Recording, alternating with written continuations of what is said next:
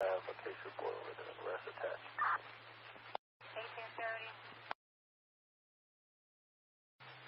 Is that possible, Sheridan and Wilson? First number. Have one. Waiting number. 37 Fulton.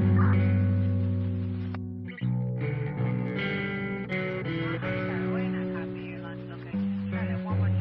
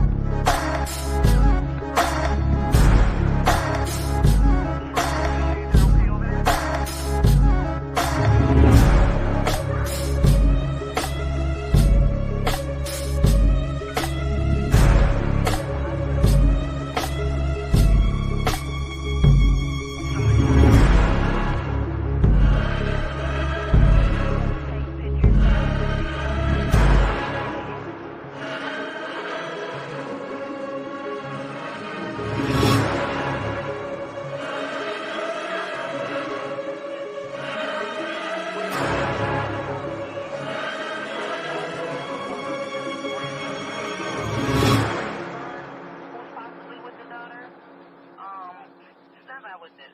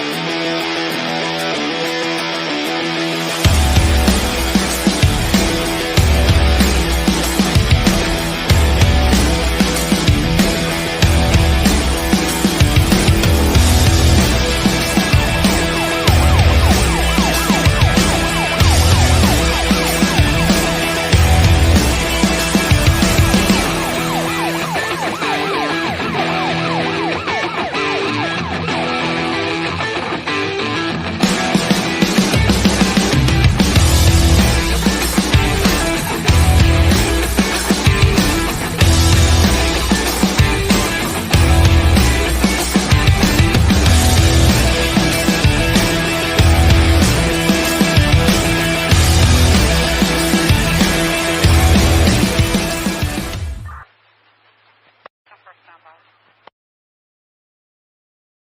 Ep.4. And where's the line?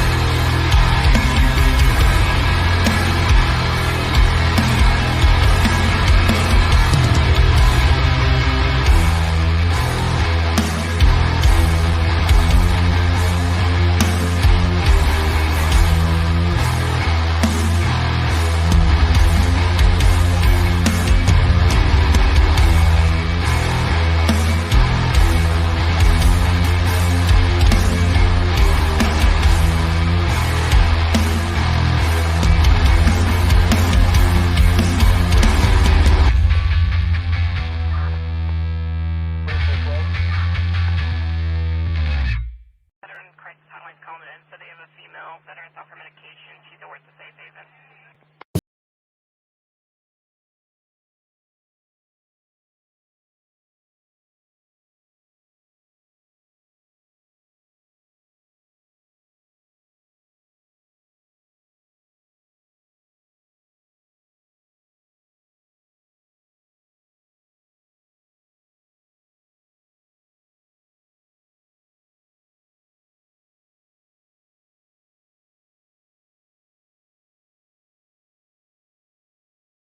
It's all about the Greenjamins, baby. 3-3. Can I let a supervisor know that Oh, what's up? Oh, I just had to.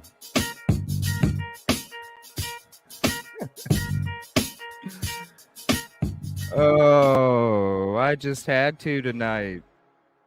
What's up, everybody? I just had to tonight.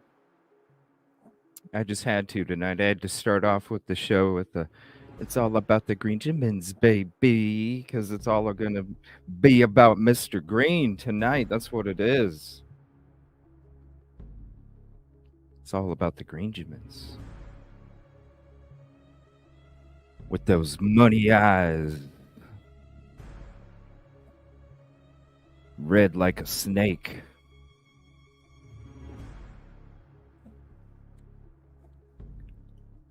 And that fresh notes, old notes tattoo right there on the arm. Yeah. What's up, everybody? I'm sorry for all the internet frickin' issues. I apologize about that. Oh, I was wanting to do all this stuff yesterday morning, but I wasn't even able to get on at all yesterday. It kind of really upset me. But we got a new addition to the show. Got a capture card. Well, I actually got it back in my Pennsylvania trip, I think.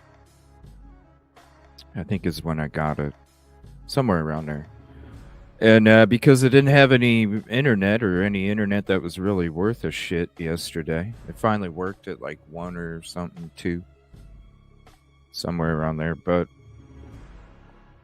yeah, I got this capture card working. So we have The Price is Right introduced into the lineup of all the game shows. So I thought if there's anybody here hanging out at the end of the show, we'll do like a one of those things where you enter in a hashtag and we'll see if you get to be the lucky contestant. I think we'll end the show with a little introduction of The Price is Right to the community. Thank you to the mods who helped me earlier doing the testing on it, seeing what the possibilities were and what we could do with it. So I'm excited, but I'm really excited to show you guys what we have for you tonight. It's all about the Greenjamins, baby. We'll go ahead and say what's up to everybody. I'm so sorry I missed you guys yesterday. I was wanting to do this yesterday. We're going to read the Cliff Notes, you know. I even had this ready for it. You know, CJ's Cliff Notes, the final chapter. I was going to have that for you guys yesterday morning. And then we were going to have the Greenjamins, baby. But unfortunately, technology. I need to look into this Starlink shit, man. For real.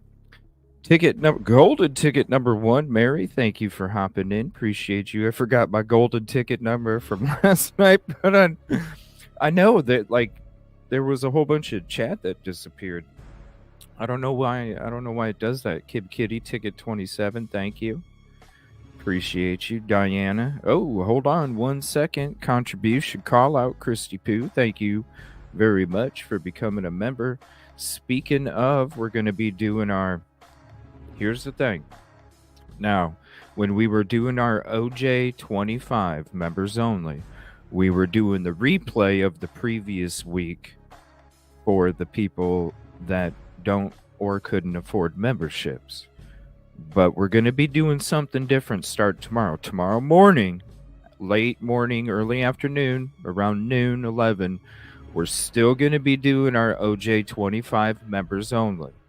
But we're not going to be doing a replay of the members only from the week before anymore. What we're going to be doing is because of this, you know, a few shows ago, it came out, breaking news, I think when we had Silky on, breaking news that Scott Peterson Innocence Project was coming back. So what I'm going to do is we're still going to do the OJ 25 members only Sunday, like we normally do early in the day. But at night on Sunday night, we're going to do Scott Peterson Sundays. And we're going to be going back into the old trial. We're going to be watching all of the old footage. We're going to be going back into it. And then by the time that we're done, then I think we're going to have some kind of idea of where...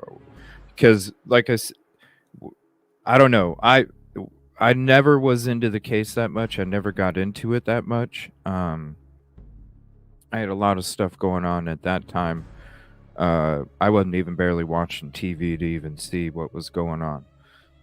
But I know a lot of you have. I know a lot of you, that's where your true crime started from. So I kind of want to go back into that. So we'll be keeping the OJ to members only. We're not going to be doing any replays, but instead Sunday nights we'll be doing the Scott Peterson, because they don't just take any case for nothing. So I don't know. Like, I've been watching a lot of shows the last couple years about some questionable things.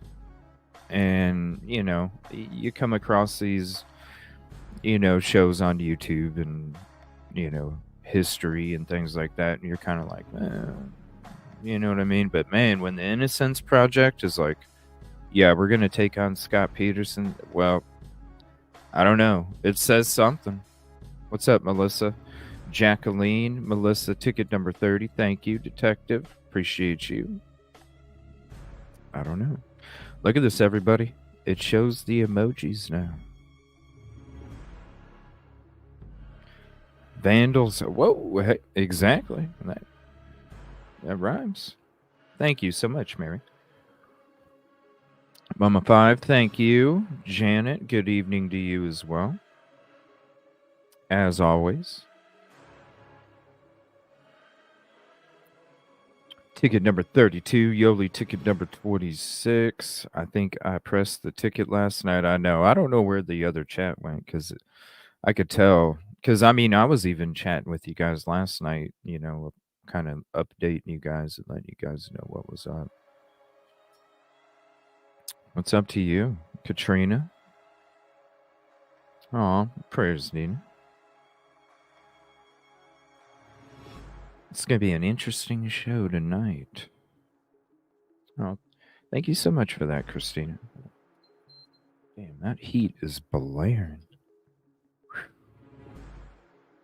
And if you guys like sports, then you want to go sub to the lounge because I'm going to be doing some sports stuff over there too. Daniel, CJ, what's up? Mods chat, thank you. Thinkers Think, how are you?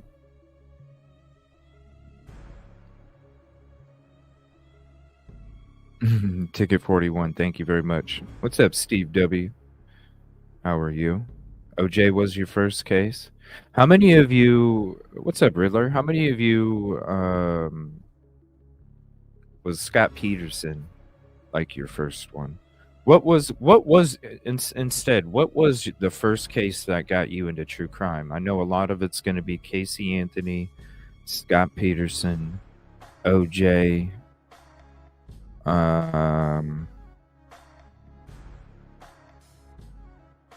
Yeah. What else?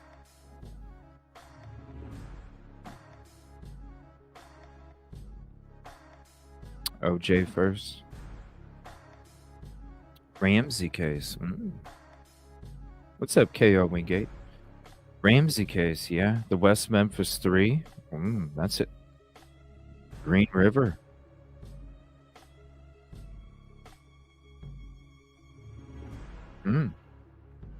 Casey Anthony. Alistair. Alistair Wilson.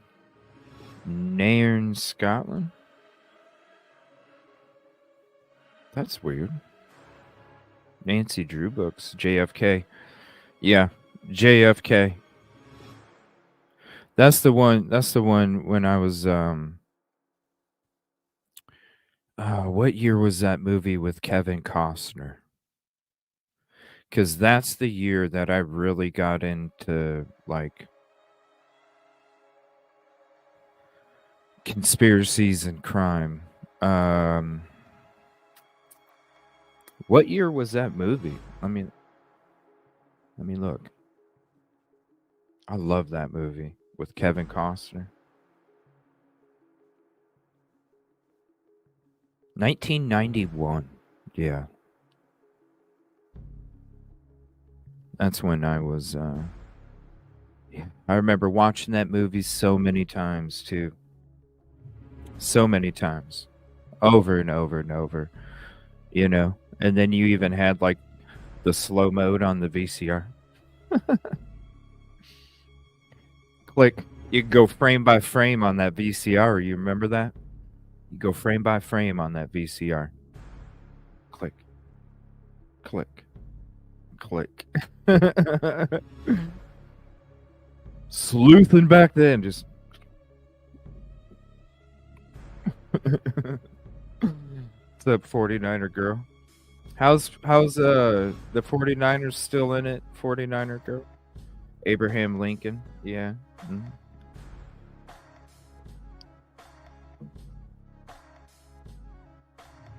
Elvis Presley. Nancy Drew books.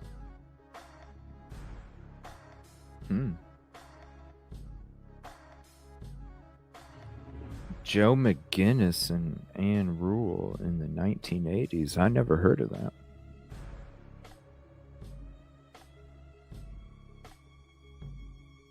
What's up, Lisa?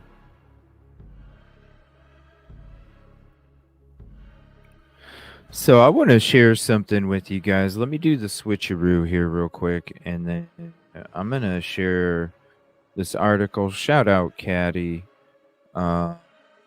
Thought it was really crazy. And then we're going to get into a couple recent videos, discussing the whole, IG, what are they doing? Oh, unseal.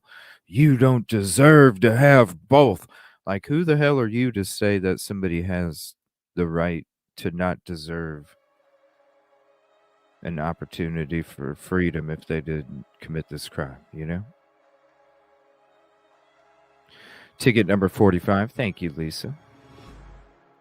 I don't know. The shit that this lady talks, but I just want to show it's all right. So give me 1 second here. We're gonna do switcheroo. I'll be right back, and we're gonna get into it.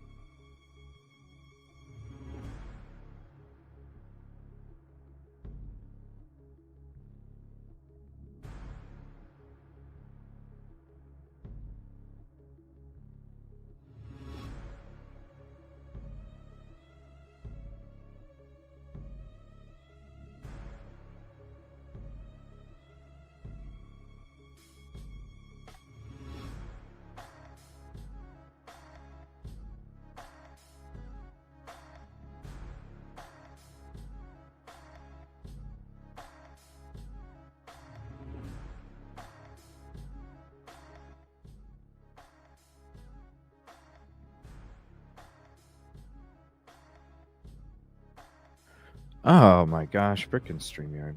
All right, sorry about that. So there's the link for the article. University of Idaho president breaks silence following allegations against women's volleyball coach. It says, in an email to employees and students, President Scott Green laid out the steps the university is taking into investigating the allegations against Chris Gonzalez. So, I don't remember if it was when. What's up, Lucy Lou Who? Caddy, was it during my trip to Idaho that we were discussing there, because there was a football player, there was uh there was a teacher, a football player that they were brushing under the rug too. So I'm not really surprised. Now, what I am surprised with, this is why I'm surprised out of this, I think it was during my trip. Because I think you were the one that sent the information when we were about the football. I think it was during the Idaho trip. No. That's when we were already having the discussion about, and starting to have the discussion about the university's power, how they kind of pull the strings. We were using, back then when we were discussing those two instances with the teacher and the football player, we even broke it down to a simpler level.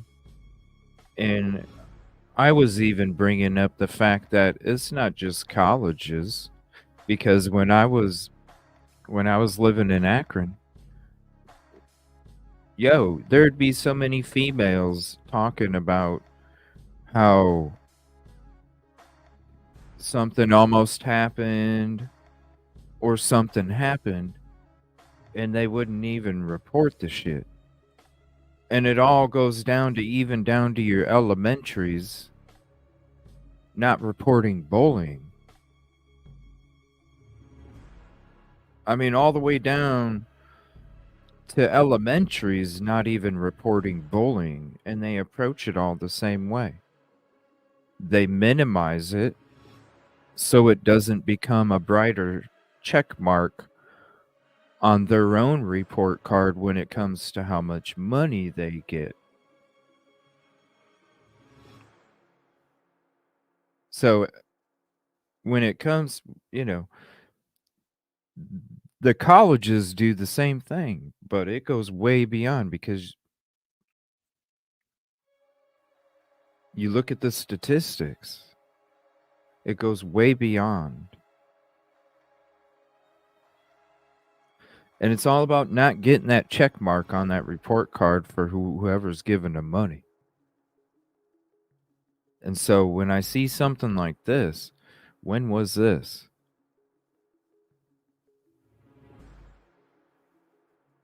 January 19th, so just yesterday afternoon. So when I see something like this, I'm not surprised.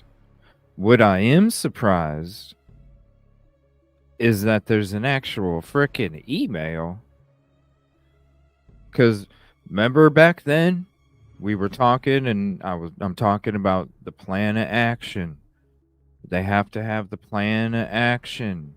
That's why this took long, and this took long, and it went this way, and this was out first, and it's, hell, the headquarters was at the administrative building.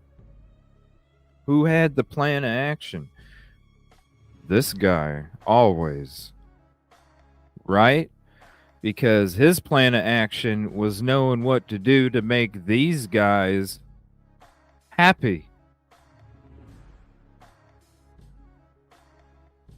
So when it comes to that guy, he's going to do whatever the hell he needs to do to make those guys happy.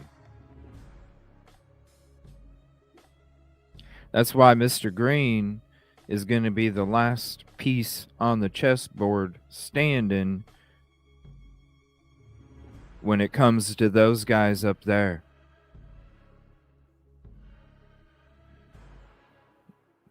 You're going to see it all.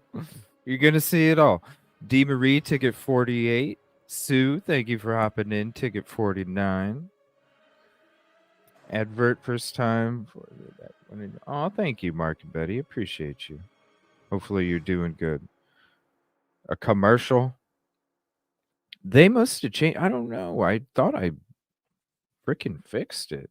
Maybe I got... Do I have to do it with every freaking live or something? Maybe. I don't know.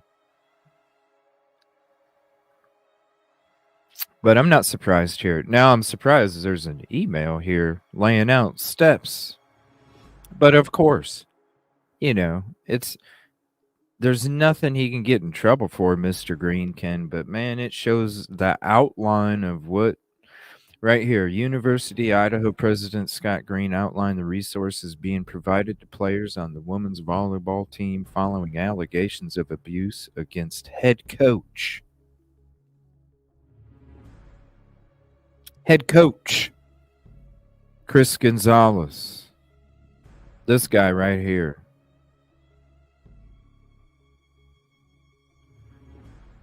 Damn, there ain't no color in his eyes. They're just all black, aren't they? Look at that.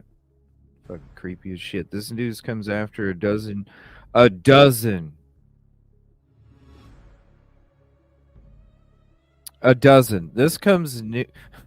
news comes after a dozen University of Idaho volleyball players encouraged the school to take action against the head coach, accusing him of physical and mental abuse.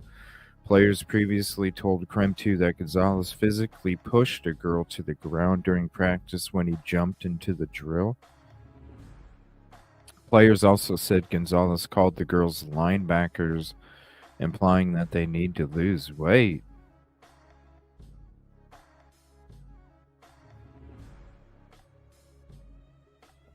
What? Linebackers. All right. In an email to employees and students, Green laid out the steps the university is taking into investigating these allegations, stating that the school is treating the situation with the utmost seriousness.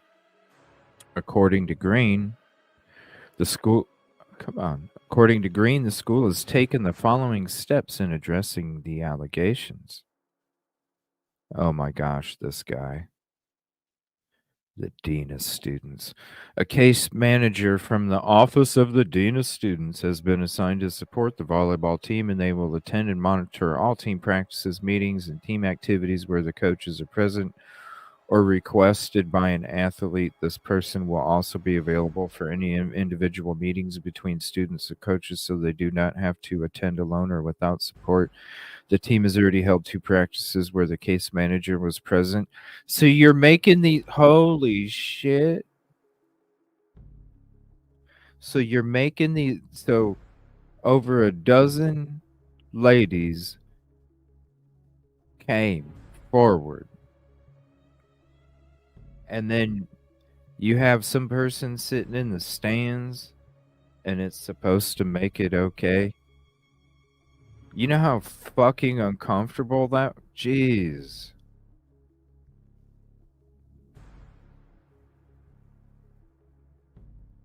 That had to be so uncomfortable for those ladies. You know what I mean? Just because you got somebody up in the stands doesn't mean that it's not going to stop coach from looking at you fucking weird or something. You know what I mean? I'm shocked. Why not suspend until you figure out what the fuck happened? There's an assistant coach, no? I mean, there's an assistant coach, right? I think if you suspended the dude for even a week, you could have figured out what the fuck took place, yo. Wow. What's up, MM1? I'm feeling better. It's my internet that wasn't feeling fucking great yesterday. So unfortunately, you're seeing this right here is yesterday's, well, it was supposed to be yesterday's show. We'll be getting into yesterday mornings here in a little bit. That's crazy. Why wouldn't you suspend him for like a week? What's up, Sandra? Alpine Arts. Oh, yeah, we're going to be getting into that too. Remember, tonight we also have CJ's Cliff Notes, the final chapter. We got that coming. But yeah, the internet, didn't want to agree with us there.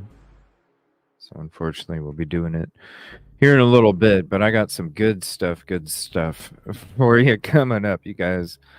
You're either going to get really upset or you're going to laugh your ass off. It's one or the two. It's going to be either or. It ain't going to be no in between. And it's going to be like that for a while. I can't wait to show you guys. All right. Mental health support is available to all student athletes. A psychologist from the counseling and mental health center is assigned to work with the student athletes who can access the full support of resources provided by the center. This is a confidential resource that includes an after-hours option for emergency support. If a student athlete needs to attend an investigative meeting or counseling session, but is worried about missing a class as a result, the case manager will send a student absence notification to the faculty member on their behalf. Student athletes were provided contact information for the university ombuds who can provide further support. The ombuds provide confidential, impartial, and informal assistance to individuals and groups to help facilitate a fair and respectful resolution to problems and advocate for respectful, fair, and equitable treatment for all. They all work for the university, man. You don't think they're going to Oh my lord. Additional concerns may be brought by the student athletes to the assigned case manager, and additional support can be offered, including individualized referrals to the appropriate services necessary to care for the student's welfare. Any player can opt out of practices while the investigation is ongoing. Why? So you're not going to be around the teammates when you didn't even do nothing wrong? There will be no punitive response for their decision not to attend practice. Yeah, but they lose chemistry and flow with their team. For those students who are on an athletic aid, their scholarships are secure throughout the investigation. One of the 12 players currently on the roster, only 3 opted out of the practice. Yeah, probably the 3 that were the most affected, I would imagine. Our nation is a country of laws and due process, and we are intent on staying true to that notion of fairness and justice, Green said in an email. Bro, there was like over a dozen. What do you mean? There was over a dozen. Having said that, I hate his fucking responses. I might, you know what? I might actually get upset instead. I know. I think I'm gonna laugh my ass off tonight, but I don't know this shit right here. Having said that, man, you know what? Slap the taste, right? You know, it would be improper to comment further on the investigation. Of course. Oh man, you know what I mean? As the investigation continues. All right, we're gonna check this out real quick.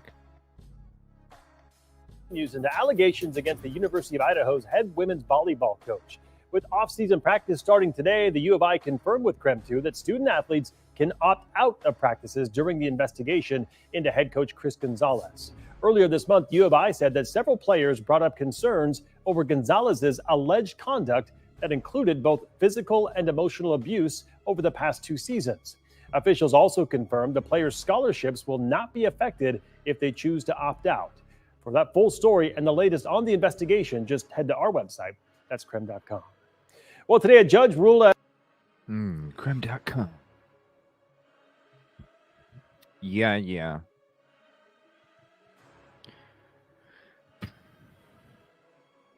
It's a bunch of BS, man.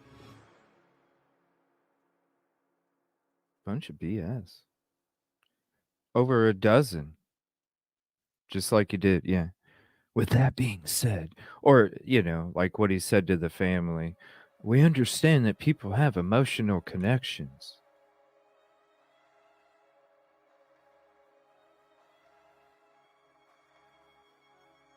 Give me a break. What's up, SM? Ticket 60.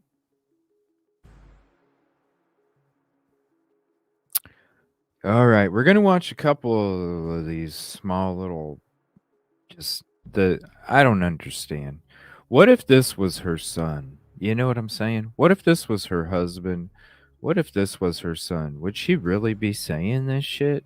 The way that she's saying it. That's how you have to approach it. No matter who it is. Whether the way that the shit that they say anymore, it's just crazy. Justice happens in America, bathed in sunlight. It's what makes us great. We are open, we are public, we are accountable. We've talked a lot about this in the Idaho student murder case, partly because of this gag order. It's been in place virtually since Brian Koberger was arrested. And then came the issues of cameras in the courtroom, and we were worried there'd be nothing. Fortunately, there will be a lot. You guys like that? The last couple episodes, I've been covering up her face. Like it takes you back in the day. It takes you back in the day when we'd be watching the court hearing like we are right here, you know, and then they'd start zooming in and we'd have to do this, you know. Yeah, it's my new you know, you remember them sunglasses back in the days, the blue blockers? That's what this is. I'm blue blocking I'm blue blocking Banfield. I'm blue blocking her. Here, hold on. Let me scoot this down just a skosh. let me scoot it down just a skosh. There we go. The blue blockers. There we go. Live video feed of the trial. And I should add that the state and the defense, both of them, they pushed and pushed and pushed for the gag order. They got it. What's up, Tip? They pushed and pushed and pushed to oppose cameras in the courtroom. They didn't get it. Both sides routinely file motions to keep their other motions sealed, and the judge agrees. But now something has gone sideways. It's flipped. The defense, Brian Kohberger, is claiming that all of this secrecy, which it helped to bring about, has apparently gone too far. Kohberger's lead attorney, the public defender. Is that how you got? So let me ask you guys, did you guys take those documents that came out last about them wanting to unseal everything? Did you take that as they got fed up? Right, Mary? Did you take that as they got fed up? I did. We always got them breaking documents, and when we read through them, I was like, yeah, they got fed up, yo. I don't know why. Who wants to say they predicted what was going to happen? Y'all, this was back in October, November. I was saying, Yoli, unravel. Do you guys remember me saying that we were going to get to February or March? They were let's just go on. We're not going to get it. Let's just move on. Right? People need to get out of here. I was the first one. Get out of here. Get out of here. Get out of here. Ann Taylor right there. Get out of She here. is asking the court to unseal I mean, a motion. we still don't know. We still don't know because, hey, when we were talking about it in the beginning of freaking November and October, I didn't see it happening. And it's crazy. It's January 20th, y'all, and it's going to be February or fucking March. We'll see, though. I don't know. We don't know what's in that folder. I'm just saying, to me, it's redacted documents and headers with blank pages. I don't know, though. I don't know. We'll see. Unseal it all, right? 11th request for discovery. Yeah. Because she talked to Jimmy at the water cooler, and Jimmy's like, Ann, it's just a bunch of redacted papers and headers, Ann. Don't say nothing. All right. I'll see you at the softball game on Tuesday. All right. That's what was taking place. So she was like, oh, hell. All right. I haven't seen him yet. Oh, but man, Jimmy from the softball game, he told me at the water cooler, he told me it's nothing but because he's the one that handed him to the judge. He was in the room. He knows. Shit. All right. Well, you know what? Let's apply for another discovery. Let's apply for another discovery. And then once these court papers drop from the judge, we're just going to hurry up and just reply right away and say, you know what? Okay, because we didn't even take a couple days to look. We didn't know. We the next freaking day, we were like, yep, unseal it. Because as soon as they opened that envelope, they were like, unsealed. Okay. Redacted, blank. Redacted, blank. Okay, yeah. Boom. That's just from me, a few though. weeks back That's that just concerns me. their real, Hail Mary bid to have the indictment dismissed. The defense Unseal it has all. claimed that the evidence was weak and the prosecutors were shifty and the legal standard was wrong. And the judge has said, sorry, too bad. No. What if? But now Ann Taylor wants the judge to reconsider the decision and the Yeah. What if this was your son, Ashley? I would love somebody to ask her that and her actually answer. What if that was your son, Ashley? motion that was initially sealed. Well, now she wants the public to see it. This is what she has written. I'll just read her words. Mr. Koberger sought sealing of his filings solely based on email communications with the Latah County Prosecutor's Office stating that they wanted the filings sealed. The deadline for Mr. Koberger's motion was imminent. Thus, in an abundance of caution, the defense filed a motion to seal. Well, now, however, she writes, Mr. Koberger acknowledges the right of the public to be fully informed on the issues. What the heck is going on here? Yeah, We they already got know tired the of it. hearing on that motion to reconsider this whole indictment. That's set for January 26th. It's Blue supposed blocker. to be in private. They got tired of it, Ashley. Is Team Koberger going to ask to open up that too? I really hope so. I'm going to bring in Sky Lazaro on this. She's a Utah criminal defense attorney, currently represents Corey Richens, the mom accused of poisoning her husband with fentanyl. But this is a different story, Sky. I want to know your thoughts as an attorney. Is this a strategy of some kind by Brian Koberger's lawyer? Okay, I'm going to pause it real quick. Number one, because I want to do a contribution call out. Number two, I need to see who the hell is she having on to talk about Brian Koberger. I just need to see this again. I want to say contribution call out, super chat, stickers, memberships, cash apps, and Venmos. Trust me, we'll be having some new screens coming out soon for you guys and some personal messages and things like that whenever we have stuff like this happening. But I want to say thank you, SM, for becoming a YouTube member. I appreciate the support. And we'll be starting our OJ25 members onlys again tomorrow, late morning, early afternoon, and then tomorrow evening, so Sunday nights instead of being the week before OJ members only. Sunday nights are going to be Scott Peterson Sunday nights now, and we're going to be discussing, going through the Scott Peterson case, and I want to hear. So tomorrow night, I want to hear if you guys are interested. You want to come hang out tomorrow night and talk Scott Peterson. I want to know, what do you think the reason is that the Innocence Project said we need to take on Scott Peterson?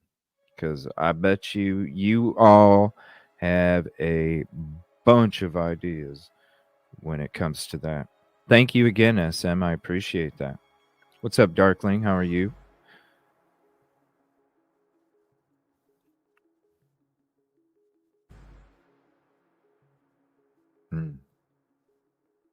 Let's rewind this and see what who is this lady? What?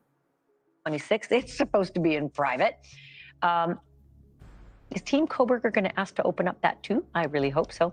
I'm going to bring in Sky Unseal it Lazaro on this. all. She's a Utah criminal defense attorney, currently represents Corey Richens, the Utah criminal defense attorney. I'm surprised because usually anybody in Idaho, whether it's criminal or civil, they don't want to say shit. I'm interested.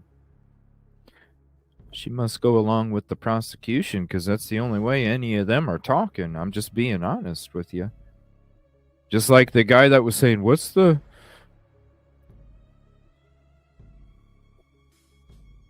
issue when the coroner represents the defendant? And the coroner was the one who performed the autopsy on the victim. And you're representing the defendant too. the mom accused of poisoning her husband with fentanyl. But this is a different story, Sky. I want to know your thoughts as an attorney. Is this a strategy Wow, I'm surprised of the some attorney's kind talking for me. by Brian Koberger's lawyer? Wait. Was it Idaho or Utah? Is it Utah? Maybe hold on. Koberger going to ask to open up that too? I really hope so.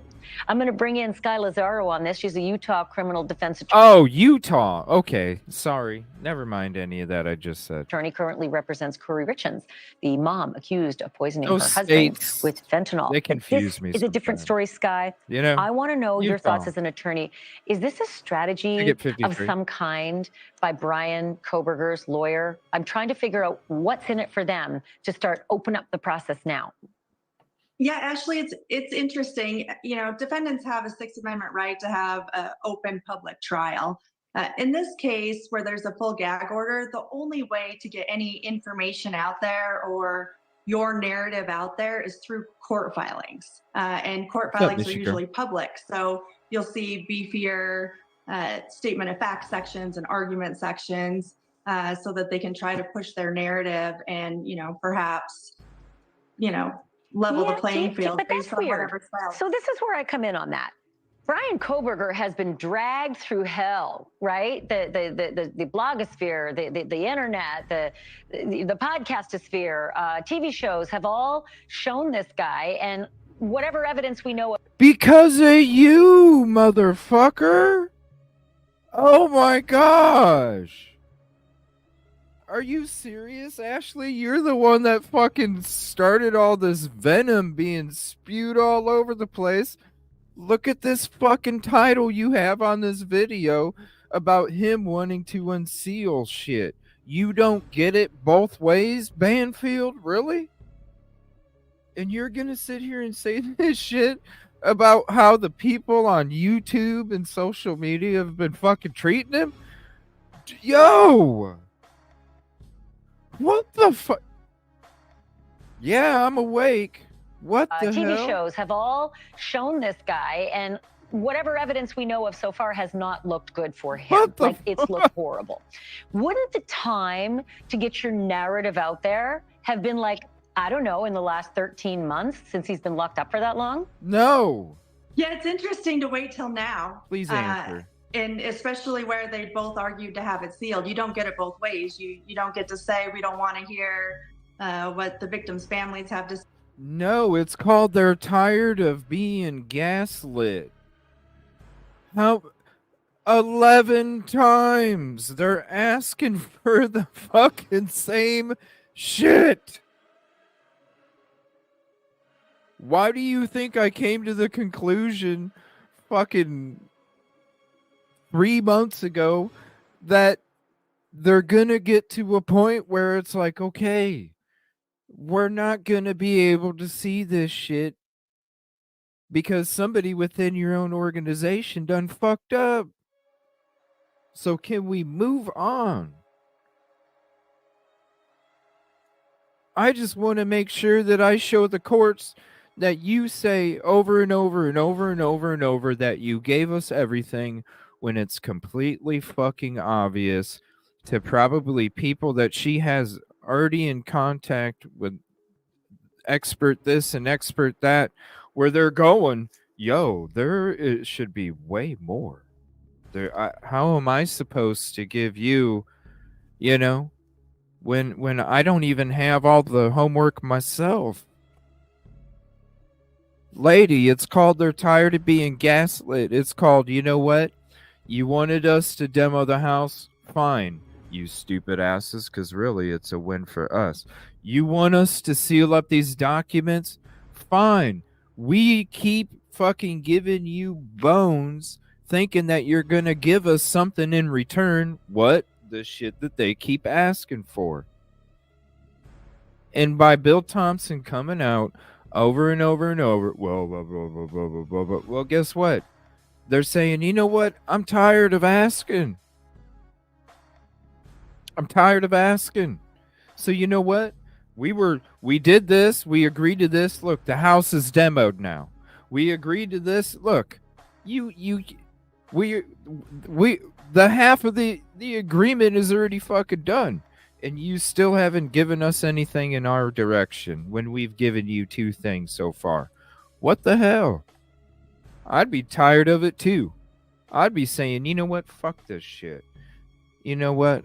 If this is how you're going to play, then let everybody else see this is how you're going to play, you know? Thank you, Mark and Betty. I appreciate that. Yeah, please hit the like if you haven't yet. It is a free way to help. And I appreciate you guys hanging out with us tonight. We're going to be going in. We got a little bit of this shit. Then we're going to be going in to the really good stuff. Because it's all about the Greenjamins, baby. Say, or we don't want to poison any potential jurors that way, and then turn around and say, but we'd really like it to be public now, Judge. So what do you think they're doing? Do you think, and I just have a couple seconds left, but what do you think this is about? Suddenly. Yeah, if you said something else, you wouldn't be on there. You know what? Screw this shit. We're next. But if you live in Idaho, say near Moscow, in the county of Latah, you might want to make some alternate plans for 2024 summer. And you might want to think about getting a babysitter for the entire summer. Really? I would not like to take you to a casino with me because there ain't going to be no fucking trial next summer.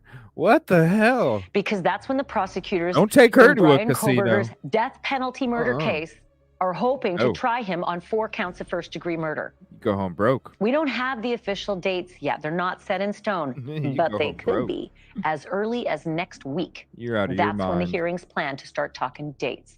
And if they choose summer, my humble opinion, they are in for a world of hurt when it comes to jury selection, picking jurors to sit on the panel. Don't pick no football games, Ashley. I am not a dummy when it comes to this stuff. Summer works well for the court. Summer works real well for the town of Moscow, and it really works for the University of Idaho because... You know what really works? Is the change of venue. Really. You're only talking a couple hours away. It's okay. It's just a couple hours. Change of venue. Come on. You have 8 fucking parking spots. You don't think that there's going to be a bunch of little kids out there running around because it's summer and they're going to be going to the schools? Where's the school? Oh, it's right by the fucking police station. It's right by the jail. It's right by the courthouse. You think there's parking all up on there? The fuck there is. There's barely enough room to drive. I showed that in my footage show a week or two ago where we drove around the jail, the courthouse. There's nothing. Give me a break. Give me a break. The university's out and all the schools are out. So fewer people are around. They're going to have to park at fucking Walmart and you're going to have to shuttle them to the courthouse, people. Like, that's what's going to have to happen. You're going to have to shuttle fucking people from Walmart and the Kibby Dome. You know, where the University of Phoenix Online will be. There's plenty of parking. It's not disruptive to the community. The Kibby Dome. But let's think it through a little further. What do families do when schools are out, especially That's where in they the should summer? have it. They should have it at the Kibby Dome. They should just set up this shit at the Kibby Dome and have it at the Kibby Dome. Then you ain't got no problems. You got plenty of parking. One spot. You don't even have to go downtown. The downtown doesn't get a mess. Little kids don't get hit from dipshits not paying attention. You know? They should just build this shit into the Kibby Dome. Travel. They take vacation. They look after their kids. They don't spend 6 weeks, I say more, locked in a courtroom with the summer heat, looking at autopsy photos of 4 beautiful children who were massacred. We're not either. I just like to show this shit from time to time just to kind of talk shit about the shit that they spew, you know? And then decide if the man charged should die for it. How hard will it be? Don't even get me started that this is a capital case, death penalty, because it takes a very special person who can even sit in a death What's up, jury American box. Princess? They're called death qualified. It's like simple. They're called death qualified jurors. You know so much, And it is Ashley. really hard to find death qualified jurors at the best of times, let alone summer. Yeah. And Steve G says that they're going to try and find the typical is, you know, how many farmers are going to be death penalty qualified? What do you have to do to become death penalty qualified? I don't know. Right? Let's figure that out. Next. Ryan C. Koberger, on or about November 13th, 2022, in Latah County, state of Idaho, did willfully, unlawfully, deliberately, with Next. premeditation, and with malice aforethought, kill and murder. That is top-notch defense attorney work. So I think that she's doing a great job. It's just going to be a very tough case, an uphill battle. Brian Koberger's defense attorneys are at it again, but this time they're switching up their tactics. Now they want previously sealed documents involving the accused murderer to be made public. In a case like this, there's going to be something in that is filed that is going to surprise us, I think. By now, you know the story of the 4 University of Idaho students who were found brutally stabbed to death in their off-campus home. It was November 13th, 2022, when the bodies of Xana Kernodle, Ethan Chapin, Madison Mogan, and Kaylee Gonzalez were found. The story became a media sensation, especially when the case went weeks without an arrest. And we see this coming. Eventually, we're going to narrow in on exactly what happened and who did it. That's just what happened in late December of 2022 when investigators arrested Koberger at his family home in Albrightsville, Pennsylvania. These murders have shaken our community, and no arrest will ever bring back these young students. However, we do believe justice will be found through the criminal process. Koberger was extradited back to Idaho in early 2023 and has been held at the Latah County Jail ever since, a mere mile and a half from the grisly crime scene. Law and Crime has followed the twists and turns of the case from the start, bringing you dozens of updates along the way. But still, a trial date isn't set for Brian Koberger, and because of a gag order, much of the case still remains a mystery. But that's something Koberger's defense team is hoping will soon change. It's a motion to unseal the motion and any proceedings and arguments that are generated as a result of the motion. So if they're going to be having a hearing on it, they want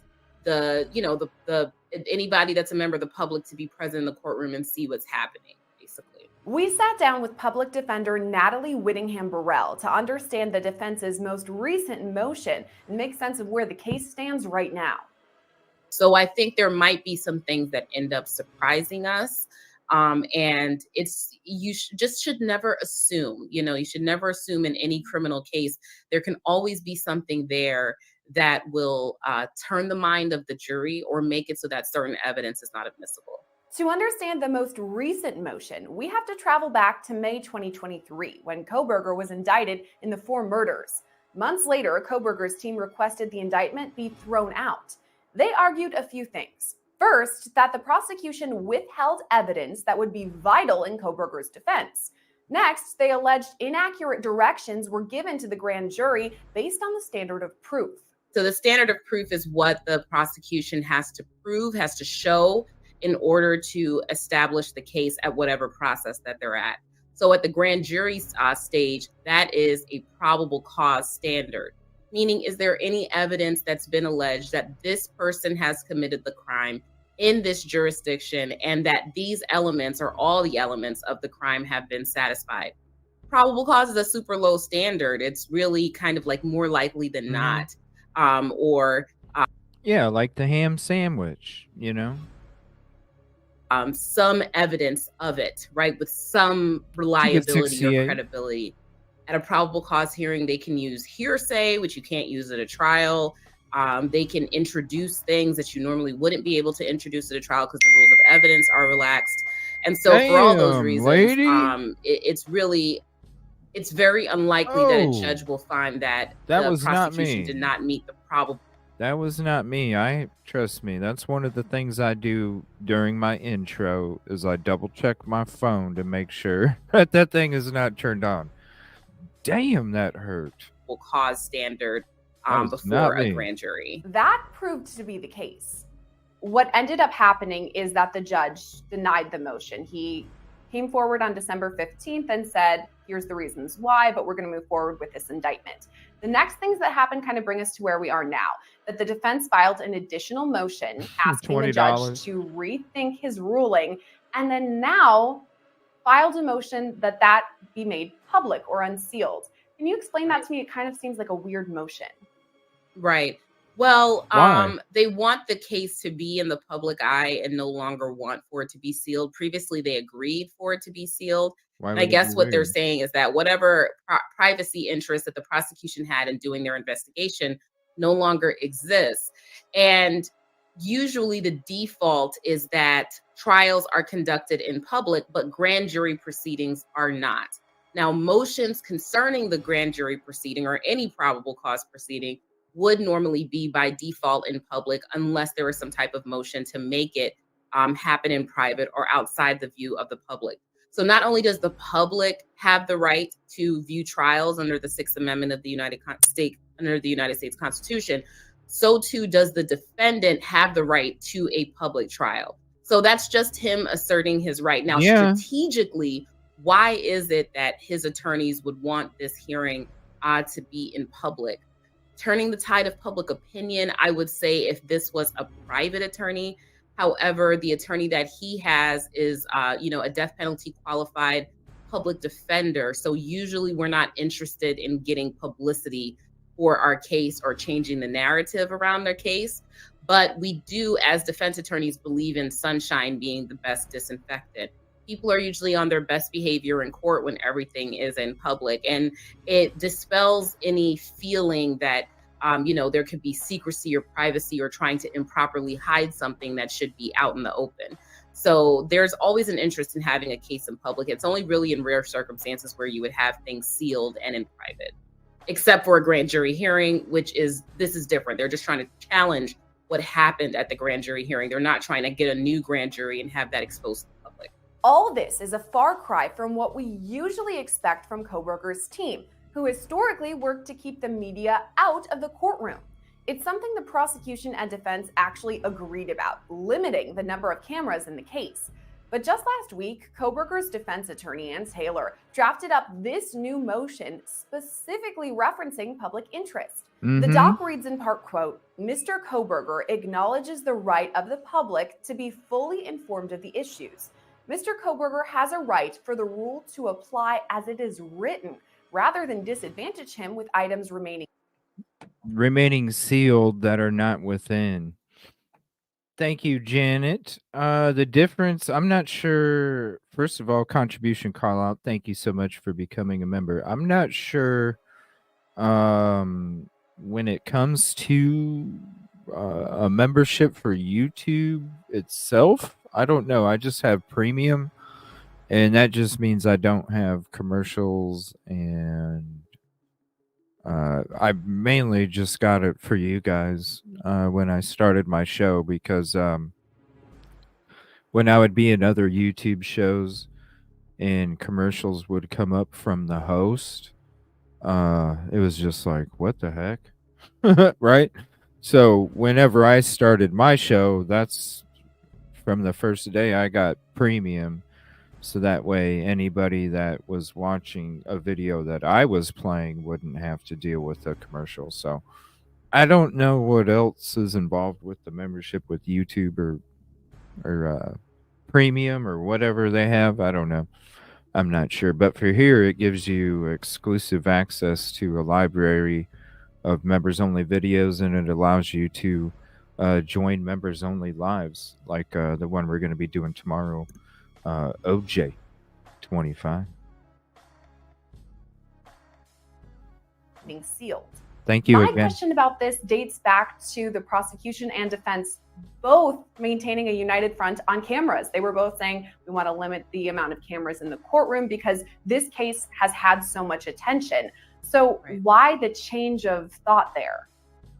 Well, in the early stages of the case, I think the police were still doing an active investigation. So clearly on the prosecution's end, they wanted to keep as many things close to the chest as possible so as not to taint their investigation. On the defense's side, there were a lot of wild rumors that were flying around and people kind of being intrusive on Mr. Kohberger. So they did want to, I think, protect his privacy.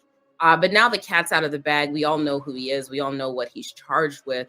So there really isn't that need for that level of protection anymore. And I think now is the best thing to do is to keep the case in the public eye to ensure that the entire process and proceeding is on the up and up. But I really think that it's because of the public scrutiny could have, for example, if the judge wanted to do something radical and release Mr. Koberger pre-trial, maybe because he or she didn't think there was probable cause, or they didn't think he was a flight risk or a danger to the community. A lot of people would have disagreed with that, and so maybe they wanted to give the judge, especially when considering bond, the comfort of knowing that you're not going to be under public scrutiny when you're making certain decisions. But now, given the stage of the case, it really is a good idea to keep it in the public eye, and I can see why they would do that. I guess that kind of leads into my next question about the gag order, because this case, we've been following it practically since day one. And yet most of the information we know comes occasionally from hearings, but oftentimes from that affidavit that was released months ago, because there was that gag order almost immediately telling people not to talk. Is that something now that the defense would try to overturn based on what you're saying? Well, it's not contained in Ms. Taylor's motion. Honestly, I think in this case, the gag order is beneficial to the defense because there is certain information that's out there that was incorrect. There are certain things that were being said about Mr. Koberger that were later proven not to be true. And then it can kind of tamp down on some of that public anger that is generated when the families of the victims start speaking out about facts of the case, which of course, you can't really control them, but having the gag order did kind of tamp down on that a bit. So it helps with public perception to have that gag order on the attorneys and the parties speaking to the media. But as far as the media and the public being able to go to the hearings and see what's happening is a bit different than talking about, like, for example, what the attorneys discuss in chambers conferences or, things that would be normally behind the This scene. is all I think obvious. that gag order being in place would be All right. Is she just talking to this? This is all obvious shit. good idea. Or discussing what's inside of the discovery before the case goes to trial, because you don't want to taint the jury pool, so that they might. All right. This is all obvious shit. If you want to watch the rest of it, I'm not saying what she isn't saying isn't true or correct. It all is, but it's obvious stuff. I mean, it's obvious. All right. We're going to get to the next one. I am sure you are aware there are rules in And just wait. We got the good stuff coming. criminal procedure. If you're found not guilty, you can't be retried twice for the same crime in America. It's called double jeopardy. You know it. There are no do-overs. But tonight I want. Do you guys really think this, could Koberger face 4 separate trials? Ashley Banfield. I mean, look at this. This is all a day or two ago? 21 hours ago. 21 hours ago. I want to talk about 4 separate trials? Really?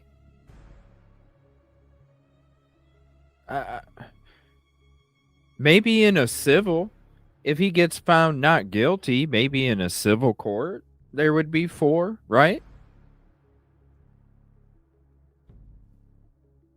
Maybe in a civil, if he got found not guilty, I could see there being 4 civil trials. About how Brian Koberger could theoretically be convicted of murder even if he's initially acquitted. She's just crazy. You heard me. How the state could try him twice, thrice, maybe even 4 times. Thrice. It's a long shot for prosecutors, I know, but it is not impossible. And for anybody who worried that Koberger keeps winning all these small victories in the pretrial hearings, I want you to hold that thought for a hot minute. Case in point, just this week, a judge ordered the prosecutors to turn over some DNA evidence to investigators, to the defense attorneys. It's the evidence that the investigators used to link Koberger to the crimes. The defense wanted it, prosecutors didn't want to give it. Judge said, you got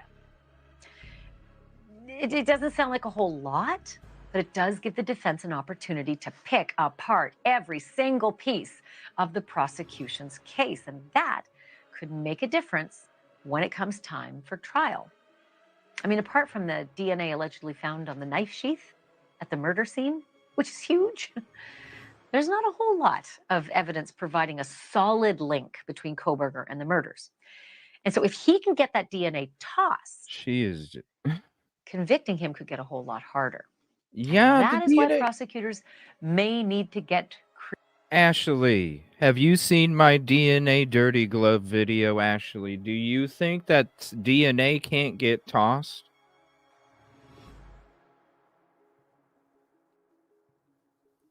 She must not have seen. See, let me drop this again. I would love to see, and please take the time to go save this to a playlist or something, so that way you have this video. I would love to see any one of these people see what the hell took place. Not only who was outside, but who was inside. I would love to see any of them watch that video and tell me there's not going to be reasonable doubt when it comes to the contamination, when it comes to everything that's being discussed. I can't believe it. Jesse wouldn't answer it. I was in law and crime. Jesse wouldn't answer it. Creative. Here's how. Try Koberger separately for each of the 4 victims he allegedly killed. 4 separate trials. One after the other. I asked over 4 and over. chances to get a conviction. 4 separate bites at that very same apple. They don't want to Before you say answer. that can't happen, it's happened before in a case with striking similarities. Follow me. On June 6th, 1996, police in Rowlett, Texas responded to a report of a stabbing at a family home, nice home in a nice community, wealthy family. When the cops got there, they found 2 little boys fatally stabbed in the chest, and their mom had a stab wound to her neck, but she was still alive. The dad, seated there at the gravesite, he was with an infant sibling upstairs, and they were fine, those 2. The mom's name is Darlie Routier, and she told the police that when all of this happened, she was sleeping on the couch with her 5- and 6-year-old boys when suddenly she woke up to an intruder who was stabbing her.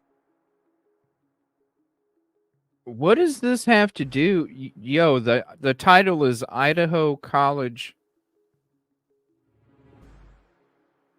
What is this? Oh my gosh. Hold on. We're just skipping. We ain't got time for that shit, Koberger. Banfield. For that, I'm joined by Jesse Weber. He is an What the attorney hell? and a legal contributor for News Nation and an anchor on the Law and Crime Network. Also, very, very smart. And I call him a lot for help, like tonight. So, Jesse, where am I wrong in this strategy when it comes to Koberger and 4 murders? What Yoli? You're never wrong. What Yoli's saying? Oh my gosh, some more ass kissing, dude. Oh my gosh. You're never wrong. But look, here's where I'll You're say never the wrong. complication is. In the Routier case, that theory was never tested because she was convicted. The problem is when we talk about double jeopardy, even when you have multiple victims, the Supreme Court has said that is part of the same offense, and that can be double jeopardy. There's a case from the Supreme Court called Ash v. Swenson. I encourage everybody to check it out. It was about a robbery of multiple victims, and you had one of the defendants who was actually acquitted with respect to one of the victims, but couldn't be retried with respect to the others because it was all part of the same offense. Now, theoretically, is it possible prosecutors would say, hey, listen, let's just try him for 2 of the victims in the Idaho case, see what happens. They could make an argument that, it's 2 separate kinds of, we tried him for these 2 killings. We don't know what's going to happen with the other 2. I don't think it's going to be successful. I don't think they want to risk it. And even putting aside the issue of double jeopardy, this is a really tough case. I don't think a judge is going to want to have 4 separate trials that could potentially traumatize the family on top of the cost, the litigation of having 4 separate cases. Thank you for watching. Go to newsnationnow.com to find. Okay, it just got cut off for some reason. I don't understand what that was for. All right, 1 second. All right, give me 1 second. Let me make sure we got through everything here. Okay. Now, I wanted to play this. This is Harsh Reality discussing this book. And I think everything he said was exactly what I think a lot of us feel when it comes to this book. And this is what's crazy. And I want to say shout out to Andrew D. Myers. He went looking. There's a lot more than just one book. It's crazy. But we're going to watch this and then we're going to get into the Greenjamins. I hope you are all well, you beautiful, beautiful people. Thank you to everyone who joined me on the live last night at such short bloody notice. I do apologise. I usually give 24 hours. I gave a massive 24 minutes notice, mainly because of a, I'm an idiot. But anyway, like I say, you're amazing. I'm an idiot. Let's get straight into the meat and potatoes. As we're talking about, like I say, I know not everyone's got time for these lives, whether they're an hour long, 45 minutes, 2, 3, 4, 5. I've even seen 9-hour lives plus. And I know not everyone's got time for it. So I just wanted to break down 2 elements that we spoke about in the live, the 2 main points, and put them into nice bite-sized chunks for you. And this one is talking about Scott Green. That's it. The president of the University of Idaho. Now, some people, perhaps most of you, already know what I'm about to say, and that is that Scott Green has released a book. That's right, he's released a book. He's released a book, and it's available on Amazon. There are other vendors. Seems to be everybody around Moscow, Idaho, and this sort of place buys stuff off Amazon. But this is the book. So, University President's Crisis Handbook. How a non-traditional leader took his alma mater from alma mater from Alma mater insolvency to sustainable success. Isn't it crazy? You know, we discussed this shit. I think it was, we seen that video a couple months ago when the news came out, and it's just like, yuck. Just wait. He's a hero. He's a billionaire hero. He's a billionaire hero who has, and look, I get it. You know what I mean? I profit off of talking about Idaho4 and crimes and where there's victims involved. I get it. I know I'm already going to get it down below. You do exactly the same thing. Yeah, but I'm a fucking content creator. That's what I do. I make content and I talk about these crimes and we spitball, we speculate, and that's it. Get over it. Yeah, and we tell you fucking more truth than you'll get from MSM, you know?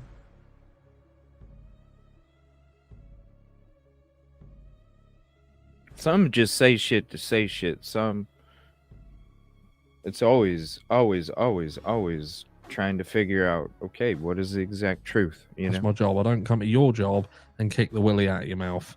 Just shut up. This guy is a billionaire whose parents used to own 1122 King Road. I'm sure there's no significance to it, but who knows? But, you know, they used to own 1122 King Road. He's the president of the... Yeah, sorry, I was supposed to do my Cliff Notes. Yesterday morning.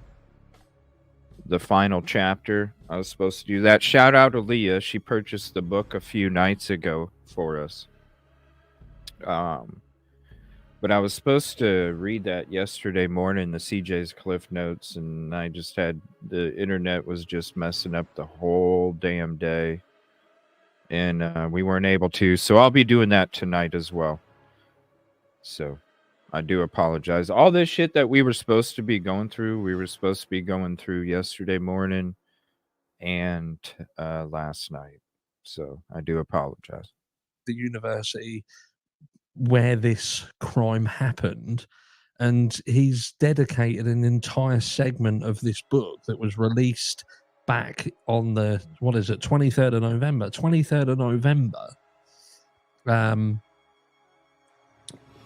to this crime. And he's tried to turn around and say, look, this was a really difficult decision. I'm sure it was. Do you like making money, Scott? Yeah. So we had about the Idaho4 case in your book because that will help push sales. Yes, do that. And that's just my opinion. You know what I mean? That's it's just my opinion. If you don't like it, fucking sue me. I don't care. But I just feel that this is very poor taste. This is, again, a billionaire who don't need the money. I'm guessing that he's not going to donate all the proceeds of this book to the families because 99% of people who buy this damn book, are buying it because of this crime. Do you know what I mean? Is he renowned? Is he a renowned author in this field? And people are going to look and say, oh my God, Scott's written a book, and we've definitely got to read this about how to run our business through a difficult period of time. This book should be how not to deal with a fucking situation. How not to do it. Ignoring the families. Right. And knocking the house down and fucking burying it to then put a garden over there that basically is like saying to people, look, I know you're upset. It's not even a drawing that's more than 4 inches long. And don't forget, people, don't forget about this University of Idaho Phoenix Online deal that they're about to do. That's going to screw that community for many decades. Many decades. I know you lost friends, add that I know on you might top. be worried and stuff like that. But fuck off over there in the garden and have a little cry and weep in the garden. We don't want it over here on camera. We're just over there. Go do it over there. And he talks in this book, among other things, Plunder done a video. If you want to, and I said in the live, thank you, Plunder, for your contribution to the narrative. The absolute Koberger's guilty person. Don't worry, Harsh. I'll be getting into it tonight. I was supposed to get into it this morning. We'll be getting into it tonight. You'll be hearing my part of it. And look, he might be. Who knows? I think the more that I see of this, the more fucking doubtful I am that they've actually got the right person. I used to be on the fence. I then thought, you know what, Brian Koberger, he could have been involved. Then I went from the guy is either balls deep in it or he had absolutely nothing to do with it. Now I'm right over on. I genuinely believe they got the wrong person. And if I have to fall on my sword, so be it. Do you know what I mean? At least I've ran the process, and I can't convict somebody and say that somebody deserves to die just because it makes people on fucking YouTube happy. You know what I mean? It is what it is. But this situation is to me smells. It smells like a 10-day-old nappy diaper that's been left out. Damn, that's why. You know why? Because I was wondering. I was like, why is Harsh coming out with this community post talking about the F word? And I'm like, damn, Harsh, I got that belt. What's he talking about? Damn, he took over. Shit, I didn't even look at this. He snuck it from me 2 days ago. On the 18th, Harsh snuck the damn F-bomb belt away from me. But we're going to be talking about Mr. Green tonight, so I'm sure I'm going to snatch that damn belt back, Harsh. But damn, bro, he snatched that shit away from me 2 days ago. Damn. In the sun. Shout out, How Harsh. can Scott Green get away with making this book, doing this book, and adding an entire chapter about the Idaho4 murders and feel that was a good contribution to the book? Do you know what I mean? Especially with regards to the entire book is supposed to be a handbook of how to navigate difficult times and come out on top, if you like. Do you know what I mean? It isn't. This is like an ego massage. The entire book is about saying, look at me, look how fantastic I am. You need to do what I'm telling you to do if you want to remain successful even in challenging times. We don't know how much you've fucked up yet, do we, Scott? Because you've knocked the fucking house down, mate. Damn, he took that shit could away have from been me a and I massive didn't even mistake. realize it. Harsh, damn, Famous bro. line in, what is it? That there's a film, isn't there? I can't remember, but they say there's better to have something and not need it than to need it and not have it. True Romance, that's it. True Romance. where they're talking about a gun. Better to have a gun and not need it than to need a gun and not have it. That's the same with this house. It would have been better to have kept that house until after the trial. Because whatever you want to say, it's better for that house to be there and it not be needed than to later on find out that something is needed with that house and it's no longer there. Not only is it not there, the fucking thing's been buried. Along with most of the things that are needed around Moscow, Idaho. But they do go in depth in this book. They talk about the crime itself. They talk about the alerts that were put out, how they handled the students, the fact that they pretty much knew just before midday that this had happened. So pretty much the second that it was decided, this call went out to 911, it would appear that everything exploded. So it went literally from nothing and no one knowing anything to everybody knowing, absolutely everybody. And it spread like wildfire to the point where they were having to try and get people away from the house because there was an abundance of people around the house. And, you know, it's pretty crazy what they were talking about. And again, you need to, I was going to say buy the book. Is there any way you can get the book without paying for it? Shall we all chip in? If we like put in, I don't know, 5 cents each, and we'll buy it and we'll just send it around us all. That's probably a good thing to do. We'll do that.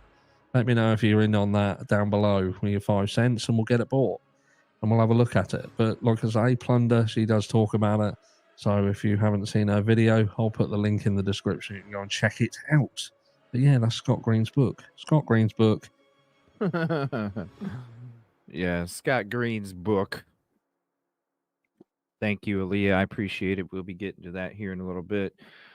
Danny, were they videos? Because I have an email with videos. I don't see photos.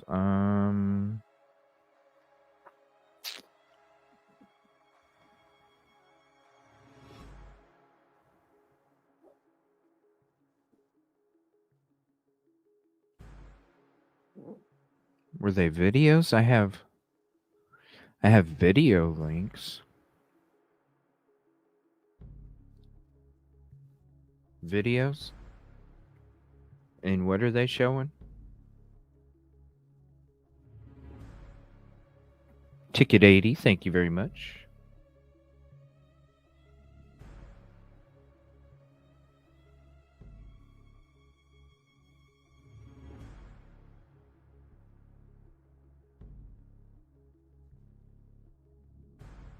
Removal of trees for a clear view. What's he gonna see though?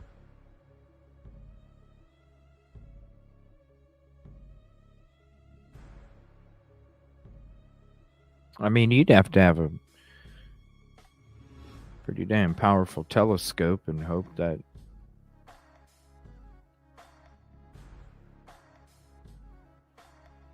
let me see here.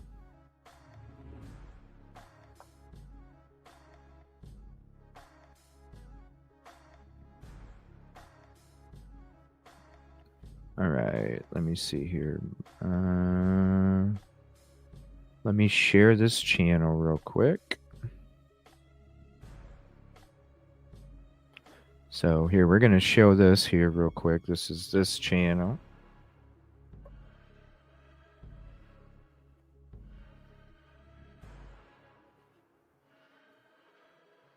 And yeah, I want to go back in. All right, so we're going to go, let's see, right about here. Now, we did see these pictures before. And you do see them. That was part of the zoning meeting that they had, Danny. If you Caddy, do you remember the date of that zoning episode? It was like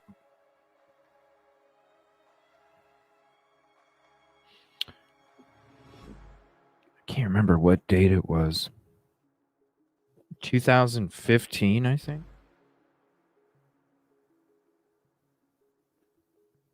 Because yeah, it wasn't just this, it wasn't just there, it was all over Queen Road, Walenta, King Road. It was all over this area here that they cleared out all these trees. Yeah, because if you go to Google Maps, actually, if you go up King Road where it dead ends, you'll see it transformed to 2007. Yeah, it's been that way.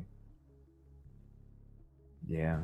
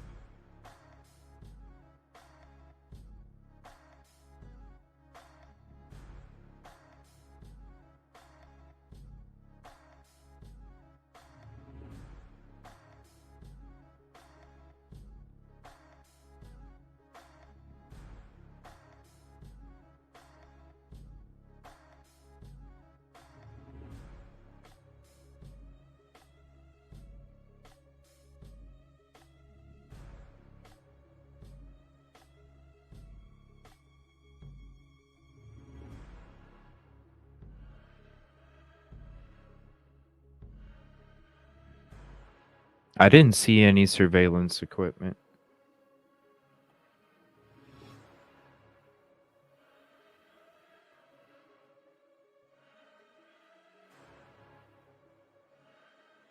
Now, we've wondered about the stingrays. We've talked about the stingrays like a year ago. Good night, Sandra. What's up, Moonlight Rays? We talked about the stingrays like a year ago. Let me get rid of this.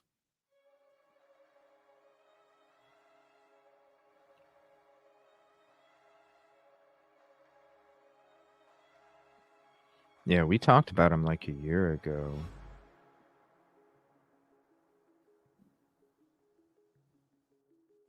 But I didn't see any kind of surveillance at that intersection there. I was looking all over the place. And honestly, we could probably use my footage to show you that there isn't nothing up there.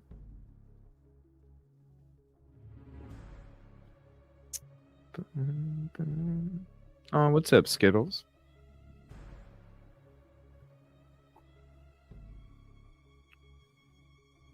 Right. Let's see here.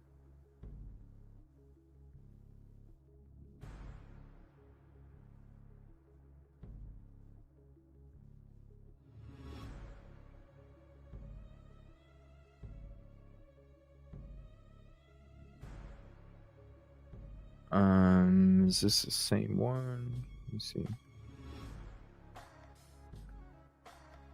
No, there's no. No, there's nothing there. We've already looked.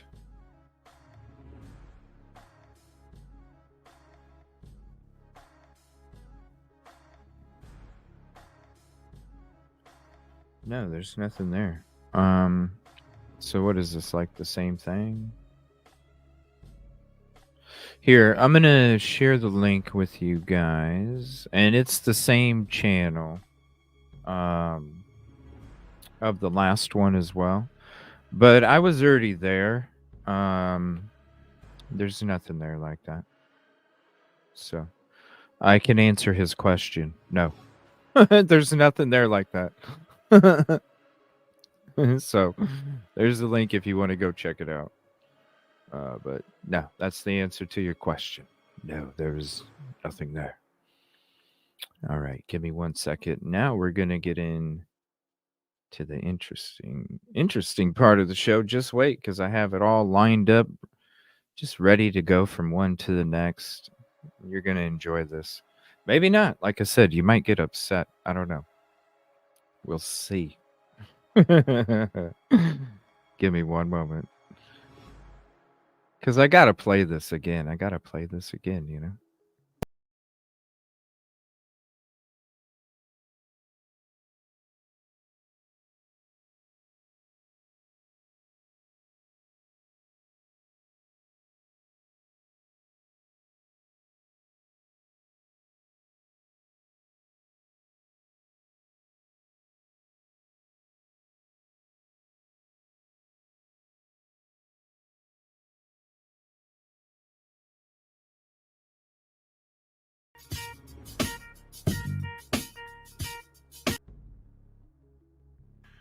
The brutal murders of Kaylee Gonsalves, Madison Mogan, Zana Kernodle, and Ethan Chapin have shaken our close-knit community to the core and brought fear and devastating pain to our Vandal family.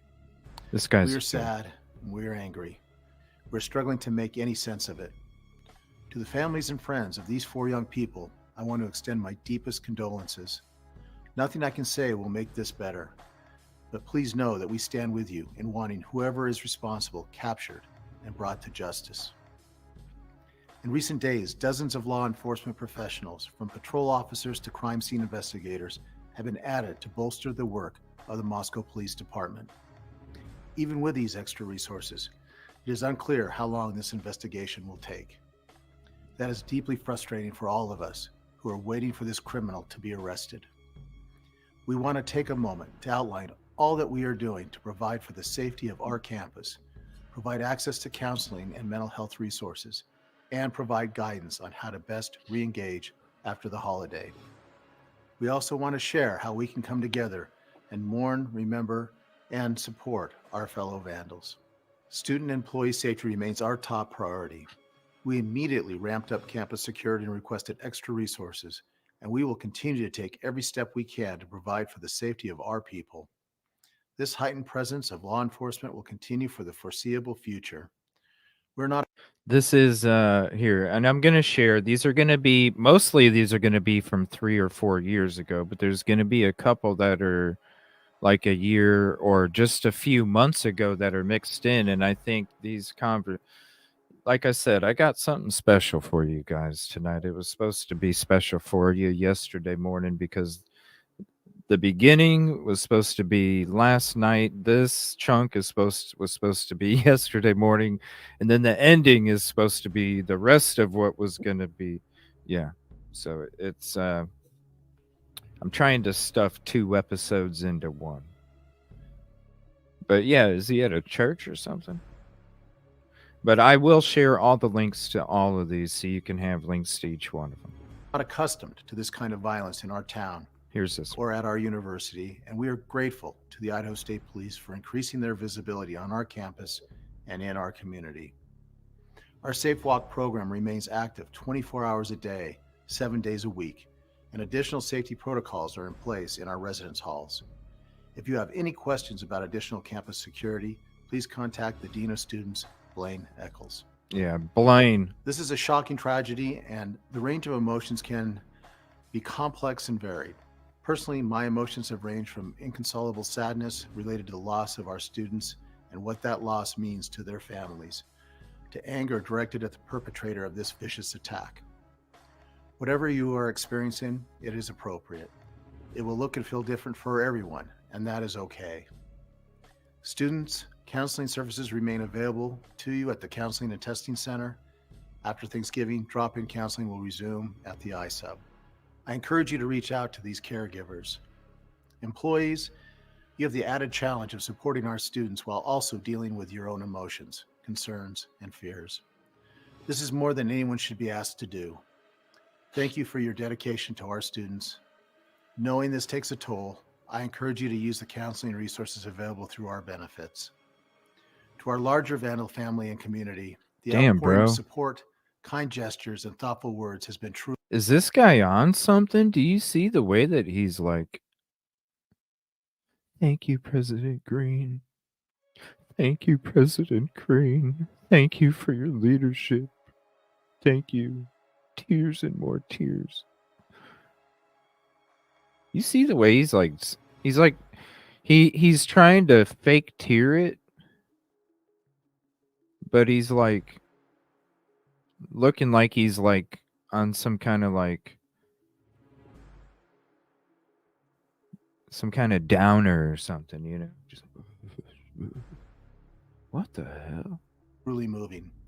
You make me so proud to be part of such a caring and potent force for good. This was November 23rd. We ask each of you to continue to keep 2022. these 4 families in your thoughts. This is a time to stand together and lead with care. We have heard from students with varied needs. Wow, this is heavily edited too.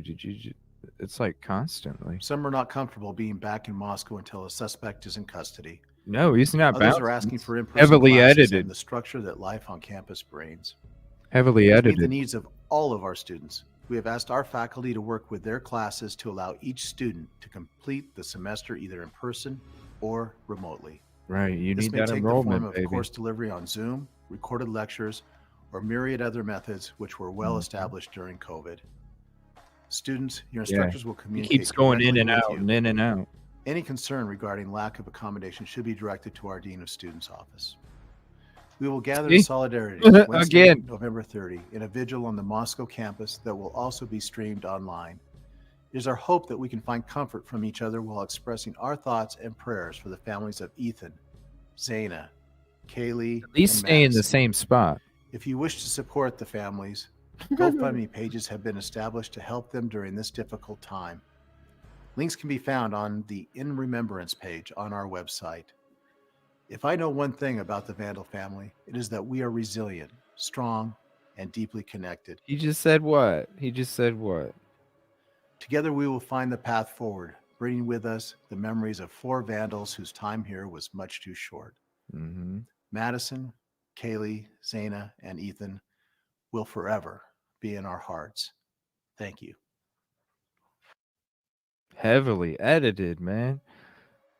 Oh, geez. Just check the link Telling for our story yourself. has always been part of our... Check the link for yourself and see how he's talking. Now look at here. Bro. I don't know. Shit's looking weird already. Like I said, you're either gonna laugh your ass off or you're gonna get pissed. One or the other.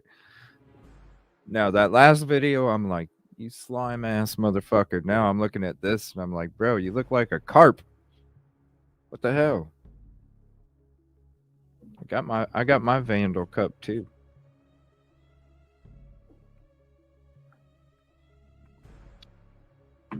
And what's up with the Marty McFly vests? You know? What's up with that? It's the power of love. Telling our story has always been part of our one of our 3 strategic pillars. Scott Green is not your typical university president. As a former corporate CEO, he has written several books about business theory, but this newest book is different. You know, we've been through 3 major crises in 4 years. It's why he and co-author Temple Kenyon came together to share their message. It speaks to a pretty broad audience because there's a lot of other information in there, whether you're a CEO or a leader or a manager. It really truly is a handbook. From seemingly insurmountable budget constraints to the COVID-19 pandemic, the 2 former U of I students, now administrators, Budget constraints. You know,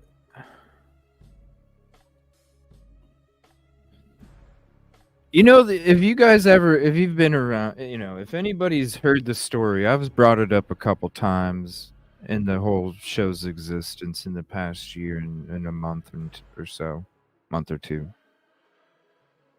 About when I worked somewhere and the dude where he worked, he had to wear a suit and be, it was customer service, had to wear a suit, was dealing with high-end clients.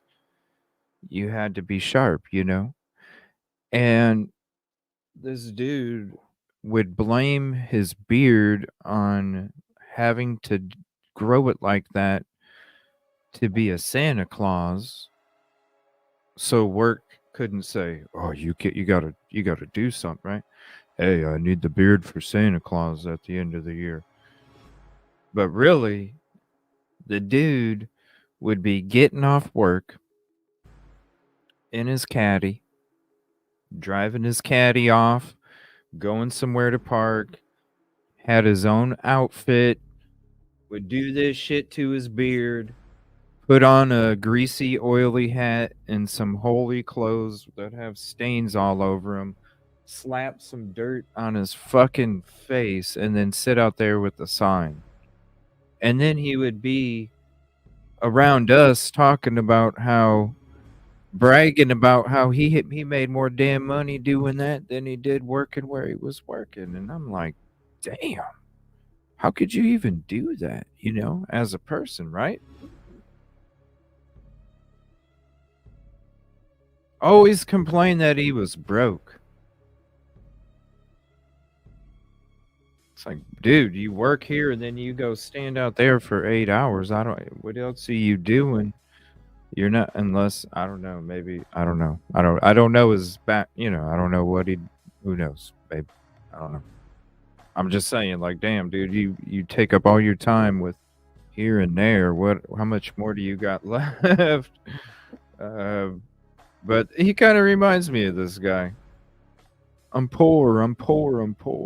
But really, he's just sitting high and tight. Budget concerns? CEO or a leader or a manager. It really truly is a handbook. From seemingly insurmountable budget constraints to the COVID-19 pandemic, the two former U of I students, now administrators, dive into what's worked and what hasn't every step of the way. We were very honest in here. Not everything was successful. We talk about that because we wanted it to be a real life handbook for those who pick it up and may rely on it one day. COVID was kind of a May rely on it one day. When did you become the expert to write this shit in the first place?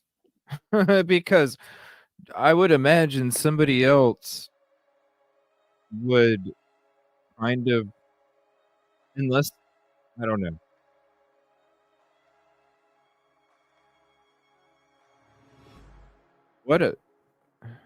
How do they, was this like an idea? Do you think this was his own idea, or do you think this was an idea that somebody said to him?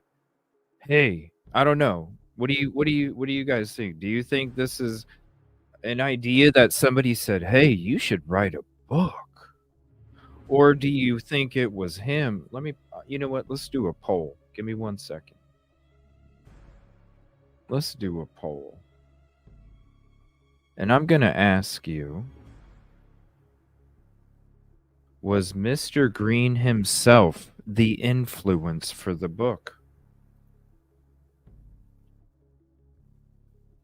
I wish it was easier to do this. All right. Was Mr. Green his own influence for the book? I'm interested to find out what you guys think. Let me know if you see the poll. It should be there.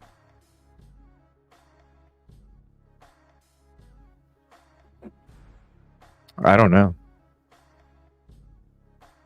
I'll leave it up. Remind me at the end of the show. We'll check it. a unique crisis. Hopefully we never have to deal with something like that again. What's up, Do you think Echo some of those number lessons are 89? still Thank you. applicable in other instances? I do, and what we accomplished in that regard was powerful up, Nicole? because not only did we reopen, we opened up our own lab, we opened up our own infirmary, and our local hospital never went into a crisis standard of care. Like Gritman Medical Center. Remember, I told you guys there's Gritman all over the place when I went to Moscow. I was like, holy shit, Gritman this and Gritman this. What? What? What the hell? many did across the state.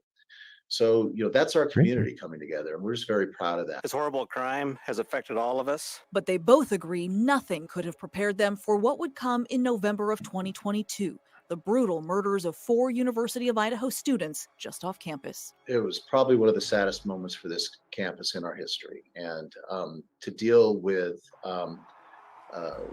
that, was breaking new ground, I think, for all of us. But Green tells me it Breaking was new critical to ground. include those unprecedented challenges in the new book. It was an effort to make Breaking great new ground. decisions despite how emotional it was. Is it kind of a reality check, a sad state of reality that universities now do face crises on a regular basis? I mean, Lady, have you not heard of frickin' Columbine and everything that's taken place since? Where in the hell have you been at, Whitney Ward? Under this rock, CJ. Alrighty. Well, that explains it. just this week, University of Nevada, Las Vegas. I mean, we hear about it all the time. Under This seems rock. more relevant now than ever. it is sad. It's just it's A the time we're reality in. check. And What the hell, you know, man? as we reflect on the book and as we talk about it, it's still hard to talk about for many in our community. But it's important that the story be out there and that people can learn from it. Never be afraid to tell your story and to share it, because you never know when your experiences can help other people through. I know. You know what?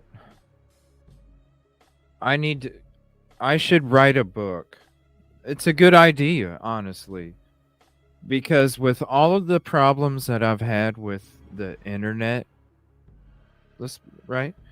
All the problems that I've had with the internet the last 8 months, I think I should write a book for all the people that might come into the same situation one day where they've had this issue for 8 months, multiple internet companies, totaling over 30 times they've been out and replaced this and replaced that and checked this and reset that. 8 months, And when it comes to the struggle, not only of having to deal with that for 8 months, but also trying to do a YouTube show at the same time, man, I feel like I need to write a book and I know there's people out there. I feel like I need to write a book for all of you that are also struggling with internet problems. Because I think my patience, just book coming soon. The book coming soon. How to deal with the internet struggles while also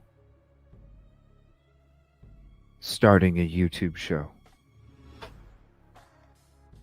That's a New York Times bestseller. Mr. Green, you inspire me, sir. Their experiences. And that was Whitney Ward reporting. Now the university's portion of For all you proceeds people from out book there, I sales know helped there's fund people a out there Vandal dealing with healing the garden. same It's struggles. meant to be a quiet place on campus to reflect Those how damn students internet whose lives companies. have been cut short. Books are available online and in bookstores nationwide. You can also Yes. find them at the U of I campus bookstore. Of course you can. Way back in 1862, President Abraham Lincoln, the man who secured Idaho's status as a territory of the United States just a year later, did something else that left a mark on the Gem State. He signed the Morrill Act. Now, it wasn't a plan to keep people principled. The Morrill Act was named after Vermont Congressman Justin Smith Morrill, and his act provided grants of land for states to build colleges. Nearly 30 years after that, Idaho took advantage of that and created the University of Idaho. Well, tomorrow will mark the 132nd anniversary of U of I's inception. Yep, the state school is technically older than the state. How's that possible? Well, there's a good reason for that. In tonight's This Day in 208 History. Idaho was still technically a territory that first month of 1889, more than a year away from statehood. So a pretty good time to start a state school before there was even a state. Is that something that happened on a regular basis back then? No, it's quite unique, and I think it's a reflection of Idaho sectionalism, which is a recurring theme in Idaho politics. Sectionalism, the concept that because Idaho was so unique in both its layout and local landscape, there was talk to separate it into sections. Well, it started when you all stole the capital from Lewiston, and it went on from there. It hasn't gone away, has it? No, it has not. At the time, it included a push to make the Panhandle part of Washington. So Willis Sweet, William McConnell, and John Brigham got together. This to is come for up with a you way to all. Keep it together. These three big men of Moscow figured since they helped make Fred Du Bois Idaho's territorial representative in Congress, well, political compensation was due. The Panhandle and its people would have to be part of Idaho if they could get federal funds to carve out a college there, right? That's when Idaho's territorial legislature went to work and passed Council Bill number 20. And it was signed January 30th, 1889. Yeah, for the land, baby. This is the golden nugget. Look at this. Why was there a university put the way the fuck up there? It was a land grab, baby. A land grab, baby. These three big men of Moscow figured since Get they you helped from make the Fred Du Bois start. Idaho's territorial representative in Congress, well, political compensation was due. The Panhandle and its people would have to be part of Idaho if they could get federal funds to carve out a college there, right? That's when Idaho's territorial legislature went to work and passed Council Bill number 20. And it was signed January 30th, 1889. by Governor Stevenson. So it established the University of Idaho on paper, but there really wasn't anything there. I'm sorry. Where's anybody seen this? The university was a land grab creation. The university was on paper only before it was a frickin' university. And the reason was because they wanted the fucking panhandle, people. And this was supposed to be part of yesterday morning's show. I do apologize. We got so much more tonight, y'all. Ain't that some crazy shit? It's been sketch since it was on paper. Got together to come up with a way to keep it together. These three big men of Moscow figured since they helped make Fred Du Bois Idaho's territorial representative in Congress, well, political compensation was due. The Panhandle and its people would have to be part of Idaho if they could get federal funds to carve out a college there, right? That's when Idaho's territorial legislature went to work and passed Council Bill number 20. Get to work. Signed January 30th, 1889. by Governor Stevenson. So it established the University of Idaho on paper, but there really wasn't anything there at all. Right.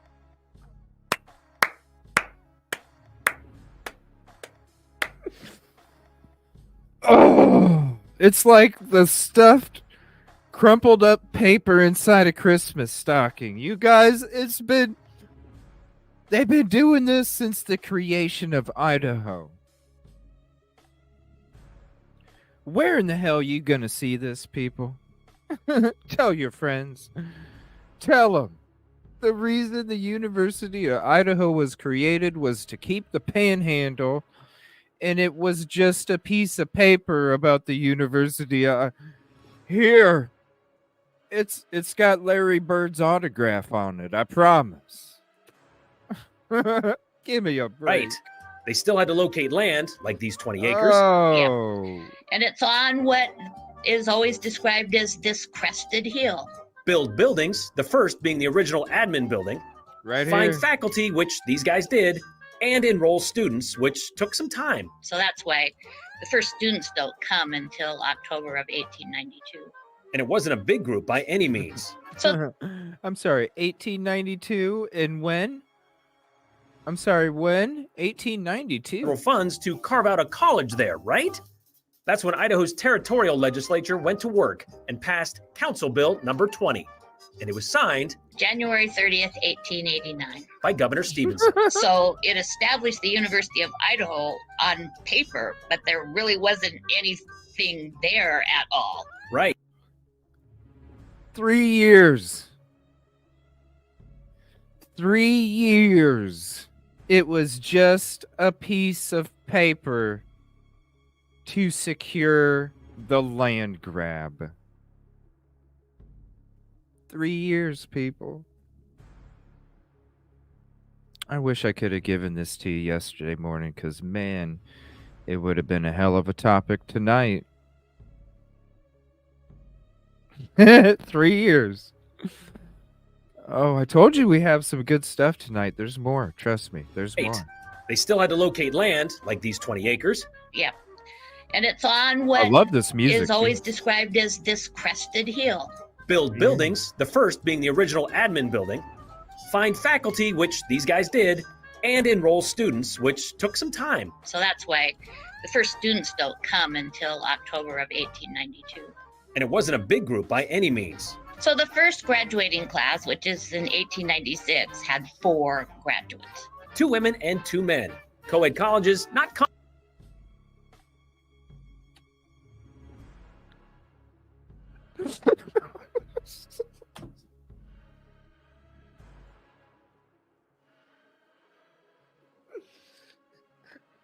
It's like Chuck Willery. 2 and 2. 2 and 2. 2 and 2. Hell no. Hell no. A scam from the get-go. 2 women and 2 men. Co-ed colleges, 2 and not 2. common at the time, but it was for land-grant universities. Shout out Chuck And then Willery. 3 years later, in 1899, Jenny Hughes became the school's first Black graduate. Which is another element of land-grant institutions. They did not discriminate according to race. To this day, the U of I remains Idaho's only land-grant university. Now, the original admin building burned down in 1906, and it was replaced by the current. They're the only land grant unit. Shady from the beginning, people. Let me know what you think. It's like the Idaho Statesman interview. When you hear the deal with the University of Phoenix and what they don't know, what they're being promised, what they were up against, you see the guy looking at the camera because he knows he's saying some shit somebody's going to have a problem with. You know that, the way he's looking at the camera. You know he's like, shit, somebody's going to, that's going to piss somebody off. I just said that. Right? Oh, shit. Oh, boy. It's crazy. To this day, the U of I remains A Idaho's scam from only the beginning. land-grant university. The only one. Now, the original admin building burned down in 1906, and it was replaced by the current one, which was reopened in 1909. 1889 was the. I wonder if that was a sketchy fire. You know what I'm saying? If any of you sleuthers want to look that up, we'll discuss that in the next Idaho4 show. What happened to the old administrative building that burned down, right? Only land-grant university. What happened Now, the to it? original admin building burned down in 1906, and it was replaced by the current. Grant University. And there's your photo of the University of Idaho.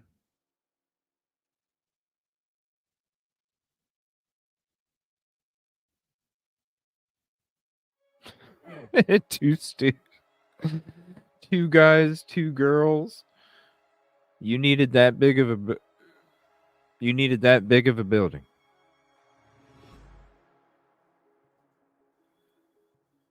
Oh boy. University. Now, the original admin building burned down in 1906, and it was replaced by the current one, No which was report reopened taken. in 1909. 1889 was the same year as the Idaho Constitutional Convention. So Sweet, McConnell, and Brigham, made sure U of I, the location of it, was included in that original document, which means it would take an amendment to ever move it. Seems the Northerners learned their lesson from that moving of the capital. However, the university actually did extend. Whoa, he said it seems the lawmaker. Hold on a minute. Hold on. We need to take some notes here. So the capital was moved. He said it seems they learned their lesson. Which means it would take an amendment to ever move it. Seems the Northerners learned their lesson from that moving of the capital thing, right? Whoa! It seems the Northerners learned their lesson on moving the capital thing, right? Bro.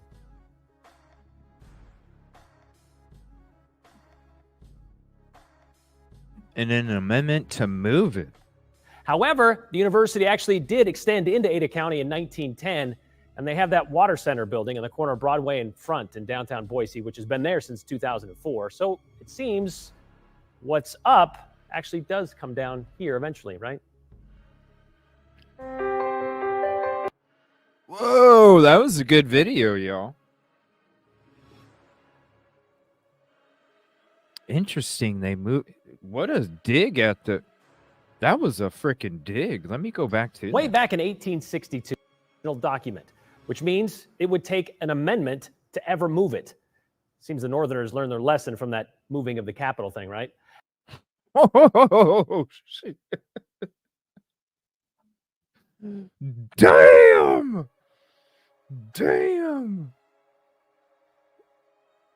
This is the same dude, and I don't blame him. This is the same dude and the other dude in the beanie that was in front of the driveway. These are the same two people that I'm talking. This guy, it was the anchor behind the desk at the news station, and he was one of them that was getting frustrated in one of those very first clips that I've showed you guys, one of the very first videos. Him and the reporter at the house are getting upset because they're not hearing anything. So I don't know. I'm not from there. I don't know what the hell happened with the Capitol. But let's include that on the next show, you guys. We do Idaho4, because tomorrow morning, late morning, we got OJ 25 members only, and then tomorrow night we got Scott Peterson Sunday nights. We're going to be doing that from now on. So Monday will be the next Idaho4 show. So let me know. DM me any of these links right here if you have some information. Let's what the hell is this capital? The Northerners. What the hell? And then it would take an amendment to move the university. What is that about? Let's talk about that on the next episode. And don't forget to vote. Let me know if you think the president was his own influence to write the book. However, the university actually did extend into Ada. Thank you all for hanging out. I'm I Scott appreciate Green, and as of today, I'm the 19th president of the University of Idaho, and I'm excited to get started. Well, the mission of the University of Idaho is the land-grant mission, which means that we conduct research, teaching, and outreach throughout the state. So it's a very important. Yeah, which means you get a bunch of fucking money for your enrollment. Did you guys hear that? Again, land grant.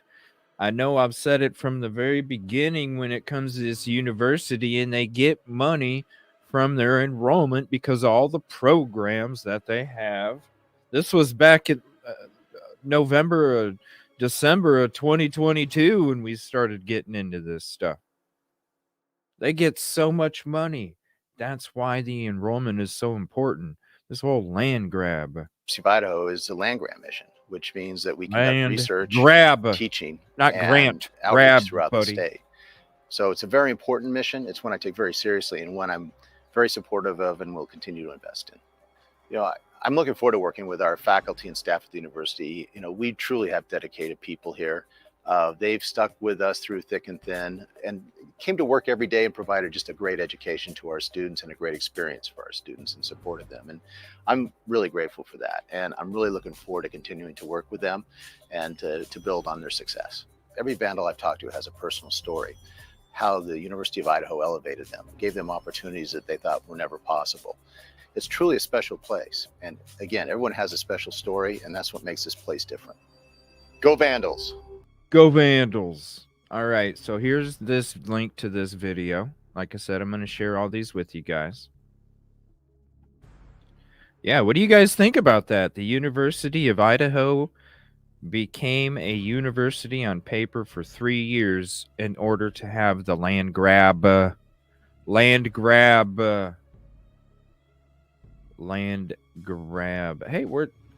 hey, it's all about the Greenjamins, baby. It's all about the Greenjamins tonight. You didn't hear the music? Oh, yeah. All about the Greenjamins. So there's that link for that video. That was from 4 years ago. These are going to be videos around when he became the president. Like I said, I put this together for you guys. Enjoy. I'm Scott Green. I'm the president of the University of Idaho. We're here on move-in day to check in and help move in a few of our new students.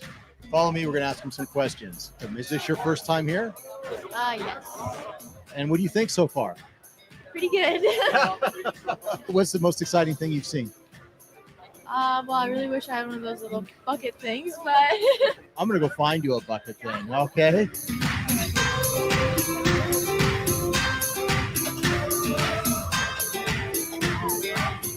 What has excited you about move-in day? Just how it seems like everybody here is in a family and it's a real like community thing, and how helpful and organized it is. So I really appreciate that. So it is truly a great community here. Why did you choose the University of Idaho?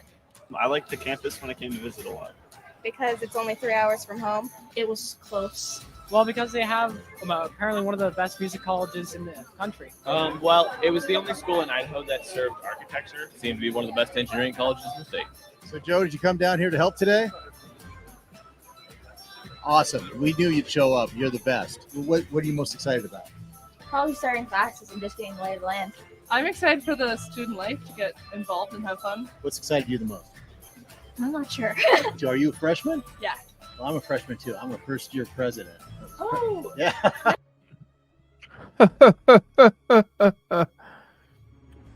That's, you know what, I bet you that line is as famous as "Do you want to pet my cat?"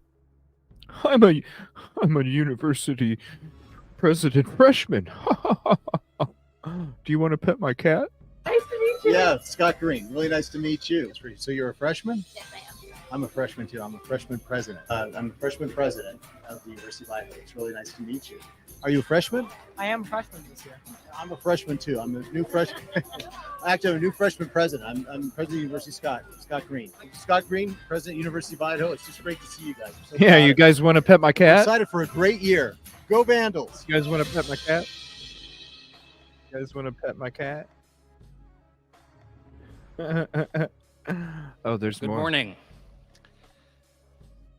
I'm Don Saltman, and it is Especially my for privilege this you. morning to represent the Regents here today as we celebrate the successful candidacy of one of the University of Idaho's own alumni, the 19th president of the University of Idaho, Scott Green.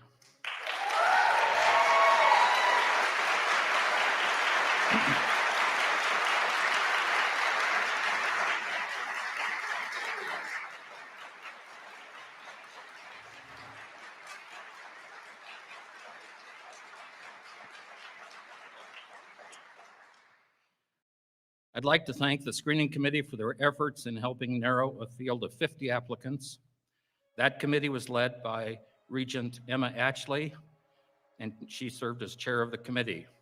I also served on the committee along with, and if you're here, please stand, Nicole Skinner, Kathy Barnard, Aaron Johnson, Holly Wickman, Sydney Freeman, Lee Ostrom, I doubt that Lee's here, Chris Meyer, Stephen Parrott, Linda Davidson, and Holly Cool.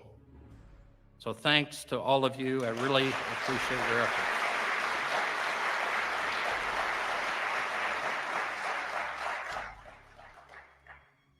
It has been an inspiring and motivating few months as we heard candidates talk about their vision for the U of I, but throughout that process, Scott has shown us that not only does he bring vast experience in global finance, operations, and administration, but he is also a dedicated Vandal who is ready to lead this institution toward its strategic goals. Scott, the State Board would like to welcome you back to Idaho. We look forward to working with you. Vandal community, please help me welcome the 19th president of the University of Idaho, Scott Green.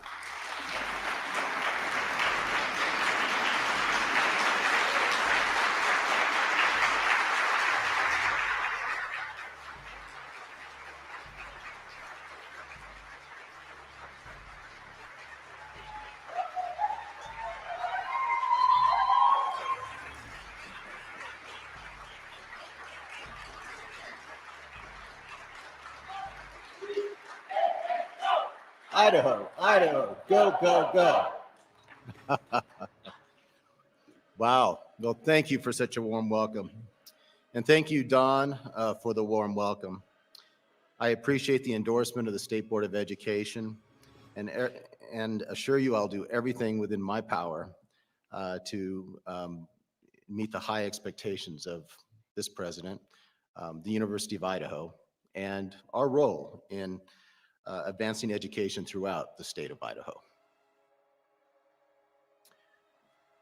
While just a few steps away, this podium is a far cry from the hallways of Memorial Gym, where I spent my formative years, following my grandfather around while he worked as head of the Department of Physical Education, Recreation, and Dance, and later as Vandal Athletic Director.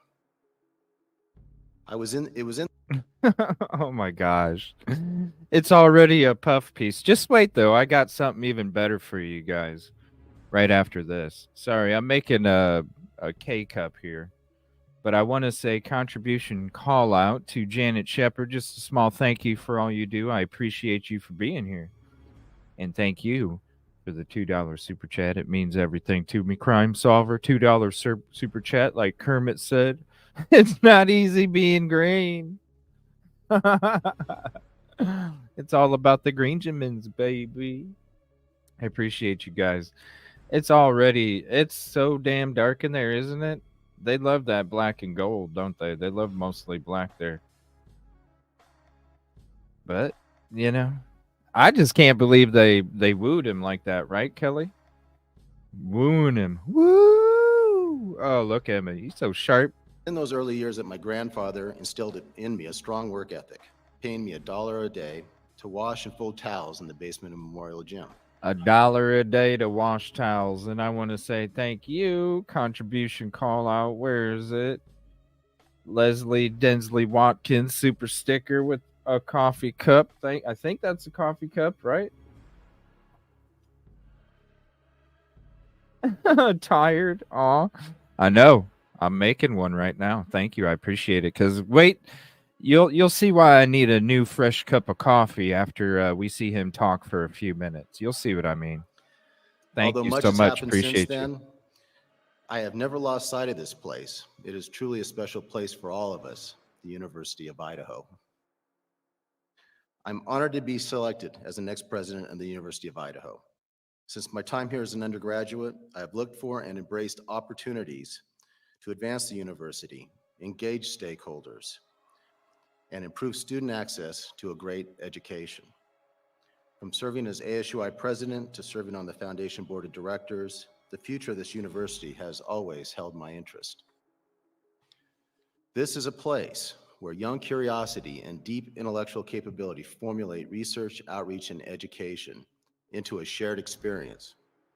This is a place where there is opportunity for everyone across the state to come together to support educating all of our citizens to benefit the economy, industry, and well-being of the people of Idaho. And this is a place where each of us can personally grow, assure ourselves a better future, and develop the foundation for our life story. My story is not so unlike so many others who have walked this campus, except that it starts about 90 years ago. It all began in a small country store in the town of McCammon, Idaho, with a shop owner recognizing the intellect, talent, and hard work ethic of a local boy. That shopkeep, Charlie Beck, in truth, had his own troubles. It was the height of the Depression. People were losing their farms, and everyone owed him money, which made him deeply unpopular. He also had personal issues with alcohol, which of course was a local scandal in such a small town. Despite his own troubles, Charlie could see potential in others. And in particular, this local boy caught his attention. The boy's family had not only lost their farm, but they had lost their father and husband to the Spanish flu just a few years earlier. Nevertheless, the kid had pluck, a strong work ethic, and some brains. And unlike many, he was not afraid to work for the unpopular shopkeep. As the young man finished high school, Charlie told him, "You know, you have a lot of ability, and you should not be hanging around this town. You need to go to college." And he gave him not an insignificant sum of money that got him through his first year at the university. When the young man told him he did not know when he could pay it back, he told him, "I don't want it back. When you get on your feet, give it to someone who needs it." Yeah, they need that land grab. That young man, of course, They was need my that land grandfather, William grab. Green. And he told me that story so many times, I used to think, oh, here it comes again, right? But he knew at the time that as a young teenager, I couldn't appreciate how important that moment was. But one day I would reflect and realize its full impact. He'd always end the story with a saying, and he had a lot of sayings for those of you who knew him. But he would always say, you never really own anything until you give it away. And he did pay it forward. I still hear stories about how he helped financially strapped students, and he always told them, this is from Charlie. Fast forward a few years, and this is something I rarely talk about, but during my sophomore year, I suddenly found myself facing the possibility of dropping out of school for lack of money. I shared my situation with a few select trusted friends, and help came pouring in. I remember Dean Vetras finding me work at the student union, and my brothers in my fraternity, Kappa Sigma, giving me hashing work in the kitchen.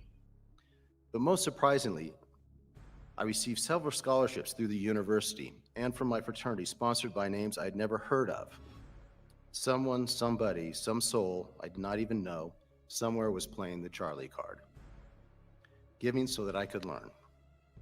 It is why to this day I'm so committed to student access to higher education. I remember how it felt every time I was notified a scholarship was coming. It was like the warmest sun shining on your face on the coldest Moscow day.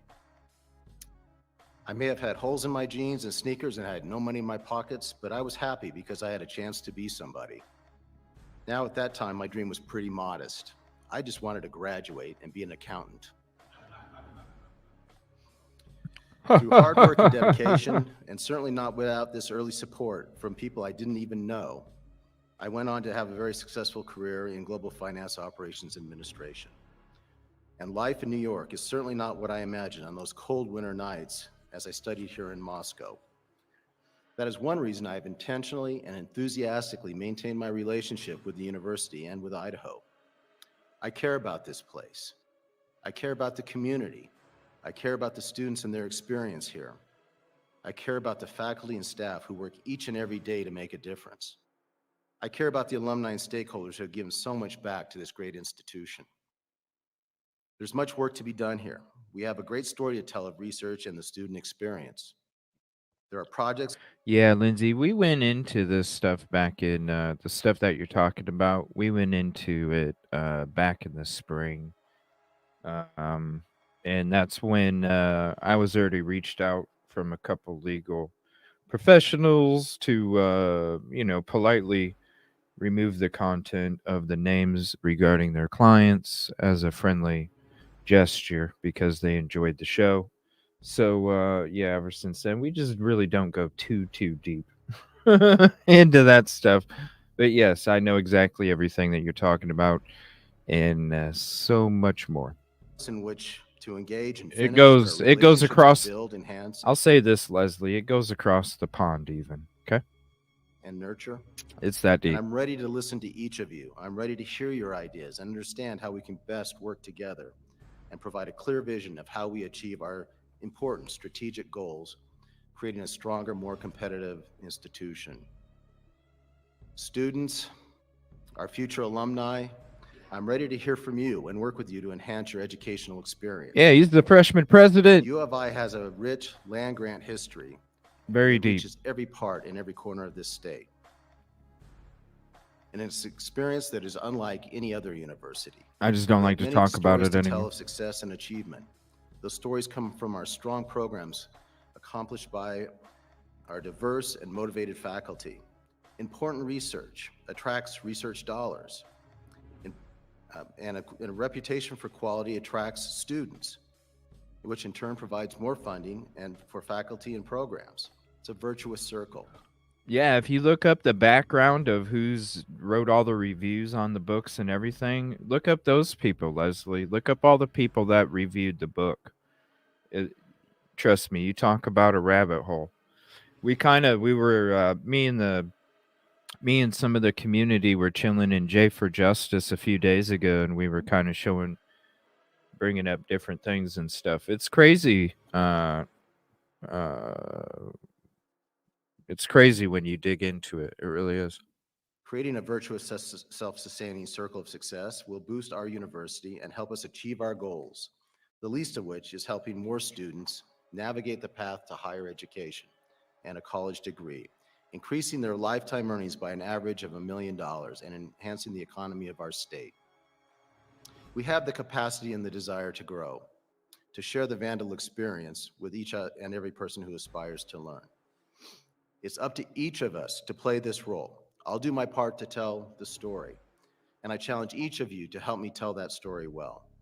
We are the tribe from the north, so be brave and bold by sharing your experiences and your contributions with anybody who will listen. Let our story get out there. Yeah, what about the 12 volleyball, over a dozen volleyball players? Is that what you did? No, you came up with a plan of action to dismiss it.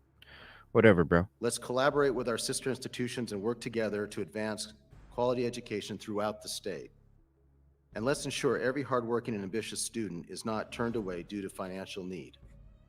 Together, we can find the best in each of us, just as Charlie Beck did, and support each other in creating an institution for which we can all be proud. Thank you, and go Vandals. Go Vandals. Thank you.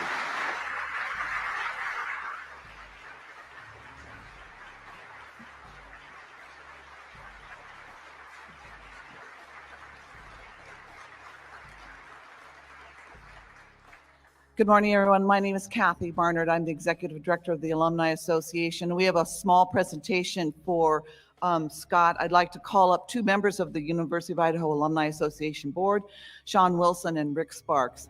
This is a very, very proud day for the Vandal family, and all I would say to you, Scott, is welcome home.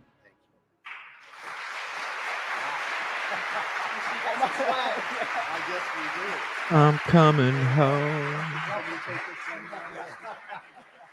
Yeah. Can you just toss that in the dumpster outside, please? I don't want that.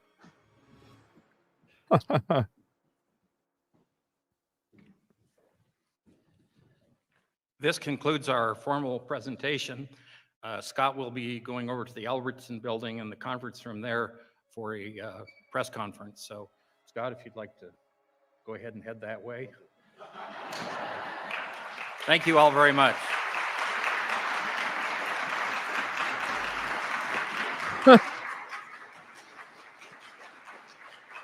Oh, look at that. He come out walking like fucking Jackie Robinson and shit, waving.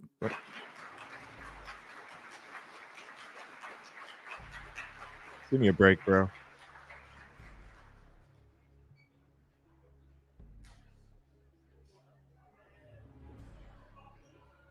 So here's the link to this if you want this as well. I know I already dropped it in chat, but here it is again. Thank you, Ann. I appreciate you hanging out. We'll have plenty more, so definitely hit up the replay. Hello, Vandals. This is your president who's getting fired up for homecoming week. Yeah. Whether you're going to be on campus or joining us in spirit, you can participate. For those in Moscow, go downtown and see some of the painted windows that the Vandals have decorated. You can vote for your favorite one online. Be brave and bold and wear your gold all week, particularly on game day. Join us as we serpentine through campus to our bonfire Friday night, and then come out and join us at our parade on Saturday, followed by our game against ISU. How many people do you think they busted at bonfire night for underage?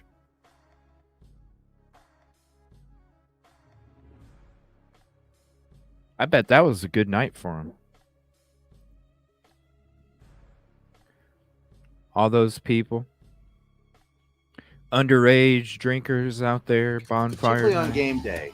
Game day, bonfire. I bet that's when they got a lot of their shit. Join us as we serpentine through campus to our bonfire Friday night, and then come out and join us at our parade on Saturday, followed by our game against ISU. If you're unable to come to Moscow, join your local alumni chapter so you can be among family while you are watching the game. If you are on campus, take a lot of photos and then share them on #VandalHomecoming. Those who You see that fucking cup?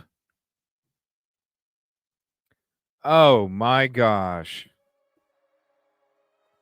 Do you guys see that cup? I know it flashed quick for everybody.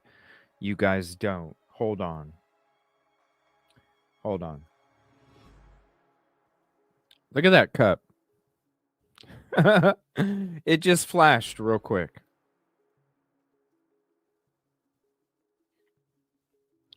You see this cup? You see what it says? This is what the cup says.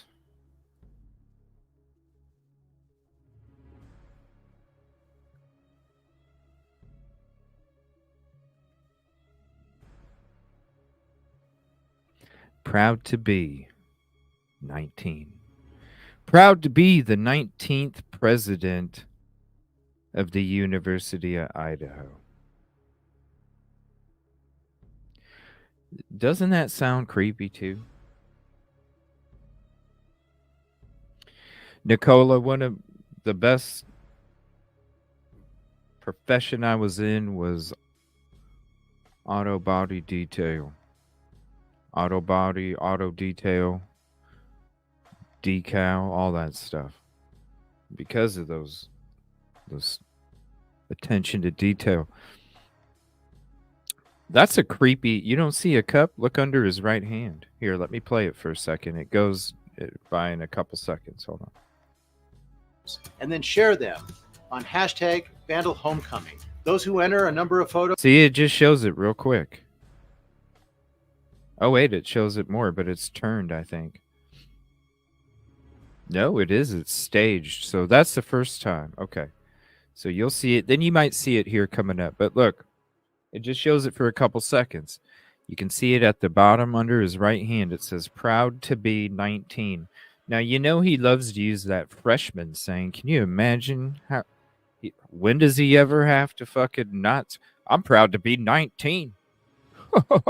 How old are you, dear? Oh, 19. Yeah, I'm proud to be 19 too. Campus, take a lot of photos, and then share them on hashtag Vandal Homecoming. Those who enter a number of photos will be eligible for a drawing. We are getting fired up here on campus. We can't wait for you to come and be part of our Vandal family again. Go Vandals. Proud to be 19. Man, can you imagine how much... Welcome back, Tribe from the North, brave and bold, to the official, unofficial. Okay. Now, we're not going to play this one tonight, all right? We're going to... maybe. We might.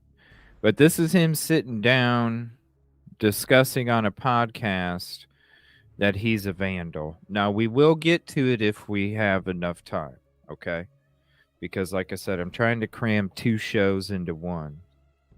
One from yesterday morning, one from last night. So if we don't get to it, here is the link to that. Now, this is where he discusses, I'm a vandal. I am a vandal. This is when, let's see, December 24th, 2020. Okay. The next one we're going to get to, though, is the one that I just can't wait to show you guys. This is a Cup of Joe with Scott Green, and this is why I needed my Cup of Joe refilled, because we're going to sit down. We're going to listen to Scott Green have a Cup of Joe conversation with Joe, the mascot. Cup of Joe. Welcome, alumni, anybody that's out there in cyber world here, to the Cup of Joe. And I'm so excited that we have a really special guest with us today. And that is our own President Scott Green. And we have an hour with Scott today, which is great. And the format for this might be a little different if you've been on a Cup of Joe before. And this is from 3 months ago, everybody. This is October 6th, 2023. Okay. So keep that in mind. Let me put that link in there if you guys want that. There's the link. Shout out Aaliyah. Thank you so much. We will be, and that's one of the things I apologize. I was supposed to be doing the CJ's Cliff Notes, the final chapter yesterday morning, and I wasn't able to because of the Freaking internet issues. So we're going to be doing that here after this conversation here. We're going to be finishing up. That's one of the things I didn't mention. I forgot to mention in the intro. We are going to be getting back to some more Enon shows the middle of next week. And if you guys remember James, the gentleman that had the Moscow video about the personal struggles and things like that, he's going to be joining the show, I think, Thursday morning. I think we're going to be having James on the show, so look out for that. But I'm thinking like probably Tuesday or Wednesday we'll be getting back into some of the Enon stuff. So and I do need to check my emails. I know I got an email from him sometime today, I think. So this is Cup of Joe, President Scott Green, University of Idaho, October 6th, last year. How we will run the show is we already have several questions that have come into us, and we will ask those of Scott, and then we'll continue going through the questions that you might have that you can post in the QA box that's available at the bottom of your screen. And we are going to do our very best to get through all the questions, but again, it's only an hour. The good news is we plan on posting the recording to this. You can look for an email in your inbox that we will be responding to all of you with a link to a YouTube site. But then we'll also probably make sure we reference it in a future buy for those that couldn't participate, that will want to see it and listen to all the great things that Scott has to share with us. So I hope that kind of explains those different logistics that we have with this particular webinar. Thank you to Sandy Larson, of course, and to our wonderful IT team for helping us set this up. So with that, I would like to introduce to all of you our president, Scott Green, who took the office as our 19th president on July 1st, 2019. How time flies when we're having fun. He is a very highly accomplished executive. He's had a very accomplished career in global finance, in operations administration, and of course, most importantly, on this Cup of Joe, he's a proud alumnus of the university, and he graduated in 1984 with a bachelor's of science in accounting. He was born in Moscow and graduated from Boise High School, so he's definitely an Idaho native, and been great to have him back. He went on to attend Harvard Business School and received a Master's of Business Administration in 1989. It's really fun to kind of re-review his background, because he does work for he worked at one point for Boise Cascade, and then just things took off from there. Where's the mascot? For global law firms, as the CEO. Where's the mascot?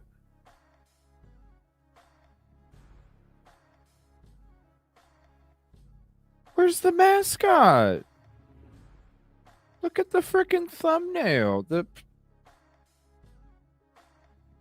Yo, I thought we were going to be chilling with freaking Joe Vandal here. What is this? Amy Dentz, Dentz. Pepper Hamilton, and is an executive director for Wilmer Hale. And he recently served, before coming here, as the chief operating financial officer for Hogan Lovells, one of the largest law firms in the world, which has over $2 billion in revenue. He led all the firm's worldwide operations with. Wow, you guys, this is October 6th. Look at those windows.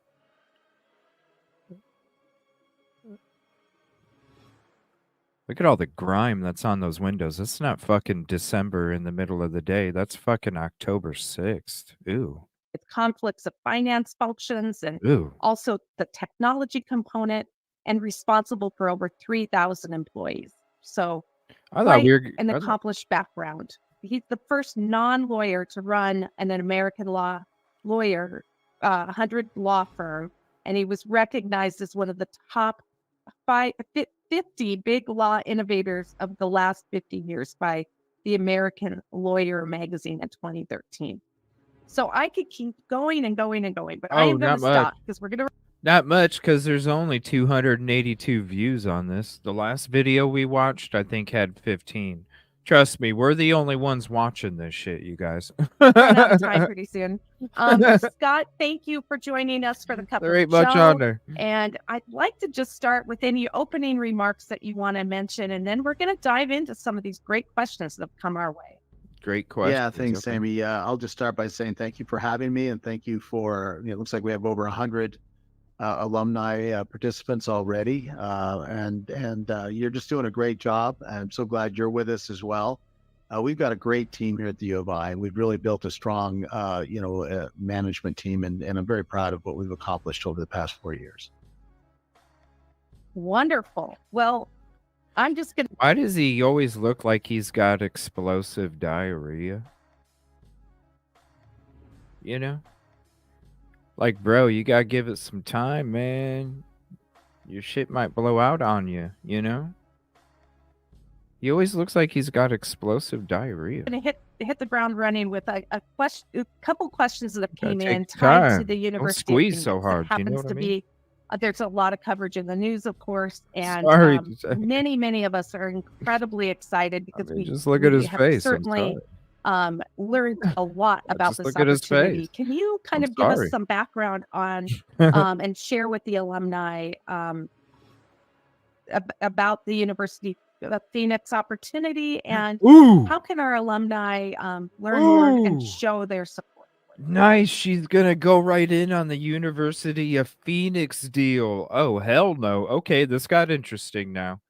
Hold on. Hold on. Going to hit the ground running with a couple Ooh, questions that have here came we in go. tied to the University of Phoenix. It happens to be Yeah. there's a lot of coverage in the news, of course, and many of us are incredibly excited because we have certainly Excited. learned a lot about this opportunity. Can you kind of give Learned a lot, lady. There was a non-disclosure 2 days before the vote was supposed to happen, and they had 90 minutes to meet. And then you ain't saying shit. How is this exciting when you see even the own president and the universities fucking having to go in front of court hearings to answer about this deal?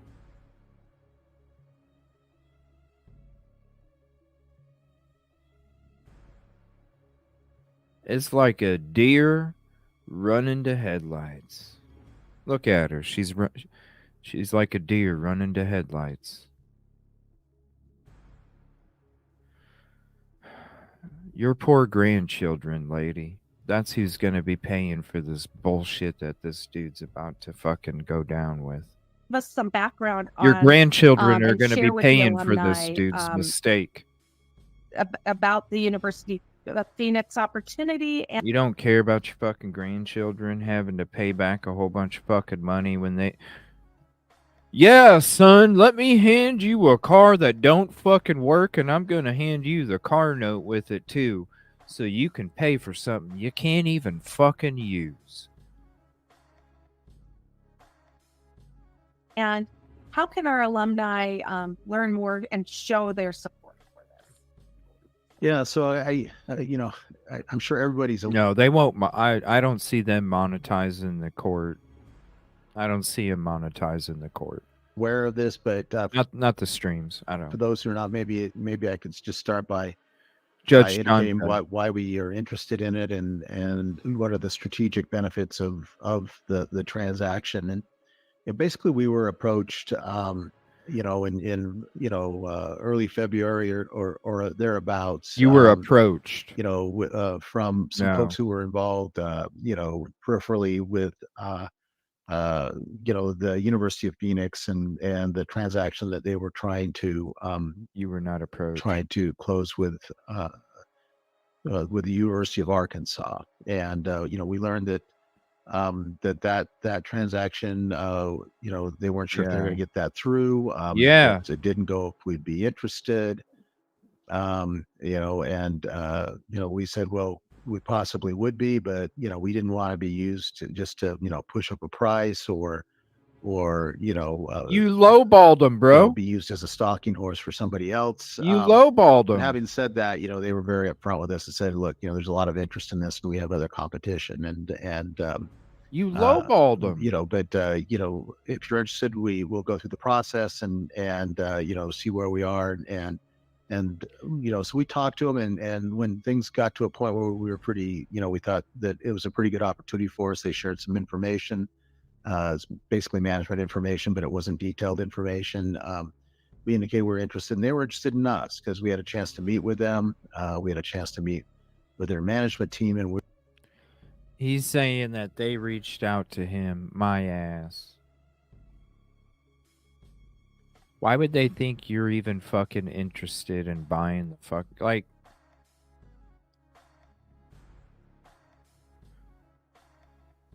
isn't it interesting? Look at what they're showing in the background there. The fucking Kibby Dome.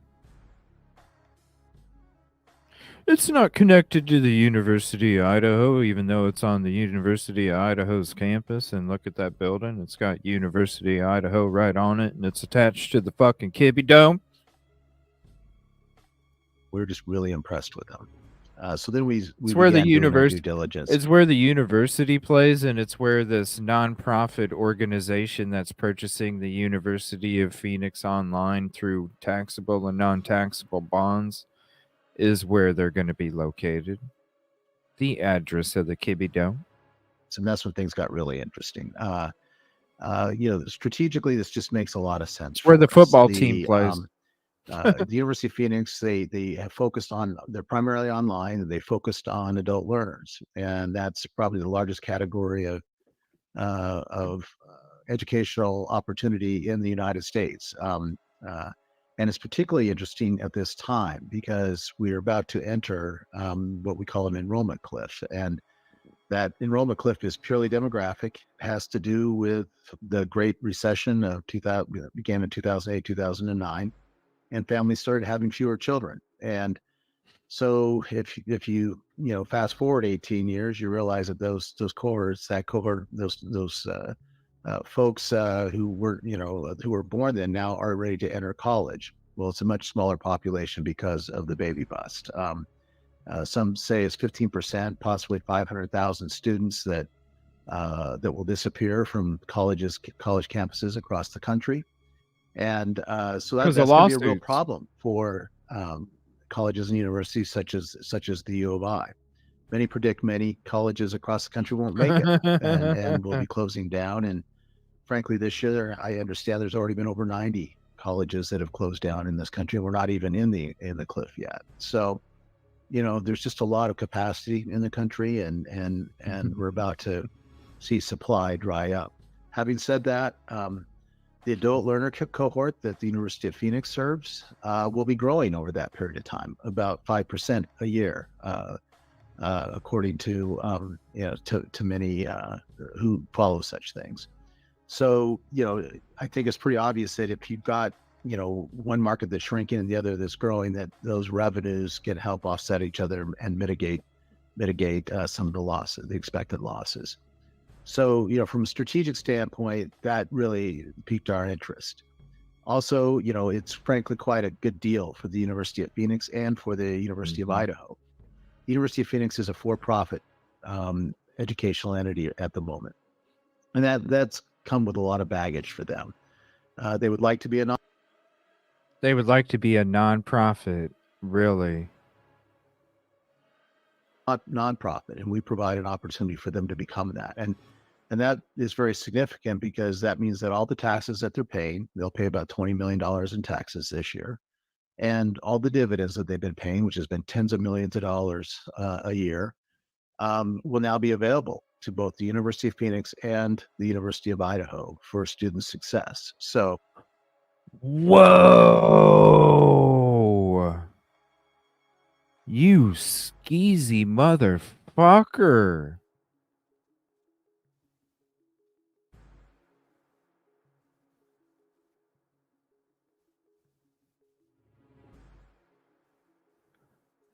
They're going to use they're not just using the University of Phoenix online for enrollment. They're using it to fucking bank off of too. What? Yeah, he's got a green screen. That's fucking crazy.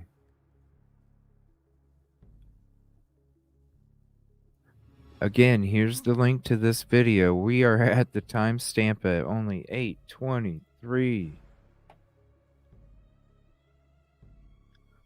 Wow, it's going to be a fucking cash grab too. He said it's going to open up the books not only for them, but for us. Dude. I dry up.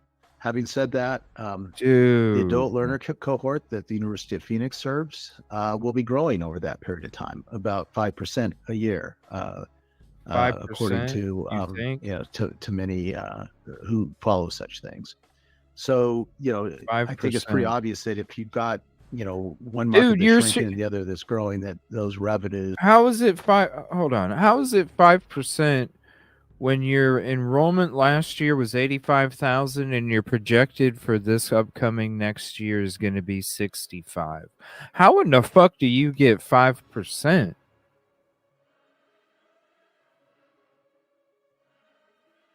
Your previous was 85. Your projected next year for University of Phoenix Online is 65. How in the hell do you get to 5%? Who follow such things. So, I think it's pretty obvious that if you've got, 5%? one market that's shrinking and the other that's growing, that those revenues can help offset each other and mitigate some of the losses, the expected losses. So, from a strategic standpoint, that Tax really write-offs, piqued yeah. our interest. Also, Yeah, that money piqued our interest for the University of Phoenix and for the University of Idaho. The University of Phoenix is a for-profit educational entity at the moment, and that's come with a lot of baggage for them. They would like to be a nonprofit, and we provide an opportunity for them to become that. And that is very significant because that means that all the taxes that they're paying, they'll pay about $20 million in taxes this year. And all the dividends that they've been paying, which has been tens of millions of dollars a year, will now be available to both the University of Phoenix and the University of Idaho for student success. So for student success, from that my standpoint, ass. it's a good deal for both of us.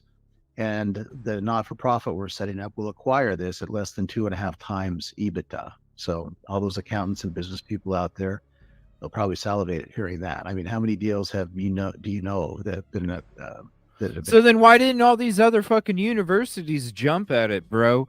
Dude, you were lying so transacted bad. at that price? Dude. So there's just they were trying to these other universities were willing to pay $1 billion for the University of Phoenix Online until they got to the final stages, which means they got to see the real fucking books, and they all went, yo,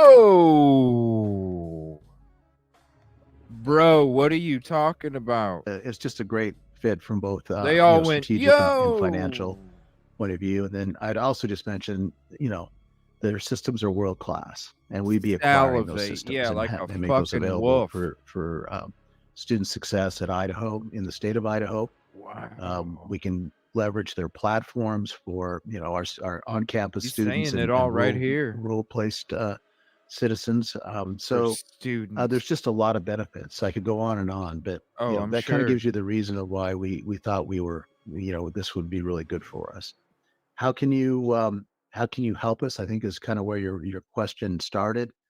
Well, I would say, let your legislators know that you support this. This makes perfect sense for the state of Idaho.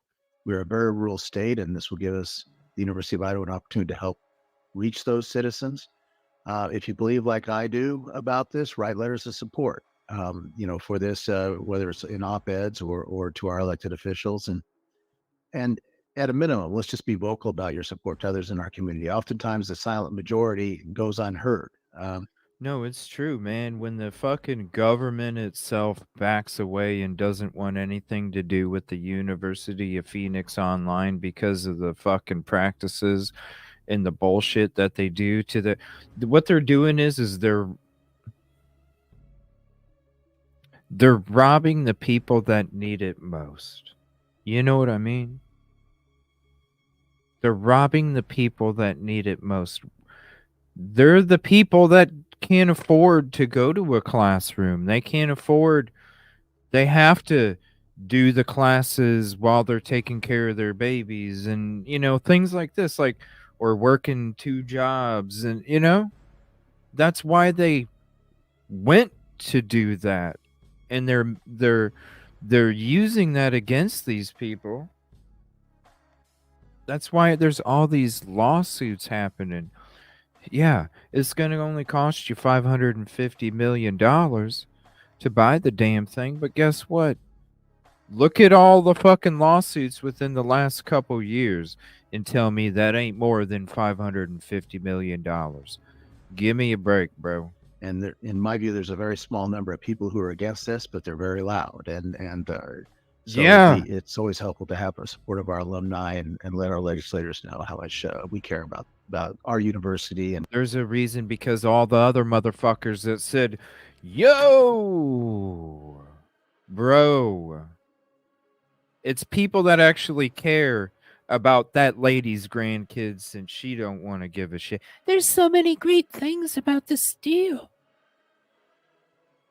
While your fucking grandkids are going to have to be paying for it just so you can suck up. Man, get the fuck out of here. About this opportunity for our university. Thank you, Nicola. Well, thank you. I've met thousands of our alumni, and one of the things that they do often ask about is opportunities for adult learning. And so where's I know Joe the that Vandal? Indeed resonates for alumni everywhere. So that definitely excites me, and I know that people will be standing by to see where those opportunities take them. On the legislative front, one of the questions is, how are you seeing the support so far from the legislators and other state leaders regarding this University of Phoenix opportunity? Yeah, so good questions, we appreciate our good questions. legislators and other state leaders that have listened, and we believe most now are seeing the opportunities of the partnership. President Lynn and John Wood and the rest of his leadership team have gone on to around and met with most of our legislators, and I think that's gone very well. They've had a real impact. They see that these are people who really care about their students. They are not really they don't fit the mold of what you hear about in the press. I think that's gone a long way to helping us. There will always be some just politically who are trying to get elected and improve themselves and put themselves above what's good for the state that will continue to challenge us, and we know that. No, they're worried about the fucking community, dude. Oh my gosh, it's their own shit. But at the end of the day, at least he's talking. He's answering questions right for the state, and I think that they will see the opportunity here and help move us forward. Good, thank you. And just a reminder, some of you joined a little later after we started. There is a QA function at the bottom of your screen or on your screen where you can type in your questions, and we will try our best to get to those. So thank you for putting those questions. Yeah, I think somebody sat down and asked him 15 questions, April, and then they wrote the book. That's just me, though. It's in there. So we'll see. Can you explain the timeline and the next steps for this affiliation with University of Phoenix? Yeah. So basically, we've gone through the accreditor review. We went down to the University of Phoenix for that review. We met with the Higher Learning Commission, who's their accreditors, who are actually very tough accreditors. They're known as being very stringent, but they're quite good, and I think that went quite well. So at the end of the day, this guy, they will end up meeting with their board. I think it's November 2nd is the date, and should we get the green light there, then we would be prepared to go to the public market float bonds in January. Thanks for the timeline on that. So the upcoming legislative session, we all start thinking about it about right now, although it starts in January.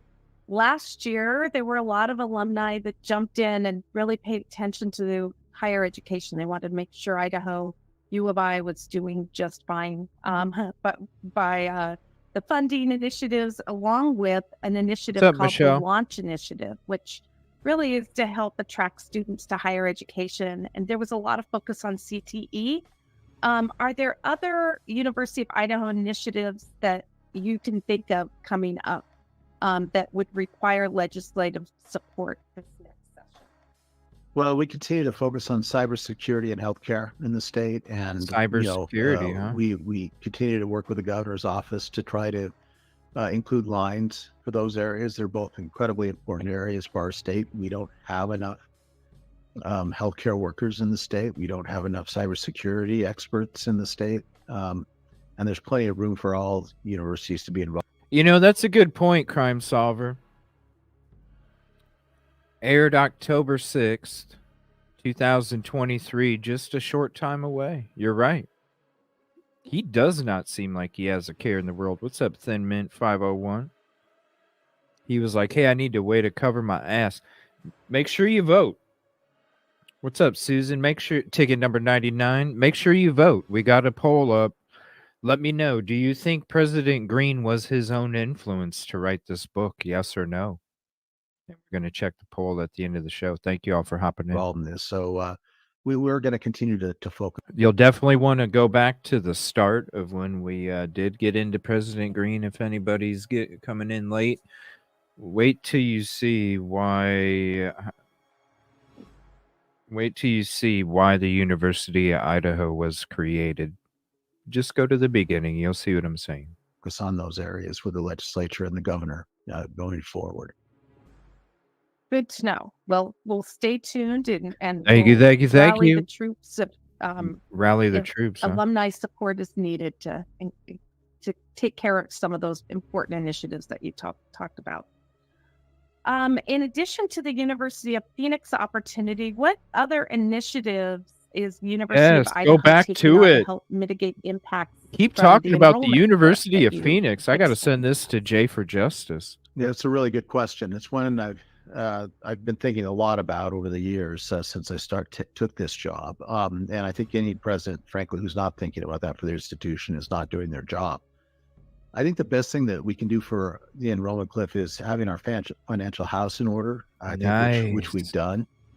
This was our fourth. Nice. He's getting into the enrollment stuff. Nice. Year where we've recorded a surplus. Here's the link again to this video. We also acquired a small surplus. What? $1 million, dude. Here's the link to this. This is a great video, everybody. Definitely check the other ones we've been dropping. Seriously. You heard it here first. I'd just go back to the beginning of the show, honestly. Not tonight, though. Just watch this part and then rewind. He just rolled his eyes. This is freaking nuts. He talks about all these good questions about the freaking deal. This is good stuff.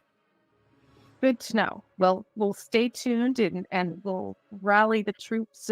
I'm sure he already knew the questions. That's probably why he's talking like he is. I'm sure he does look uncomfortable answering it, but I think he knew the questions already. If alumni support is needed to she's take just care of some of those she's just important puffing him initiatives up. that you talked She's about. just puffing him up. In addition to the University of Phoenix opportunity, what other initiatives is University of Idaho taking on to help mitigate impacts from the enrollment cliff that you explained? Well, what you're talking about, the University of Phoenix Online.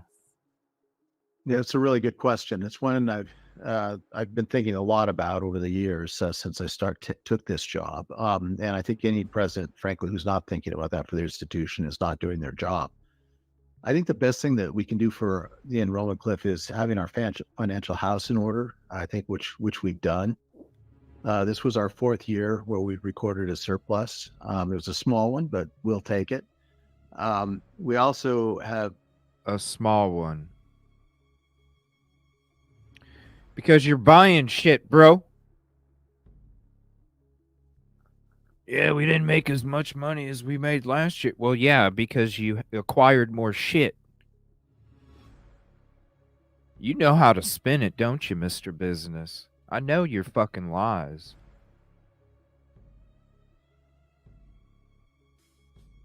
You think you say something smart? You think you say something that's... Dude, I know... Listen, I know how business works. That's why.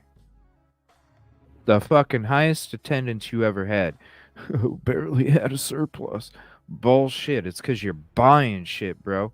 If you showed them the balance book, they'd be like, oh, well, yeah, you didn't make as much money, but geez, you acquired all of this. Then if you add what the acquisitions are worth, well, then yeah. Sly. Oh, we're so poor. We're so poor. Set new so grant poor. award records for research, and those awards come with F&A. We're so poor. Possibilities with them, which these are, the grants actually cover some of our fixed costs. In other words, so if we're currently covering those fixed costs with other funds, that frees up those monies to go elsewhere. So we've got some record research grants that we've won. We've been very public about that, including one which will start this year, which is a $55 million grant for climate smart agriculture in the state. So, our team's really... Remember, you guys, I told you the last year, they sit there and they do these deals and they get all this funding and it comes with enrollment. Look at this. They just acquired another one. Doing a great job on another one.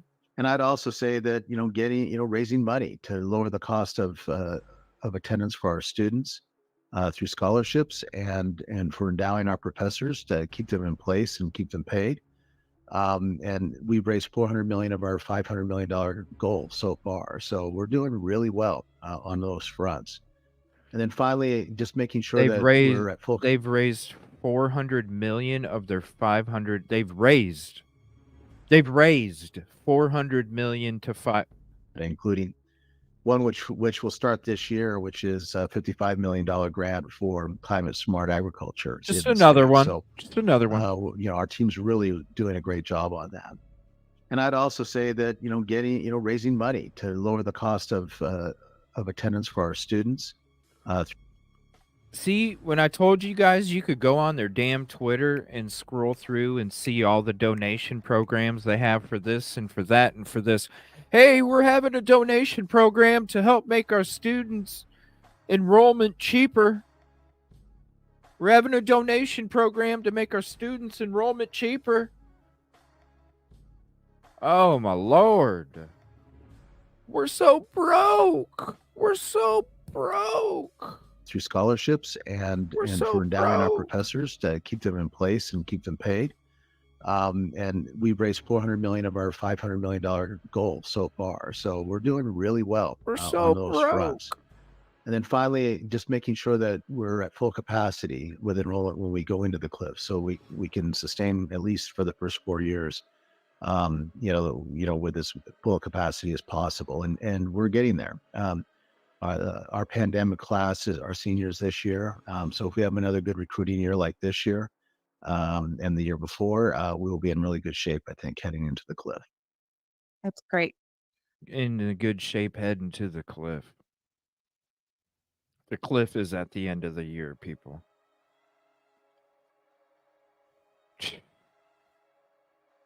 Oh, my Lord. I'm glad that we came across this, right? I thought we were going to be sitting down with Joe the Vandal, but this is interesting because these are good questions, even though it's a puff piece. These are good questions as a puff piece. And he is saying some shit, y'all. He is saying some shit. We do have some questions rolling in, and since before we venture out of the discussion of Phoenix, I do have a couple questions that come in on the University of Phoenix. Come on. This alum said, I live in Tucson, Arizona, and I'm familiar with the University of Phoenix. I'm also familiar with the risks the University of Arizona is facing regarding acquisition of former Ashford. Can you explain what risks, if any, are to the University of Idaho? Yeah, Mr. Green. So, the way we structured this is much different than Ashford was structured with Arizona. Even though you're going to lie to us, I want to hear this answer. That's a good question, alumni from Tucson. Thank you, sir, because I think everybody should be asking the same thing you are, Mr. Alumni from Tucson. Shout out to you. And if you come across this video and you're watching this show, do me a favor, call 812-250-8484 and leave me a message. I would love to talk to you. Basically, we're structuring this nonprofit so that it is what we call a clean break. That means the sellers will not have any further role in the institution once they sell it.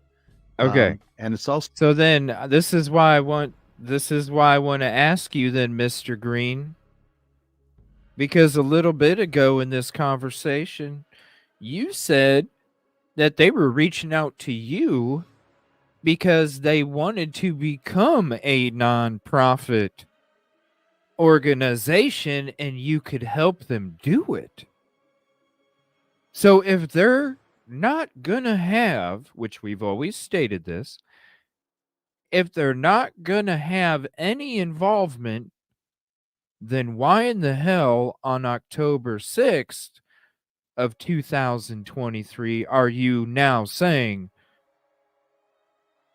that they reached out to you because they needed help becoming a nonprofit, and now you answer the truth of what you said the month prior and 6 months prior when you said that they're not going to have anything to do with it?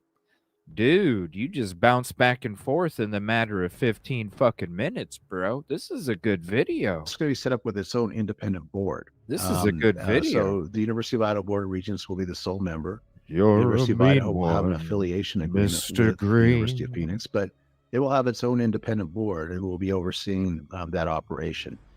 So that's very different than what Ashford had. And also because it is an independent organization and it's its own legal entity, it does protect us from prior Title IV issues. And should the University of Phoenix have financial problems, it's highly unlikely. They have a very robust process. We're very comfortable with it. I don't see them having the same problems, despite what some U.S. senators think and issues of the past.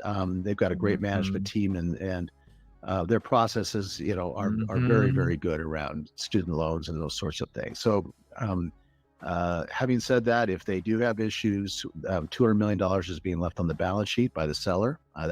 Have you not paid attention to the dude? That 200 million is gonna be gobbled up in no time, bro. Look at the last lawsuit, $150 million. Dude, just do a Google search. I know you're smart enough. Part of our negotiation. I know you're smart enough. That could be used for working capital or I know contingent you're liabilities smart of enough. any kind that may be out there.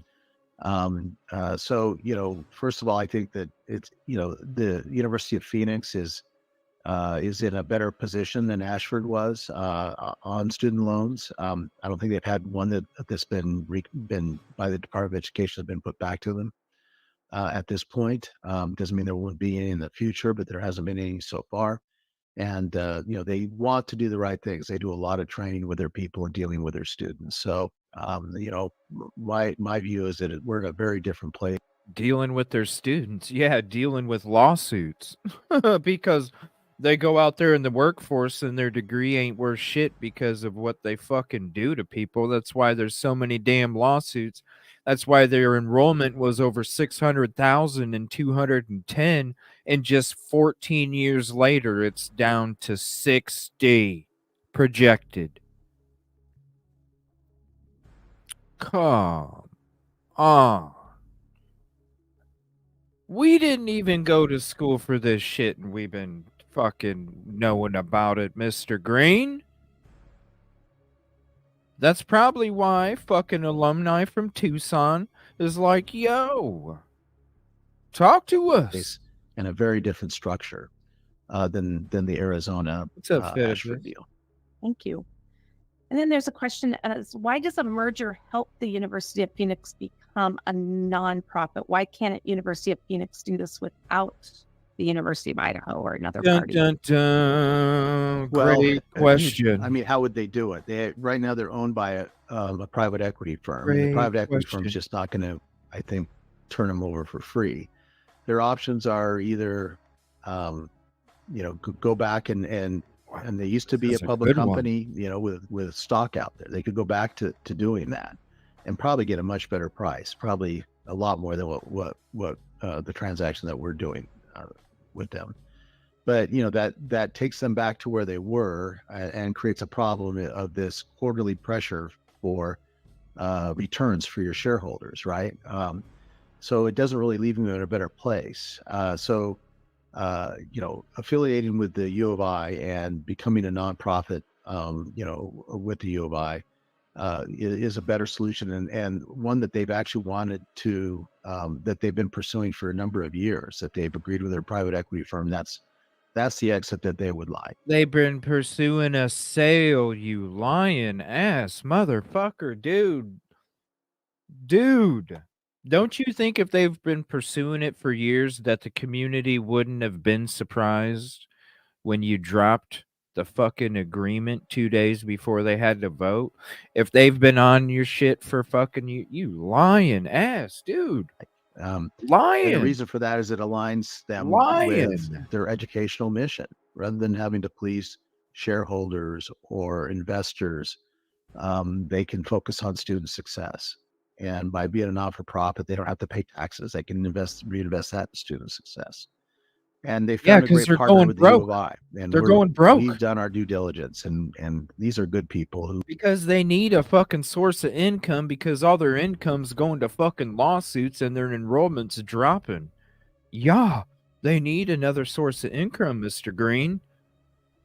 Bro. Who want to do the right thing. How am I? So, we believe that we will be a solution for them, and we can help them, by not only becoming a non-for-profit, but by working on pathways between our two institutions So that, you that can will have a benefit us both. bro, you're like fucking dude. It's like somebody's like, hey, we got a source of oil over here. Let's go ahead and take it over. Dude.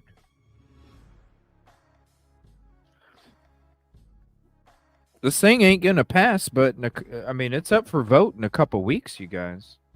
The final part of the deal is up in a couple fucking weeks. Hey, thank you. I have one more, and then I'm going to go on. We might circle back to Phoenix.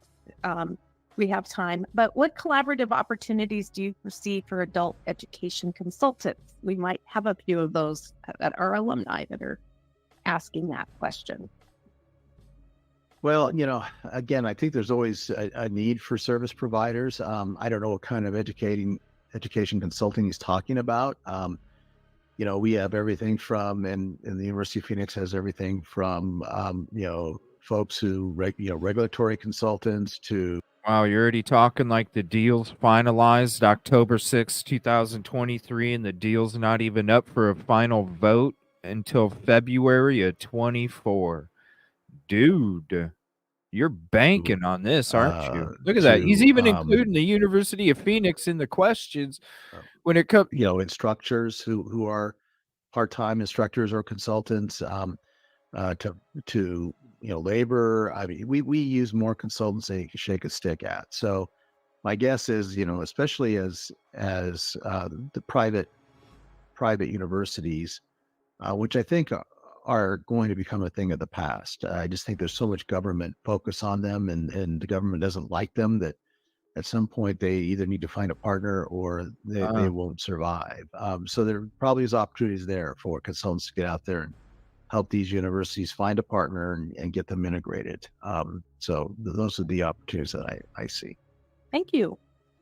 All right, I'm going to move into another topic that's very exciting to people, but can you give us an update on reaching R1 status, and what does that mean financially for the institution if we do make it to the R1 status?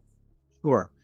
So just so folks who may not know what R1 is or what we're talking about, is the Carnegie, there's a Carnegie classification for research institutions, and R1 is the highest most intensive research type of institution. And you say, I well, bet. why is that important to be ranked, among that group? We're R2 currently. We're very high research, but For money. Watch, he's going to say for money. He's going to tell you the honest truth. we're not the highest, but very high. And then, For money. so why would we want to be R1? Well, about 80% of federal dollars go to R1 institutions, and some of the best research opportunities go there. And R1 institutions are, better attract, quality faculty to conduct research and that students are interested in and that benefit the state and the nation. Oh, yeah. So we've Yeah. always punched above our weight. We're building a world-class ecotron facility that's going to be the envy of any institution across the country or the world. We're building the largest Again, research area. that's why they didn't make as much, because they're out there purchasing a whole bunch of shit. You just look at the balance books and you're like, oh, yeah, well, you do have a lot of property. So really, you did make quite a bit of profit. In the state of Idaho, because we're the Oh, third we did. largest We're dairy so producing poor. state We're so in poor. the country. Climate smart agriculture, We're so things poor. around, research around fire, you name it. We do a lot of this stuff and it's applied. It's stuff that matters to Idaho. It's stuff that matters to the country. It's important to us. We are doing a great job of getting there. We set a record last year of nearly $116 million in research expenditures. We're on pace to surpass that this year. We brought in a ton of doctoral students and support for our postdocs, which creates the staff to bolster our research bandwidth. So the R1 goal is a bit of a moving target. There's this entity called ACE that has bought the Carnegie system, and they may make some changes to it. But reality is that we're almost there, from both an expenditure and a support point of view in the way they measure these things. We should be there to hit it by 2025 if they don't make too many changes to the system that would move us out for some reason. But right now we're doing really well. And by the way, we're in a virtuous circle, because with these research awards comes F&A, like I talked about earlier, and it just makes the university a healthier place. And over half of our undergraduate students get to do research. And that's unusual for any institution across the country. So that's why our students, when they come out, they're ready to go to work because they've been working on cutting edge research and they know what they're doing. And they command the highest starting salaries of any other public university in the state. So we're doing a real service for the state of Idaho and for our country with the research we're conducting. That's great. There is a ton of great energy here at the Moscow campus, and I know lots of people are excited about moving up to R1. But can you also share maybe plans and vision for the other campuses, that in Idaho Falls, in Boise, in Coeur d'Alene? I'm sorry, can you say it again? Can you share some of the plans and vision for the other 3 campuses? Sure. In Coeur d'Alene? Yeah, sorry. Idaho Falls, sorry. Yeah. Sorry. So ultimately, we want to carry out our land grant mission throughout all of our campuses and extension sites across Idaho. And for our campuses, we're aiming to cater to programs to the needs of the respective communities. In Coeur d'Alene, we have an incredible faculty that focus on industrial robotics. We also have those who focus on programs in natural resources, business and engineering. In Idaho Falls, it won't surprise you that we're focused, and Amy used to work there, and be a real help to us there. That we're focused on nuclear engineering programs and cybersecurity, in building our partnership with the Idaho National Laboratory there. And in Boise, we've been specializing in education, natural resources law, architecture, and engineering. And also, we've been building out our professional education, there as well. Most recently, working with the West Ada School District to provide professional development programs for those administrators who would like to become superintendents, and that's just been an incredibly successful program. So those are kind of the plans, or what we focus on. We want to expand those in each of those areas. I think there's a lot of opportunity in all 3 of those markets, and so I can't really put one above the other. I am most concerned about North Idaho right now and Coeur d'Alene, given what's going on at NIC. they've been a great partner with us and a great feeder school. And we may have to, by default, invest a lot more money out there if the assault on NIC continues. So right, we just keep watching that. It just good questions. This is a comment or question from one of our alum on the chat. Seems like the universities in the state are working together better than in the past. What opportunities might be available for cooperating to further all higher education in the state? So how can you see the universities working together continue to help? Well, there's got to be a will to do that. And, we're fortunate that we've been doing a lot of great collaborative work with ISU. Kevin Satterley's been terrific and been really open, and we've done a lot together in cybersecurity and nuclear engineering. We've both have put together joint lines and grants and won them, both through our federal delegation and our state. So we've done a lot of really good work together, and I would say we've done a lot of good work with CWI as well. Our Jumpstart program down in the Treasure Valley is an example of that. Okay, so they're going to be they're venturing away from the University of Idaho or Phoenix deal. Let me see what we're hearing. If you've got and here's the link again to this if you want it. We're at the 30-minute mark now. I'm going to kind of skip around here to see if there's any questions about the property or anything to that matter. Vision and you can execute. They will support. Also, a little bit of news. It might be more regionally centered, but we are getting a few questions related to Home Depot. Why is the University of Idaho leasing land to Home Depot, which could maybe potentially negatively impact local businesses? What? Yeah. So, what the fuck? What? They're leasing some of the university property to Home Depot? What the fuck?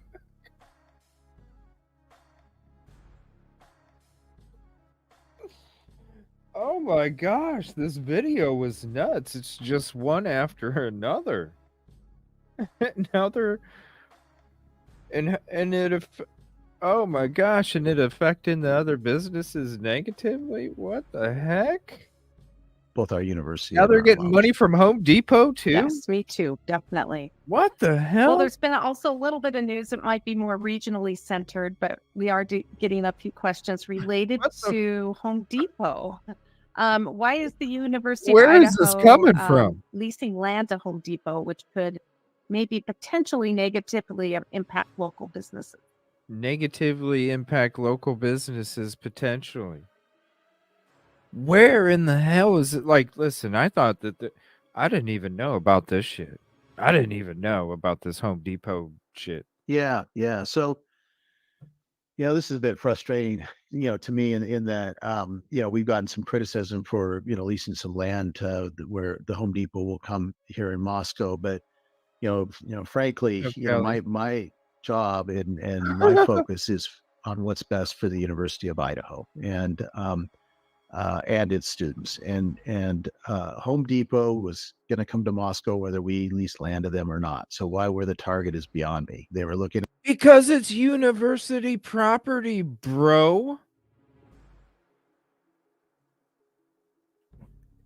This guy has no fucking clue. It's like the people on YouTube to tell you to look between a one-window truck and a two-window truck and expect you to really fucking look at the difference.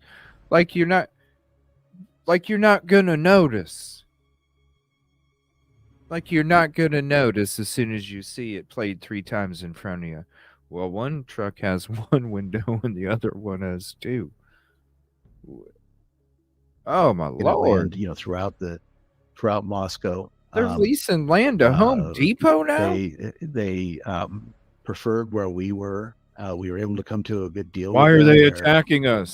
They're not only giving us a market lease for our land, and it aligns with our long-term plans for that property. Which how does that? Okay, so is there any? Okay, hold on a minute. They have to. Okay, if there's already we have to look for this for the next show. So there's got to be a city council meeting or a zoning committee meeting regarding this Home Depot, University of Idaho. I want to hear, if anybody wants to find it and send it to one of these locations, I want to watch this meeting. I want to see what the hell. I want to see what's all involved with this.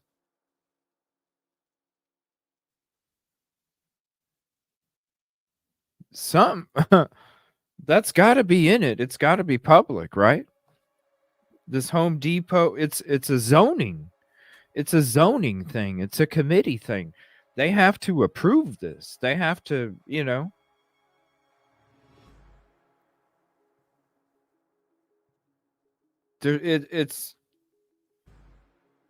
it's got to be, because it's a zoning thing. It's got to be out there. So if you do see it, let me know. There's got to be. This dude, you know why they're attacking you? Because it's fucking university property, bro. They were looking at land, throughout Moscow. I'm sure they were. They could have went next to fucking Walmart. They preferred where we were. We were able to come to a good deal with them where they're not only giving us a market lease for our land, and it aligns with our long-term plans for that property, which is over by the mall, which is the land we also lease to other operators. Damn, they own a lot of land. As part of that agreement, they've agreed to extend A Street in there, so they're making some municipal improvements that normally would not be included with a ground lease. So at the end of the day, it was a pretty good deal for really for not just the university, but but for our students and for our College of Ag. That money ends up coming into the university, $2.2 million over the life of that lease, and that would have gone to a private outfit in Moscow. Yeah, somebody else in the fucking city. That's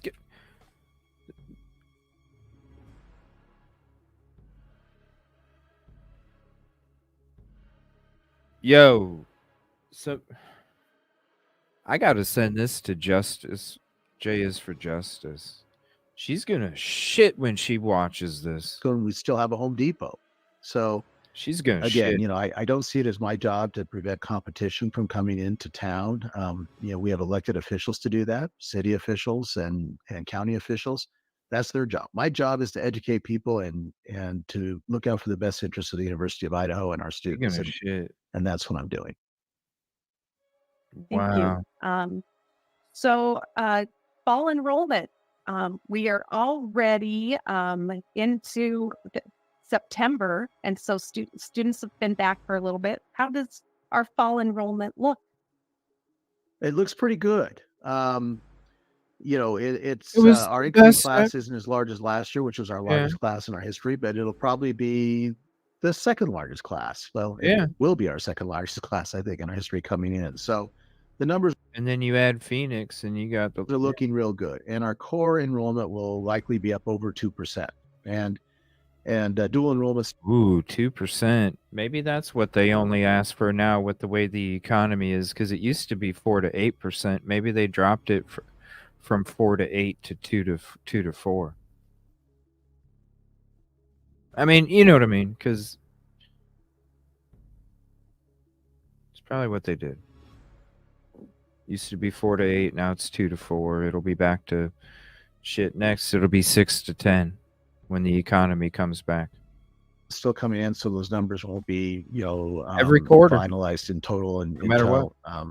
For about a few more weeks. But what I can say is that our core is kind of set. Folks are in school now. We're past 10 days, and so our overall enrollment of that core, which would exclude dual enrollment and non-degree seeking students, will be up over 2%. Dual enrollment.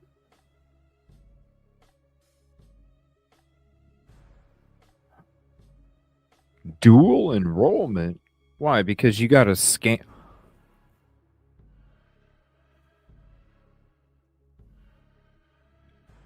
What the hell, bro? Dual enrollment? Because you got a scam? Because you got an enrollment scam?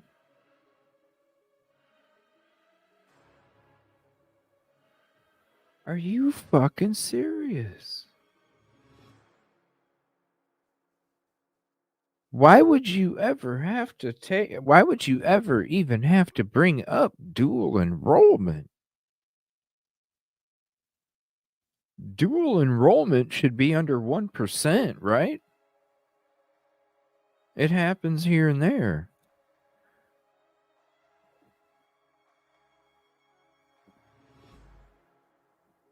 Wow. Dual enrollment. That is amazing. Got a Also, scam. we have a question on Enrollment typed scam, enrollment. too. And regarding enrollment clip, what can we do to draw non-resident students into the institution? Well, I'm happy to say that for the fourth year in a row, was just announced yesterday, we are the best value of any public university in the West and number 2 in the nation, only behind the University of North Carolina. So the way we can do it is just be competitive. And we want to keep our cost of attendance low and our quality high. And that's a winning combination, right? And when you do that, you can attract students. Well, bro, you got 400 million out of your $500 million goal to make the fucking enrollment cheaper. I'm sorry. How much fucking money does it cost for the students as a total? I guarantee it ain't 400 fucking million dollars. Them students should be going there for free. How at 400 million?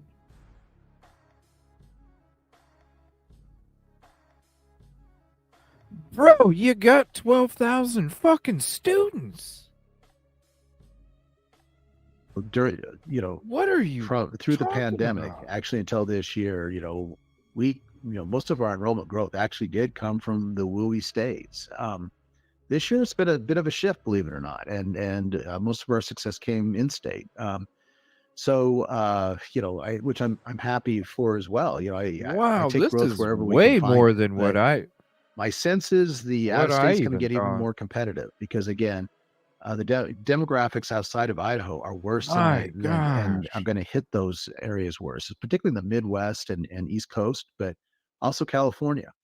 And there's a lot of schools that rely real heavily on California right now, and because Okay, let me see. Let's go to the next question. Bit about the book? Yeah, sure. We talk a lot here about telling our story, and we've been through a lot of the first 4 years. Okay, so this is him talking about the book now. Here at the U of I, if you think about it, we were on the brink of insolvency. We've turned that around. We've implemented a Vandal hybrid model, which is really unique to this. On the brink of insolvency.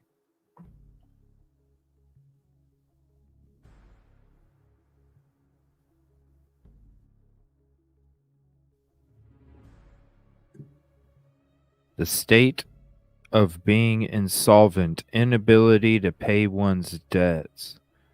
Are you freaking serious?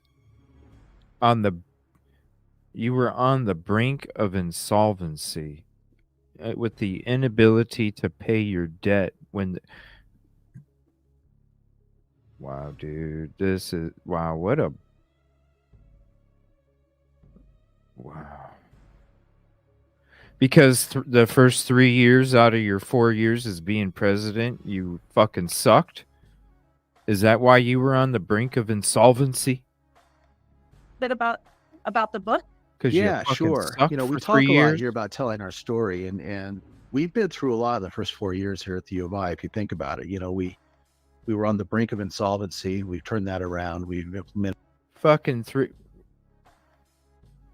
a Vandal hybrid model. Oh, this is crazy video. University, but this is a crazy video. Help straighten out our finances.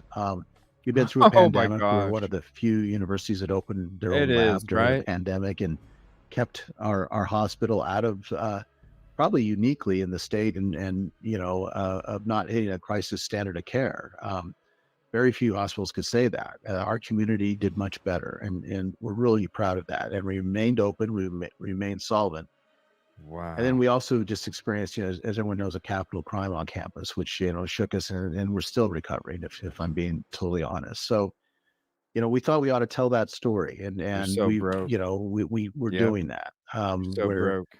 we I have a co-author, Temple Kenyon, and we've written a book about this and about the P3 deal we did on the steam plant, which helped kick off a lot of our financial recovery. There's just a lot of things. Yeah, see, that's what I was telling you guys. It's not tunnels. It's so they had a water source and a heat source, and it saved up. I'm so glad it's 2024, y'all. I'm so glad. I'm so glad. Things in there that will help university presidents. I'm so and even glad. managers. And it's just a good story about. I couldn't take much how, more. I couldn't do it. The process it took to become president, and then all that we did to write the institution and put us on the path where we could be a viable institution for competing for something like a University of Phoenix. When you think about it, that's a pretty incredible journey from where we were 4 years ago. So the book talks about all that. It doesn't talk about the University of Phoenix yet because it's not done. That'll be the next one. And, that'll be the next for now, one. we've got that. And Sneaky guy. I'll just say that all the university revenues that come from this book, it's not a Scott Green project, it's a university project. So it's all going to the Healing Gardens for the for remembering the lost students. Gosh. So Okay. I'm gonna say this again because I'm tired of fucking hearing this shit.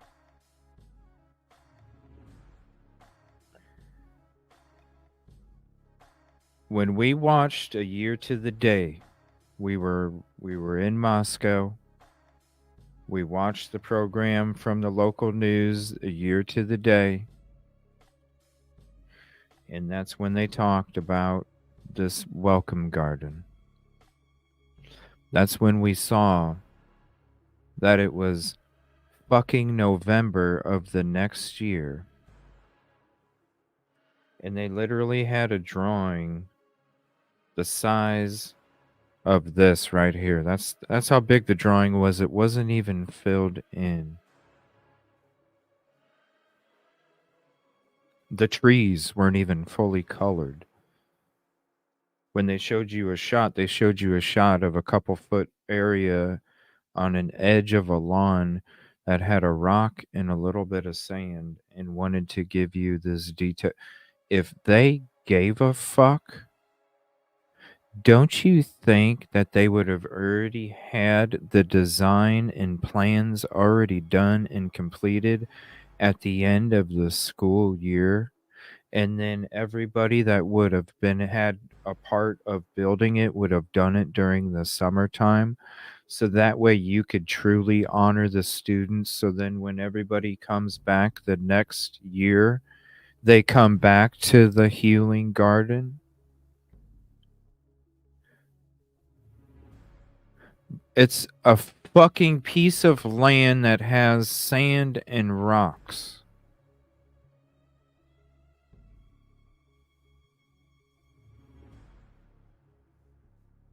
And it takes you 2 years or more, because we don't even know. We just saw how much progress there was a year to when the crime took place, and that's already after the new year started.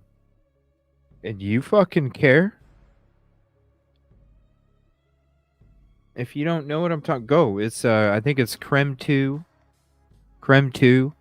They sit there and they talk to the local news. Just look it up.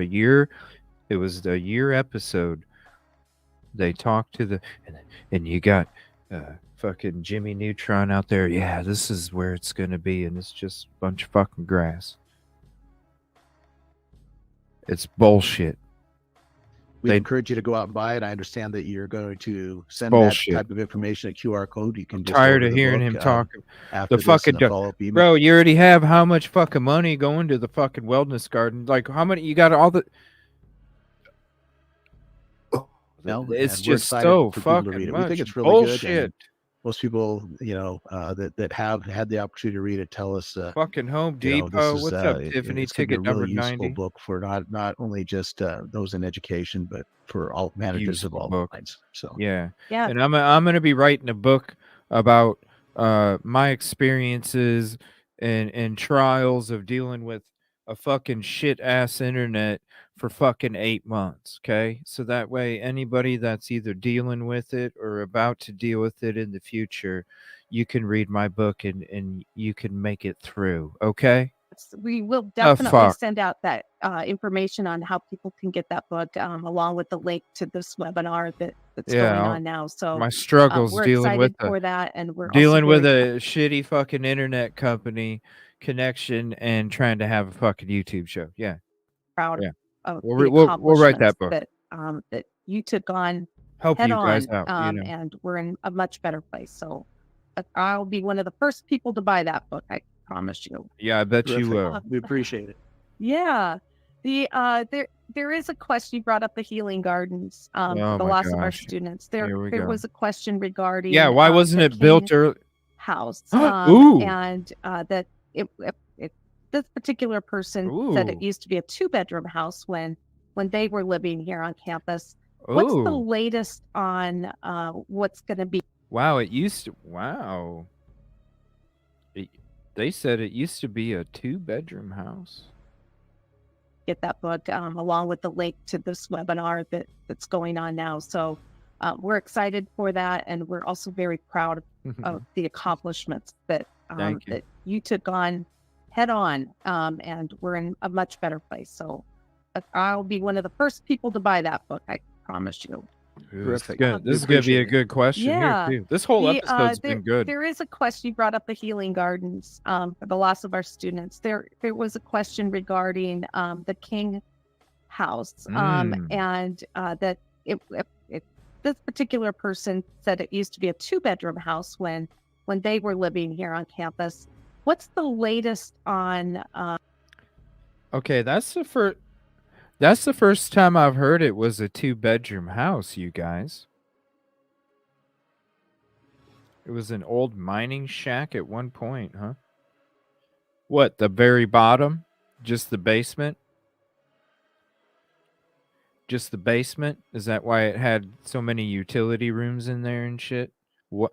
I bet you the utility room was a kitchen on the first floor, wasn't it, April? When you go in and then you go to the left, I bet you that room before you get to the bedroom, I bet you that was the kitchen, wasn't it? Ah.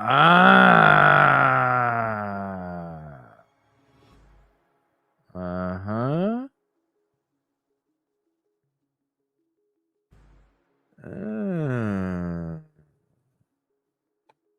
Where's the picture of that? Where's the picture of that? Interesting. What's going to be happening with the house on King Road? So the house was donated to us.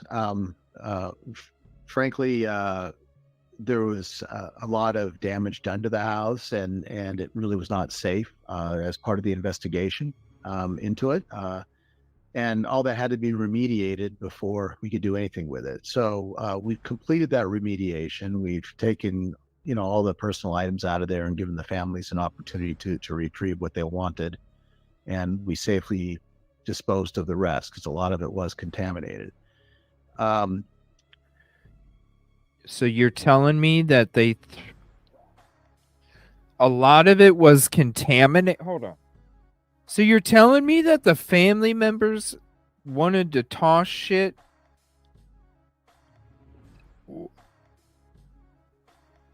I would like to ask any of the family members.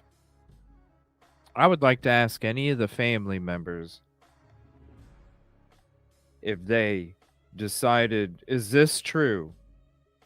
Was there a decision to toss? You think so? There was a decision. If I don't care If it was contaminated, if it was I'm just speaking for me, and if it happened to one of my loved ones, I'm sorry. I don't care. Man, Mr. Green is saying a lot in this video tonight. And that this particular person said it used to be a 2-bedroom house when they were living here on campus. What's the latest on what's going to be happening with the house on King Road?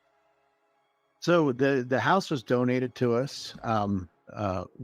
Frankly, there was a lot of damage done to the house, and it really was not safe as part of the investigation into it. And all that had to be remediated before we could do anything with it. So we've completed what that you call it? remediation. We've taken, all the personal items out of there and given the families an opportunity to retrieve what they wanted. And we safely disposed of the rest because a lot of it was contaminated. Oh, they threw it away because it was contaminated. But yet you didn't give a list to the family members, remember? What's up, Cheryl? Remember, Mr. Green? Nobody got a list of items, right? Right, Memory? Where's the inventory list of the items? Oh, interesting. There is a question. You brought up the healing gardens for the loss of our Oh, students. this is a There was good... a question regarding the Y'all, you're hey, if you guys are just hopping in, skip the News Nation videos, go right to where we start talking Mr. Green. I will have timestamps in this video for sure. You guys are going to have your mind blown this whole time we're discussing Mr. Green. Trust me, you'll want to go back. the King house, and that this particular person said it used to be a 2-bedroom house when they were living here on campus. What's the latest on what's going to be happening with the house on King Road? So the house was donated to us. Frankly, there was a lot of damage done to the house, and it really was not safe as part of the investigation into it.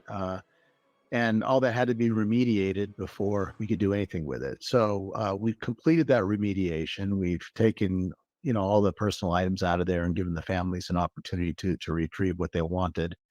And we safely disposed of the rest because a lot of it was contaminated. With Now it's no just a matter inventory list. tearing down the house at some point. What a We joke. aren't going to do it during the school year. We just have too much going on right now. So, we deferred that decision, but, probably till at least after this semester is done. But the house will come down. And the idea is that, we do want to do something with the land that would benefit, future students. And so the idea is that we may use it for low income housing or something like that. But Are you and probably you're going to turn that shit into low income? What?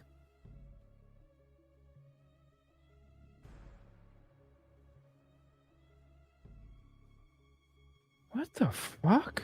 that, we do want to do something with the land that would benefit, future students. And so the idea is that we may use it for low income housing or something like that. But and probably get our College of Art and Architecture students involved in that. But we'll see. We still have decisions to make on it. And, frankly, What? I want to make sure that we do what's right for the families and the students. And so we're taking our You time and lying deciding ass exactly motherfucker. You want to do what's right for the families, you piece of shit. is that we may use it for low income housing or something like that. You But, lying and ass probably get our College of motherfucker. Art and Architecture students involved in that. But we'll see. We still have decisions to make on it. And, frankly, I want to make sure that we do what's right for the families and the You students. lying ass And so motherfucker. we're taking our time in deciding exactly when and how to do this. Good, thank you. Question regarding first generation students, and there's been Wow. numbers thrown around that 50%, 52% of our students are first generation students. That's something to be very proud of. What do you attribute that success to? I'm sorry, can you say that last part again? What is the success attributed to by having The crime, because people probably want to go to fucking school where the fucking crime took place. Hello, well, that's why the enrollment was higher, lady. 52% of the students being first generation And that's only over 6,000 people. students? Yeah. That's- So I don't know this for a fact. Dean Kaler keeps promising some numbers, but I haven't seen them yet. But I believe a lot of it has to do with our Enroll Idaho program, which is where we travel around the state, high school students, and What's up, Moonville and Ticket talk about 111? Thank the you very University much. of Idaho and how you can finance it. Because many students, and particularly first gen, I mean, their parents. Yeah, everybody, guess what? You can sell some of the university property and lease it to Home Depot. Parents really don't know much about college or how to go about getting loans or filing, FAFSAs or, where Moscow even is and what you can study there and why it's valuable and will it pay off? Because there's a lot of discussion around that. So we travel around to high schools around Idaho. We talk about all that, including how you can finance it. And we think that that's been really helpful because Yeah, we just saw lease your land to Home Depot, buy University of Phoenix online. Even though I can't make it prove it yet nonprofit with the so you data, can but I have think the access data will to bear the it free out money. those visits have really paid off, and we go to all sizes of high school, not just the big ones in the Shit. Treasure Valley. I'm gonna tell you right now, this video is paid off because, dude, you have said so much in this. This ain't no lie. I told you guys in the beginning of the episode that it's all about the Greenjamins, baby. And I told you, you guys were going to be getting into some shit tonight. If you're just hopping in, definitely go. I'll have the timestamp put in after the show's over tonight because we still have more stuff to get through. I'm packing 2 shows that I was supposed to do yesterday into a show this evening. No, it's not over. We're going to be still going for a while. I'm packing 2 shows because I was having internet issues yesterday. I was supposed to do my Cliff Notes. I was supposed to do my Cliff Notes yesterday morning. And then we were going to be having this tonight where we were going into a lot of this other stuff too. So no, it's not close to being done. Trust me. So if you are just joining the live, trust me, skip ahead past the dumbass News Nation shit. Go right. I'll have timestamps after the show's over, but go right to the beginning. When we're done tonight, go to the beginning, and oh my gosh, it's crazy how even the University Idaho started, and it wasn't even a university except for on paper for 3 years, and it was meant to keep the panhandle so nobody else could claim the land. It's ridiculous, people. Their graduating class had 4 people. I've been to Tonia and up to Sandpoint and Salmon and and around the state. So Potlatch. So again, and I love it. It's fun. Love going to those high schools and we have a good time with it. But more importantly, I think the students come away with a desire to learn more about. I hope Ann Taylor sees that video right there. I hope Ann Taylor sees that video. Going to college and what they can get out of it. I like to say it makes you healthier, wealthier, and wiser. And we talk about how you earn more money, $1.2 million on average. Even I think the latest I saw was actually much more. I mean, shit, we talked about it like a few weeks ago, a month ago, maybe more. And then I've made the highlight video of it finally, and still ain't nobody talking about it. I don't understand it because when you watch the contamination that takes place in front of your eyes, when they're the ones that are also inside the property as well, I don't understand it. I don't understand why it's not the biggest topic out there when it comes to this case. When you see the contamination that took place, I don't understand it. I don't get why it's not the top topic of Idaho4 when it comes to I mean, I don't get it. That is I almost don't get $2 it. million. Again, on average, healthier, you'll live 9 years longer on average because you're making better decisions and you're happier. You're more involved in your community. Yeah, all the surveys would indicate that. So we have a good story to tell, and it's different than the ones that the extremists want to tell who are against higher education. So we need to get our story out there as well. We're doing that. Yes, our alumni are always asking how they can help, and that telling the story, recruiting their neighbors' kids, their kids, really helping them get to campus to see what a great opportunity it is for a student. We have a question on affirmative action. With all the recent discussion and changes to affirmative action and concerns about legacy admissions, how does the University of Idaho respond to that? Well, we've always based our decisions on folks making hitting our criteria. I'm struggling for the words exactly, but that's it. Basically, if you meet our criteria, you're accepted to the University of Idaho. So there's really no other basis for accepting students here. And since we're a public institution, it's kind of always been that way. Other institutions have not, and I understand why they did things the way they did. In fact, one of my mentors actually was one of the lawyers for Harvard, arguing that case. So we don't really have to make many adjustments here at the U of I, fortunately. But it's going to be a very big change for many institutions, and I don't know how they're going to deal with it or and how they're going to adjust, but it's clear they're going to have to probably do something in very short order. Wonderful. Thank you.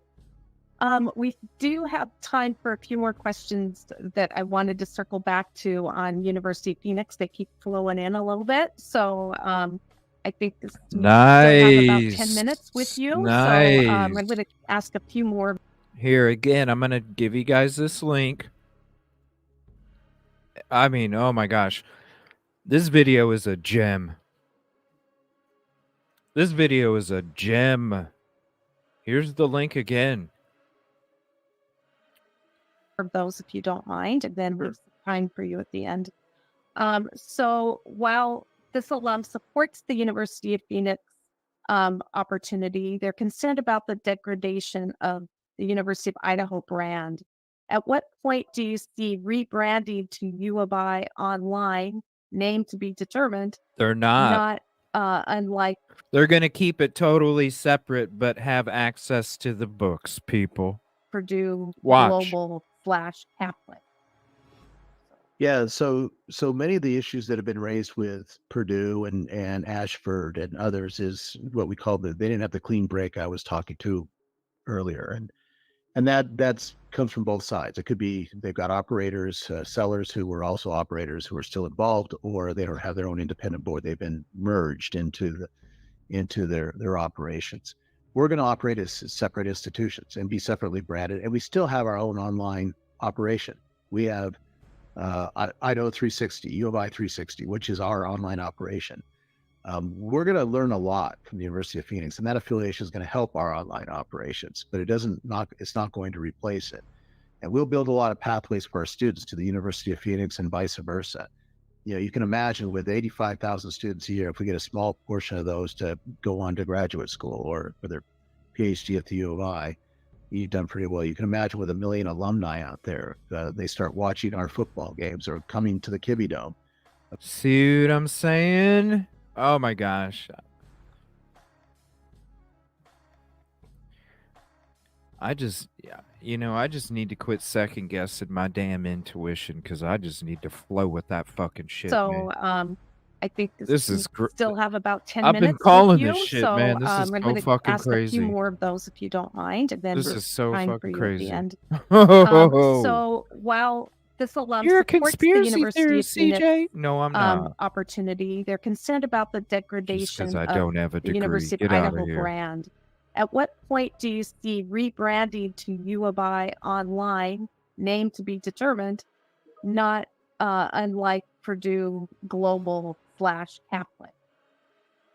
Yeah, so many of the issues that have been raised with Purdue and Ashford and others is what we call they didn't have the clean break I was talking to earlier, and that's comes from both sides. The It could clean be they've got break. operators, sellers who were also operators who are still involved, or they don't have their own independent board. They've been merged into into their operations.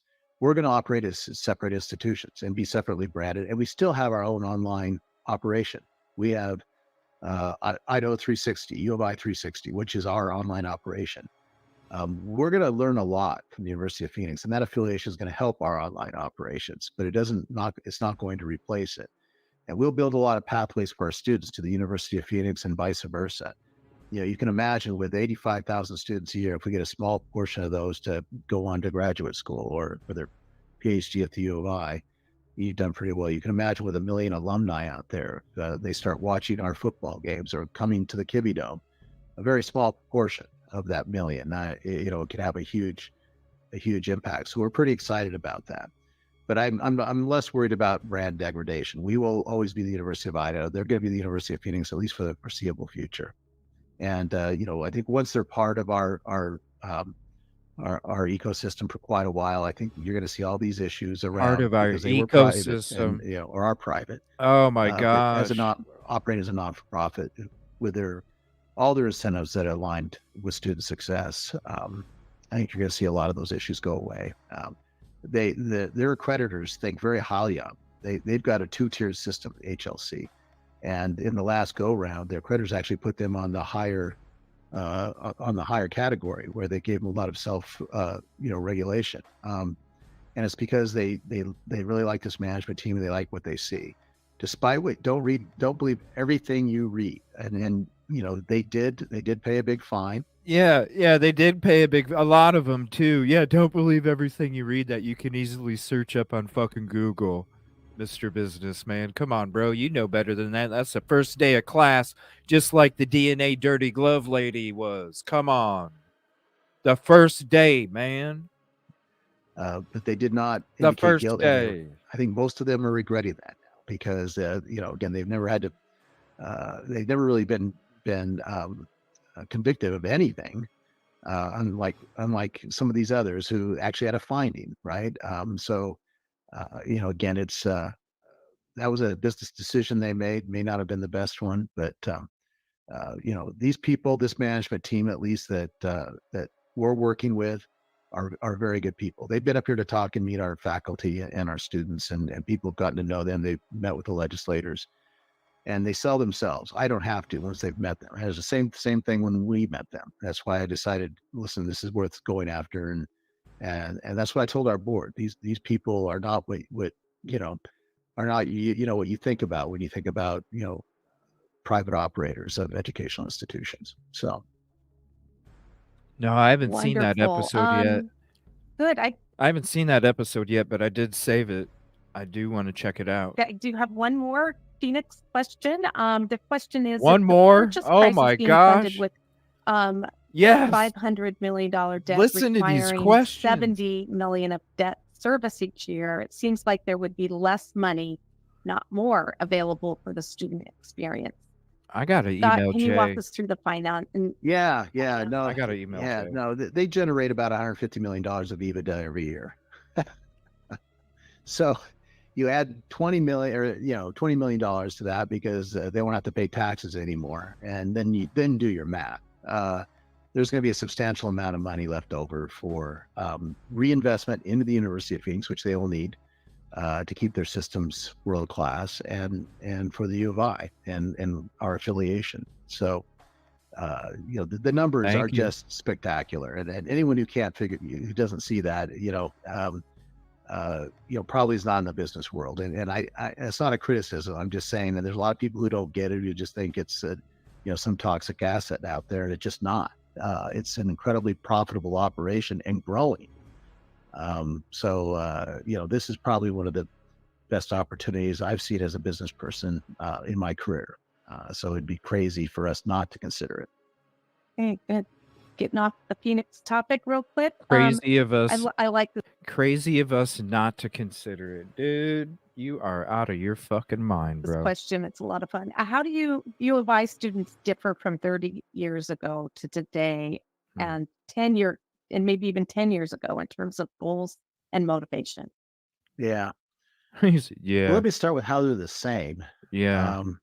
And then I can talk a little bit about, maybe some of the differences. But what I find amazing is how similar they are to where we were. The technology has changed their lives in many ways, but they're still, at least at the University of Idaho, they're still quality students. They're still hardworking. There's a work ethic here. Our Idaho industry still loves. They love coming and competing for U of I students. We've got nearly 300 companies that are going to be on campus in a couple of weeks at our career fair. It's unbelievable, the support that our students get and the demand for them. And it's that Idaho work ethic. 70% of our students are still Idaho kids, and they bring that, and they bring it to their employers when they're done here, together with the education they've gotten here, which we all know because we've been through it, is first rate, and has enabled many of us to compete, around the world if we choose to do that. So listen to him. That has not changed, and I'm proud of that, and I like that. What has changed, and I kind of alluded to it, is they are very technology driven. If it's not on their phone, it doesn't exist. So if you want to recruit students, you got to be on their phone, and it can't be an email. It's got to be video. It's just they live in that world in 10-second, 15-second sound bites. I mean, some of the commercials we're putting out, I can't even follow, but the kids do. They get it and they follow it. I would also say they care deeply about people and the environment more than we did. And again, I don't mean that as a criticism of us. I just think that we grew up in a time when, natural resources were abundant, and nobody really had to think about where their water was coming from.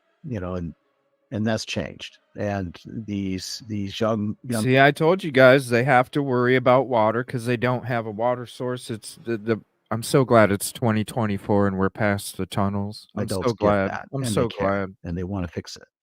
They want to conserve what we've got and make sure that we have the same opportunities to go out and hunt and fish and do what we want to do. And they're worried that world might be coming to an end if we don't start making some radical changes about how we manage our natural resources. So buddy.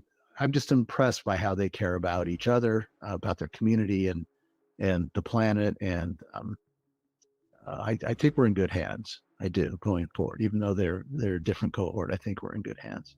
Excellent. All right, this alum is so excited to come up here for football games this weekend and is going to the Styx concert and wants to know, are you going to the Styx concert? I'll be there.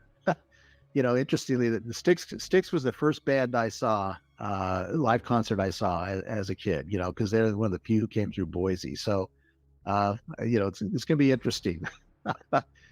These guys got to be pretty old. I mean, they got to be at least as old as me, older than me, right? So it'll be fun to watch them. But yeah, I'm going, and I can't wait. Looking forward to it. And of course, football, Sac State may be the toughest game we have this year, other than Cal. And if we beat them, we're in very, very good position, to make a run for a national championship. But it's not going to come easy. They beat Stanford last week, so we've got our work cut out for us at home. Be there or in square, right? No seats. Don't believe any rumors that you can't find a seat. You can. Square, huh? I think this comment is great to end on. But this alum could speak to many of the alum that are out there today. Just wanted to thank you, President Green, for your leadership and your reasonable, progressive vision for the flagship institution of our state so far during your tenure. And always, always, alumni are proud to be a Vandal, and this person is grateful for the ongoing work you are doing for the continued preservation of our great university's reputation and place in the state of Idaho. So I know many would filled agree up my with coffee. that. So thank you for that. Love that. Any last words in this last minute together? What an interesting. I appreciate video. I think we had over 125 alums on at this time. I appreciate you tuning in. I hope you like what you heard, and if not, I'm sure you'll write me and tell me, and that's good too. I always love to hear from our alumni. And maybe I always have to say, go Vandals. Right. Go Vandals. Yeah, I'm sure they will write your ass because you just fucking, oh boy. Yo. Like I said, it's all about the Greenjamins, baby. If you're just joining in, you'll after the show's over, I'm gonna be putting the timestamps in because you guys are not gonna want to miss from the beginning of when we start getting into this stuff. You guys, this is oh my, what a video. Here's the link again. And I sent it to Jay for Justice. I said, here's another green gem. Man, this video was crazy. Here, I thought we were going to be sitting down with Joe the Vandal, the mascot. They were going to be having a cup of coffee. Guess not. Was it not fucking filled? I mean, geez. I think I'm going to make a highlight of just this part because it's like boom, boom, boom, boom, boom, boom. You just, and before that, when we get into the why the university even started in the first place, you're going to fucking freak. Meant to keep the panhandle as a land grab, and it was a university on paper to do it for 3 years before it even had a building. They just did it to make sure they didn't lose the panhandle for Idaho. Ain't it nuts? Out of your damn mind. It's crazy. So I'm going to scroll through this one. Let me switch to my document screen. And you guys can take some screenshots if you want. And let me get rid of that. So, this is United States Senate, Washington, D.C., 20510, September 11, 2023. Mr. C. Scott Green, President, University of Idaho. It says, Dear Mr. Green, it has come to our attention that the University of Idaho, UI, has agreed to purchase the for-profit University of Phoenix, given Phoenix's long record of poor student outcomes, deceptions of veterans, and entanglements in federal investigations and enforcement actions. We urge you to reconsider the implications of acquiring Phoenix, which could cause great harm to students and taxpayers not only in Idaho, but also across the country. This is the United States Senate, people.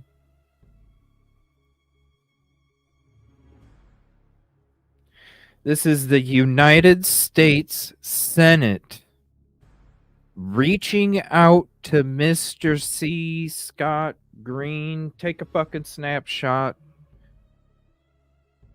I'm telling you, I told you, tonight we were going to be dropping some shit.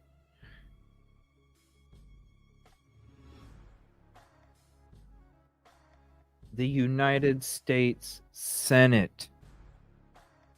This is before. The interview was October 6th.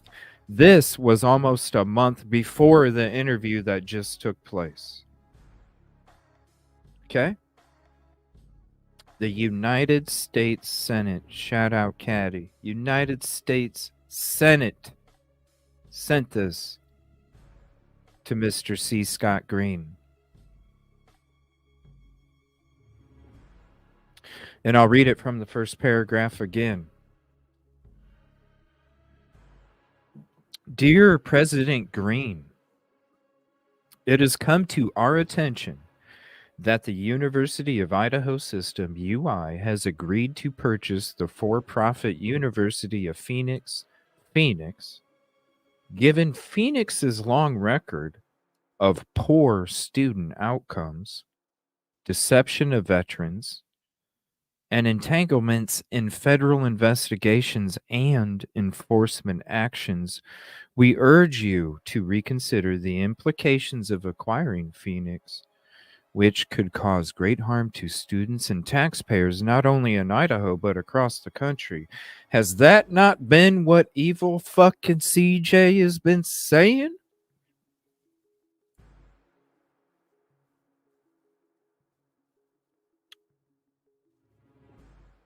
Again, the United States Senate. Many for-profit colleges have a long history of preying on vulnerable students, including veterans, low-income students, and students of color. Phoenix is no exception. In fact, Phoenix consistently produces poor student outcomes, frequently leaving students with piles of debt in either a near worthless degree or no degree at all. Evil CJ doesn't talk down to anybody about the degree. Evil CJ discusses the reality of the fucking information. He doesn't talk down to the people that have the degrees. He says, no, the fucking university uses that against these people.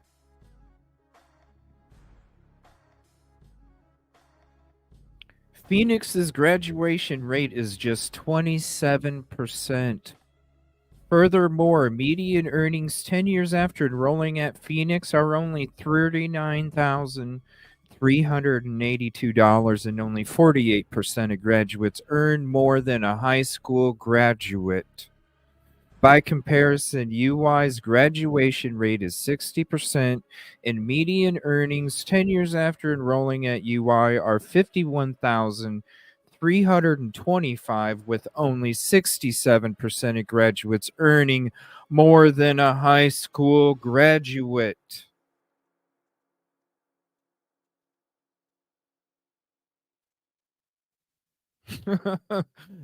Again, I'm going to scroll back more. The United States Senate sent this to Mr. C. Scott Green.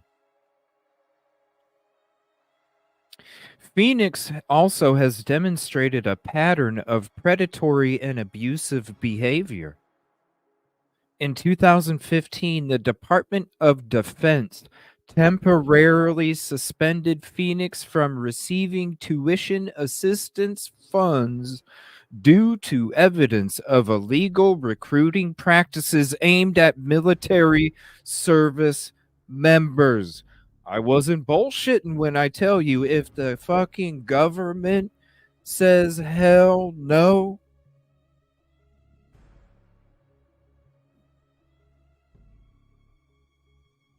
they're the ones that pay $200 for a toothbrush. If they ain't willing to say hell no for that $200 toothbrush, and they're saying hell no to this,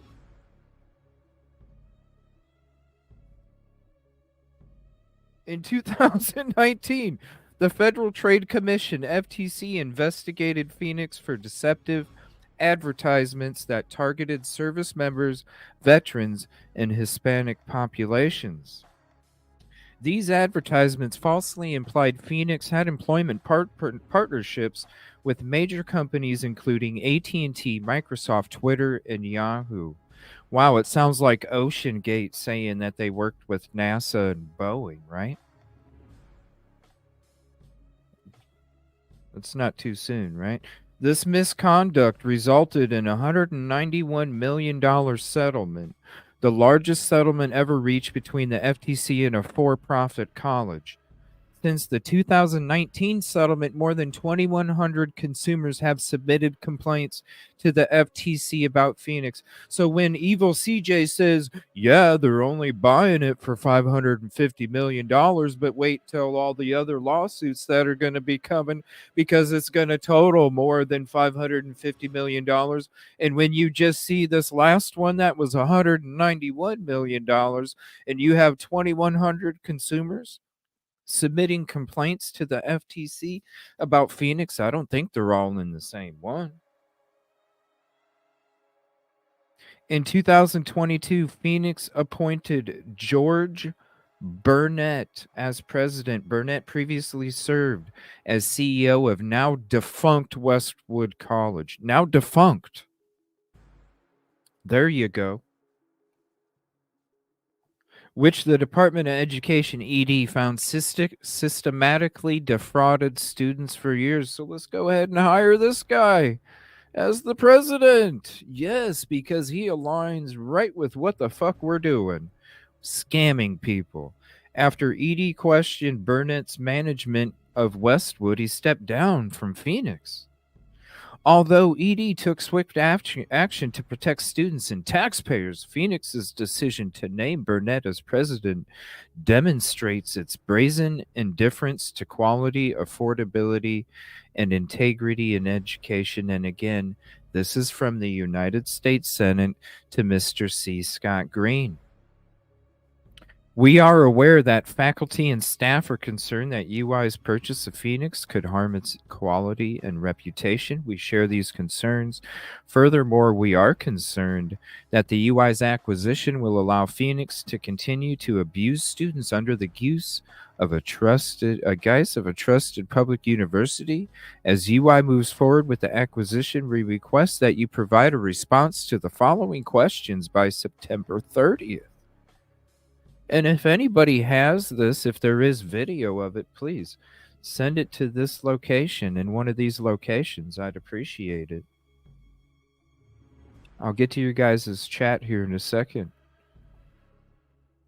UI's enrollment. Number one, UI's enrollment is just under 7,000 students, while Phoenix enrolls more than 65. See?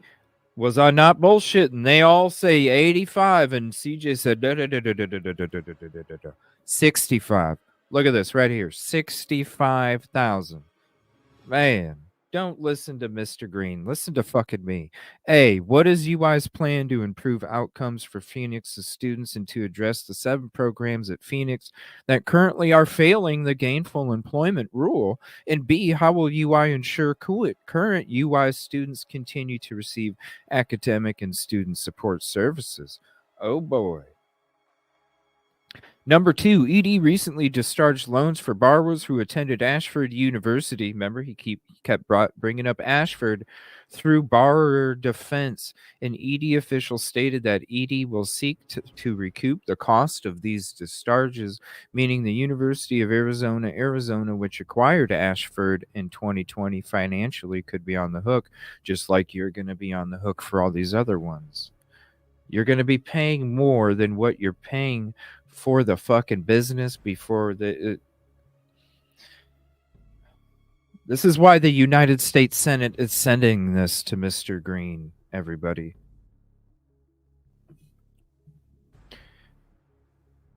This is so ridiculous. On UI's frequently asked questions webpage about its affiliation with Phoenix, UI states that Phoenix will provide $200 million in cash if the deal goes through. What is UI's plan to cover potential liabilities it could acquire from... Hello? Hello? Is the $200 million a contingent payment to cover anticipated liabilities? Hello? Hello? UI has stated that it plans to fund the acquisition through bonds, but that state bonds will not be issued. Please provide additional details on the financing of the deal, because yes, it's shady as shit, isn't it, the United States Senate? Number 4, the Higher Education Act's 90-10 rule mandates for-profit colleges receive at least 10% of the revenue from non-federal dollars to prevent them from relying solely on federal funds. However, the GI Bill was not counted as federal dollars for purposes of this rule until Congress closed this loophole in the American Rescue Plan Act. Before the 90-10 loophole was closed, Phoenix received more GI Bill funding than any other institution of higher education. We are concerned that Phoenix is pursuing this partnership, at least in part, to evade the updated 90-10 rule.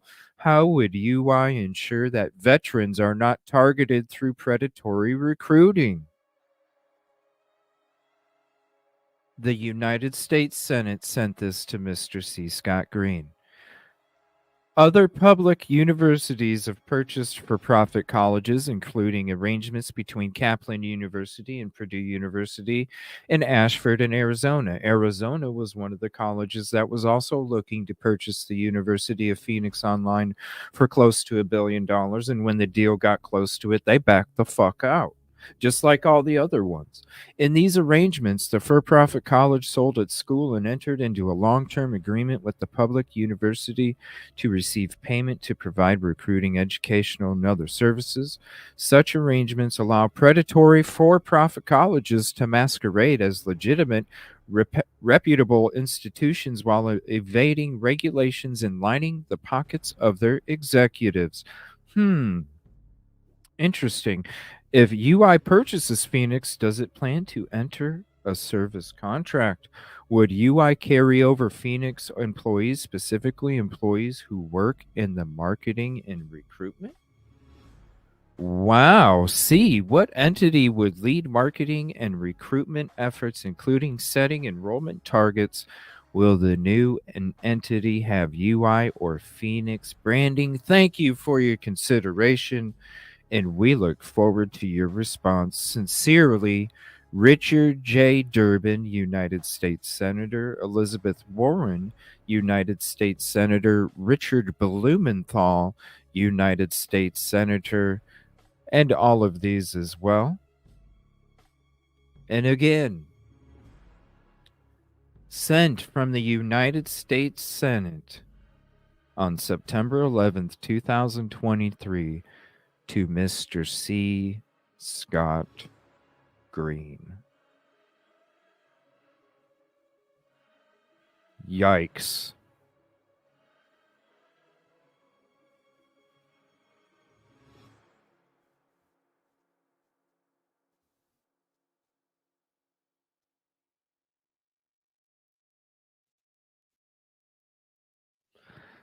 That's crazy.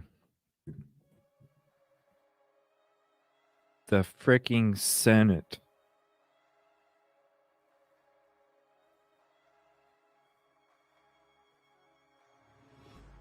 Let me get to your comments. Wow. All right, let's see. Where did StreamYard put me? Oh, man. Hold on one second.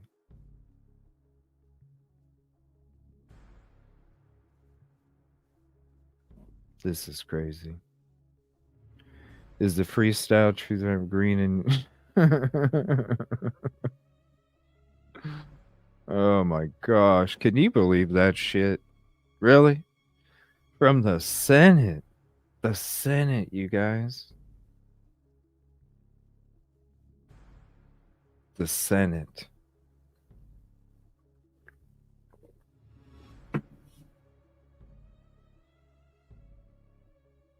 The Senate. Well, they had almost 12,000 this year. I'm projecting, last year I was projecting them to hit 13.5 to 15 for the start of the new 2024 year coming up in fall. Earlier this year in the summer, I projected 13.5 to 15,000 the start of the fall of 2024 college season. That's what I've been projecting. I don't know if it'll it's probably too high. It probably is too high, but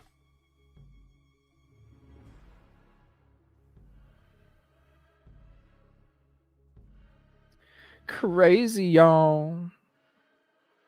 All right, here's another thing. Now, this is what we were talking about earlier. So this is regarding, here's the link to it. This is regarding, and thank you, Caddy. This is regarding the fire that we were talking about. So like I said, if you joined in late, I'm going to have the timestamp in as soon as I can right after this show's over. Once this show's over, if you join late, skip the couple News Nation videos in the beginning, go right to when we start talking about Mr. Green, and you'll see what we're talking about right here. It's going to blow your mind. Trust me, you're not. It's going to be, even if you sit back and listen, it's going to be some of the best 4 or 5 hours that you sit back and listen to when it comes to all of this stuff with Mr. Green here tonight. Trust me. Crazy. Crazy shit. So this is talking about the fire from the old administrative building, March 30th, 1906. So there's diagrams, there's all that information, University of Campus photographs collection. Thank you. So there's a bunch of information there for you to go through, different pictures of what it looked like through different time periods, as you could see. It even shows interior, and then it shows when the fire took place. It shows it on fire.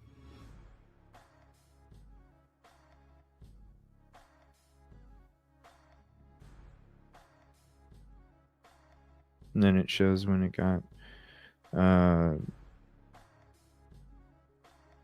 demoed. So it's very good information. You can view all the records. Definitely worth checking out. So hit that link and you'll be able to check it all out on your own as well. So it goes into the whole administrative building and all the information regarding with that. And I just want to say thank you guys. That's why I share all these with you guys, because I want you guys to explore all this stuff as well.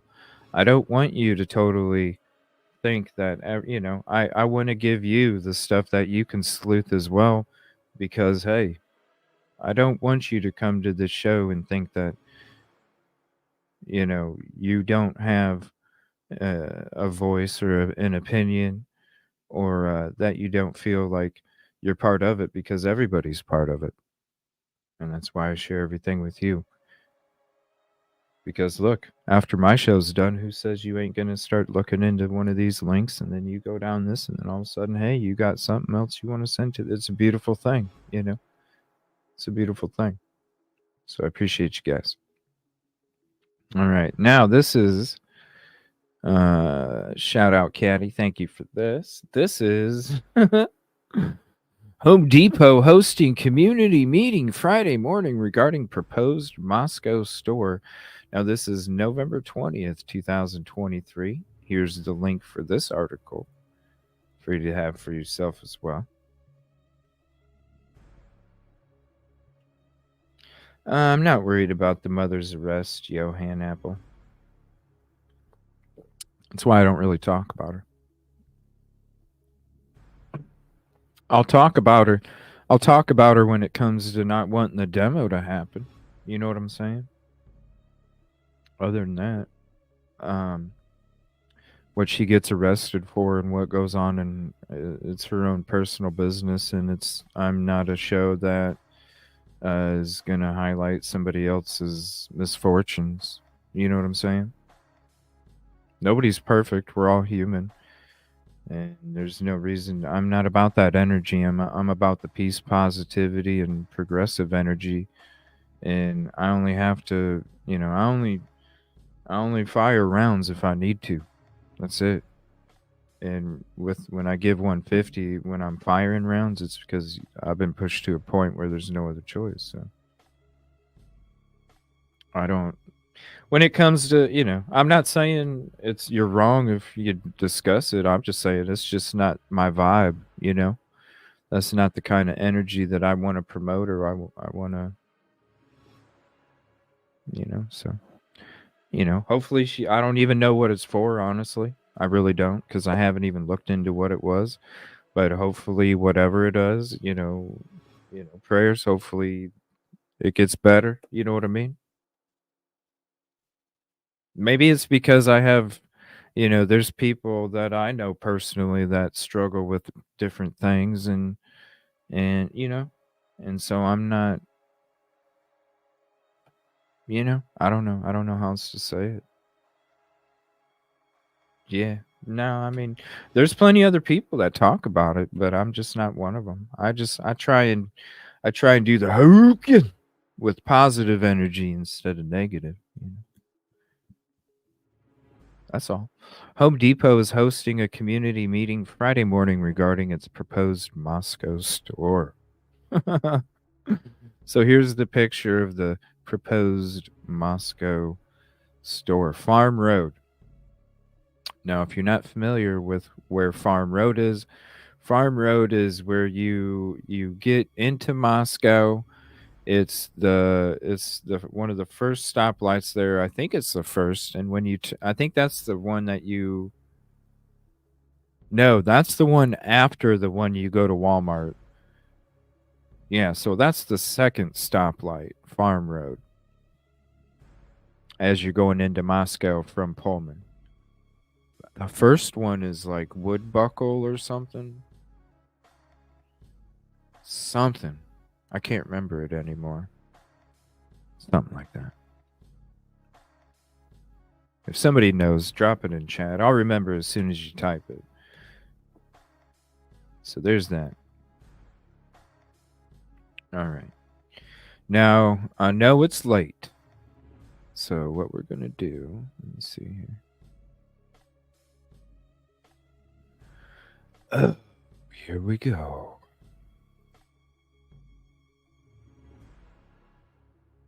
When evil visits your campus.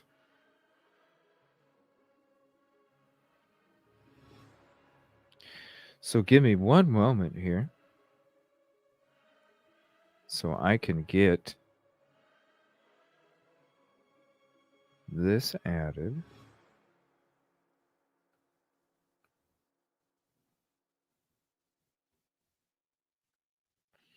Because we got to be able to have like a. See, we got to go like this. How do we do this here?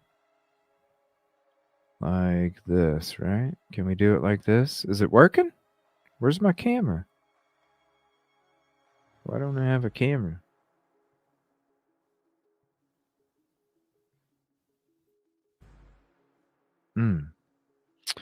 Okay, hold on. We got to fix this. We got to fix this.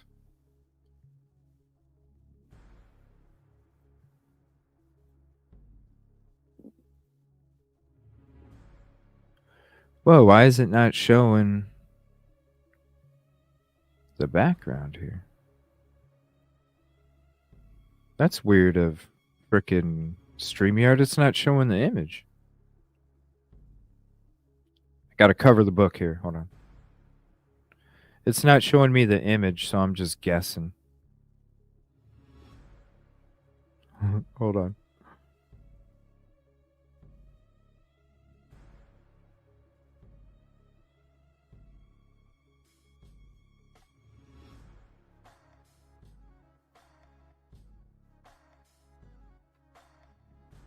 There we go.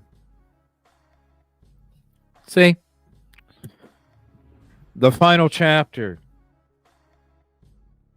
Shout out to Leah. Thank you so much. Sorry we didn't get to. She bought the book for the community. She bought the book for the community. I think it was Tuesday night. So shout out.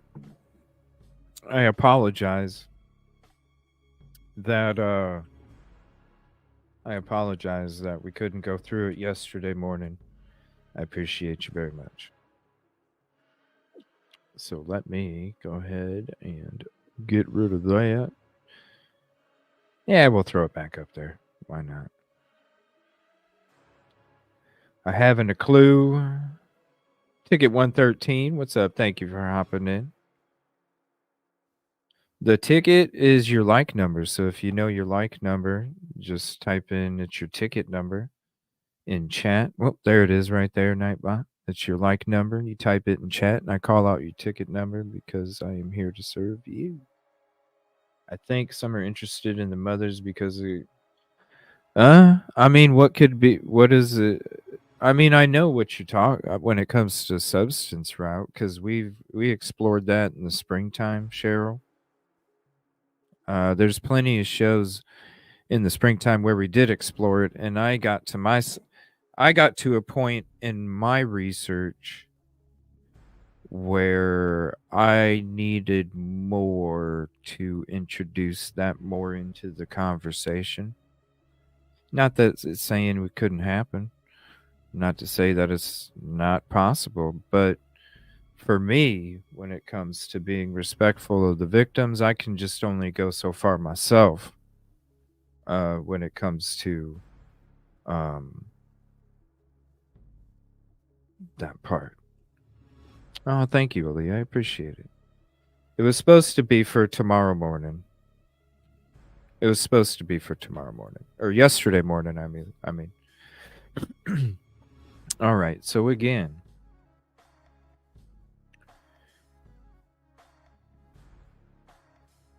Why is it not showing it? There we go. Again. When evil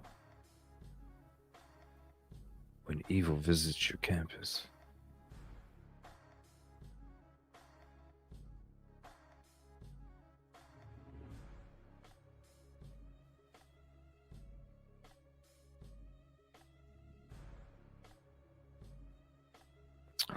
It took my thing away.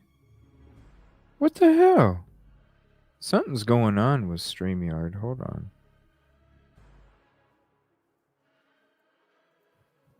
It took my thing away. There we go. 413 pages. I'm not reading the whole book. You're out of your mind. You're out of your mind. I'm not reading the whole book. When evil visits your campus. Okay.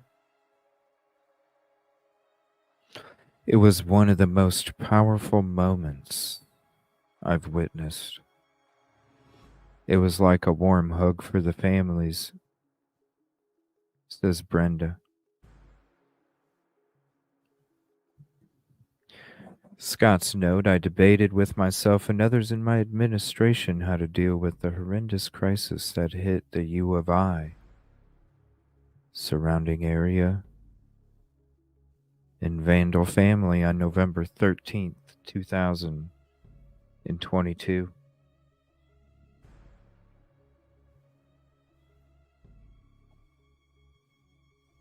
It certainly was something no one saw coming, and after many careful and thoughtful discussions, I knew it fell to me to share the university's response. It fell to me to share the university's response to one of the darkest events in the institution's history, and I also knew including a chapter in this book would be difficult.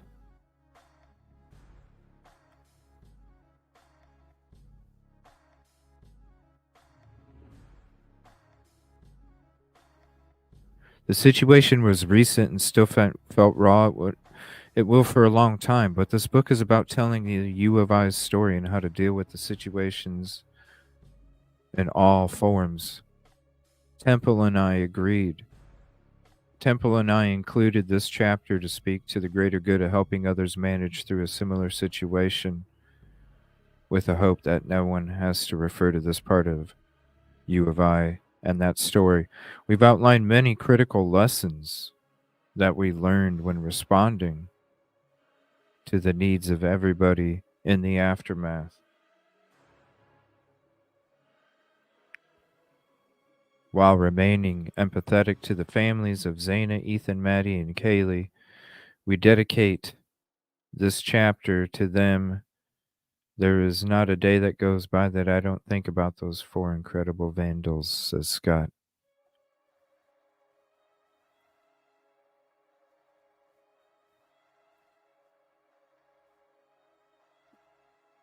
It is very beautiful.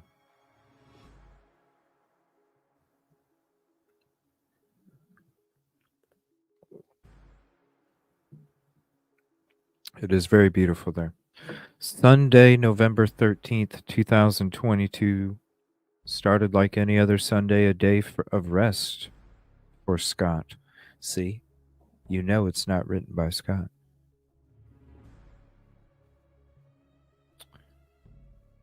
Weather-wise, it was strange. It was a strange weekend with all the temperatures fluctuating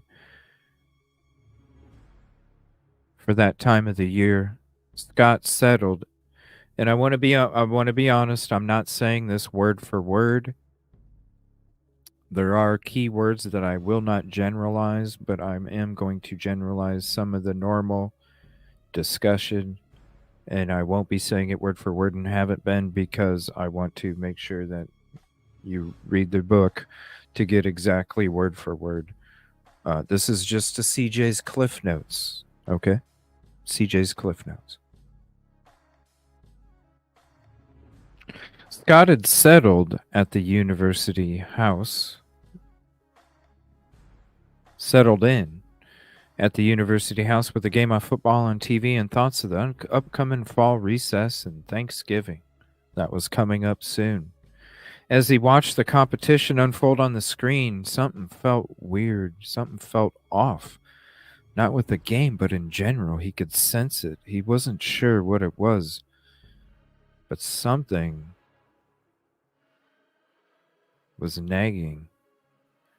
Lee Epsey's day started as a relaxing Sunday at home across town. Lee was the division operations officer for finance and administrative at the U of I.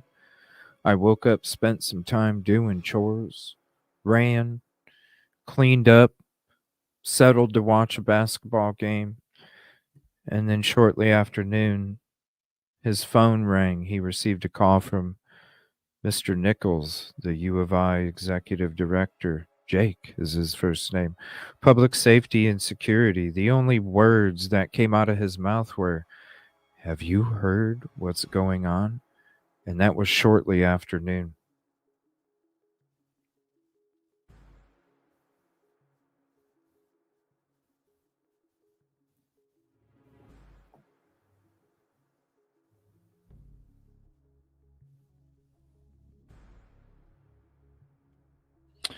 He said, when I told him I hadn't, he informed me that there had been an incident on King Road, a quadruple homicide. Likely students. Jake said to me that he was out of town, but heading that way, and I suggested I go and start setting up a command center at the U of I administrative building. Remember? The plan of action I always talk about, everybody. The IT department that I talk about, everybody. Lee knew it fell to him to inform and gather the Vandal tribe right away. He called Scott, no answer. He sent a text quickly, but then that's what prompted Scott to call instantly. A phone call all presidents fear, because that fateful Sunday just before 1 o'clock in the afternoon, right before the Consalvas family were being notified of their loved one, Scott learned of the tragic and brutal crime of 4 people in Moscow at a home on King Road. The call was short, said Lee. I let him know the plan to set up the command post, and he agreed to head to the administrative building. Vice Provost of Student Affairs and Dean of Students Blake Eccles was preparing to go to Costco with his wife just before noon, and he received an alert on his phone about an unconscious individual at King Road. My protocol for stuff like that is I don't do anything proactive because LE or security's responding. They know to call me when and if it's an emergency. The call came when Blaine was in the parking lot at Costco, and Tyson Barrett, campus captain from the Moscow Police Department, informed Blaine that 4 individuals were found deceased and believed to be college age, most likely unalived.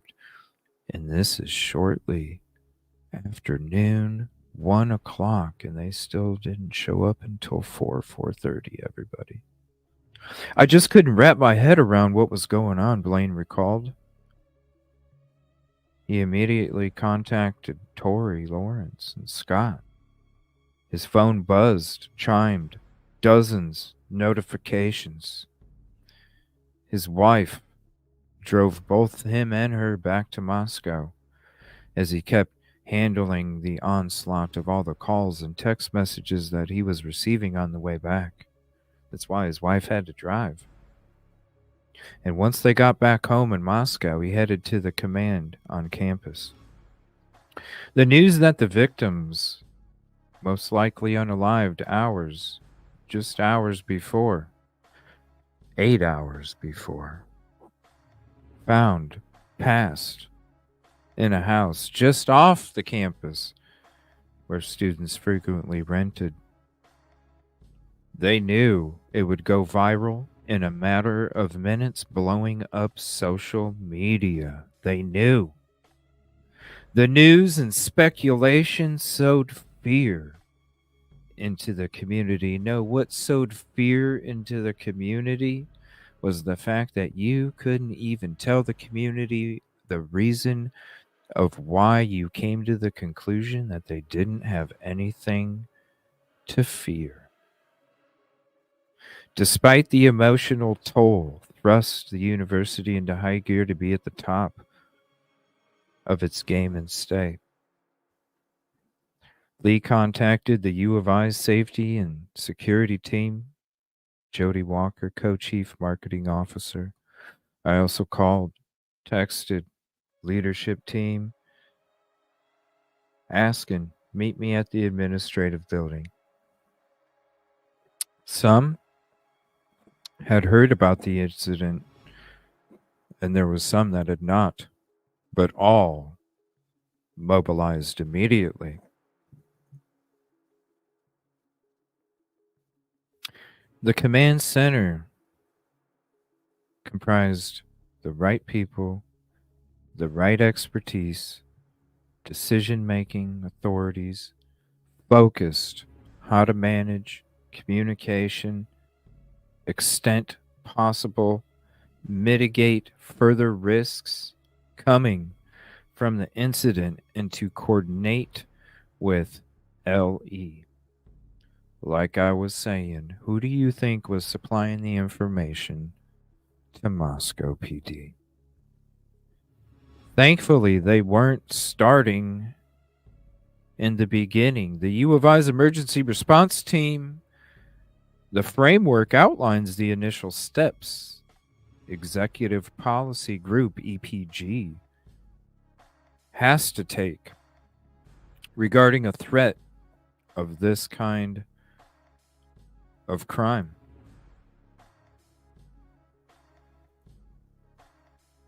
The EPG consisted of Scott, Tory, Blaine, Lee to oversee the security, Jody for public relations, and General Counsel Kent Nelson, and VP of Finance and Administration Brian Foisey. They, along with Jake Nichols and other public safety and security team officials, immediately gathered at the president's office to invoke the university's crisis management policies.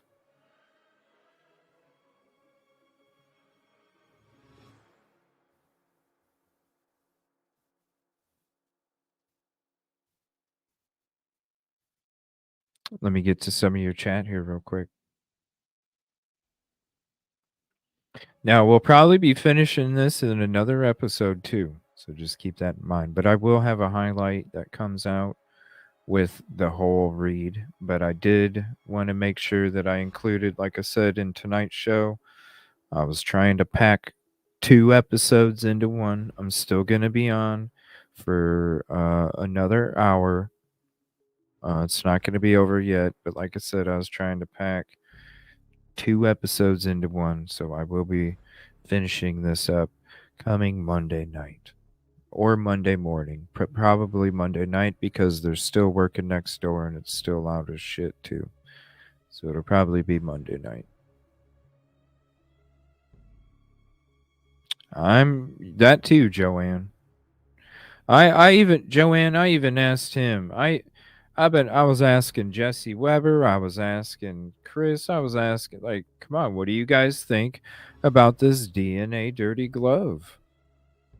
What do you guys think? Nobody wants to talk about it. I don't understand why it's not the biggest topic right now in Idaho 4 when you see the kind of frickin' contamination that took place before they even walked in. And if that's how they approach a crime scene, going to a crime scene, then when you watch the end of the video and you see what else they're doing in the crime scene on the inside, and you're going, if you approach it the same way as you do outside as you did inside, then how can I trust what the hell you were even doing?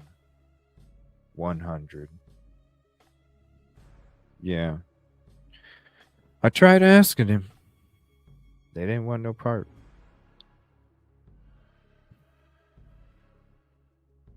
All right, we are on page 351 of 413. First, the group quickly crafted and sent a vandal alert. Campus, informing MPD, conducting homicide investigation, instructing employees, students, stay away, shelter in place. They had no idea if there was an ongoing threat. They didn't even know if it was an isolated incident, Lee said. But he does remember pivoting between the public safety and security team and the EPG team, sharing information. Lee was the one telling everybody. And once President Green and Lawrence made it to the command center, President Green asked what we knew. And I remember the hair standing up on the back of my neck. And Lee said he looked into his eyes and told him that 4 people had passed. They think they were students. And Mr. Green let out a sound of disbelief, pain, and sorrow at the same time and rubbed his eyes and then immediately began to look weary with the painful thought that because you rubbed your eyes, I could rub my eyes right now and I'm going to look weary. Even though there was not much information, the mood was somber. They knew the victims were probably students.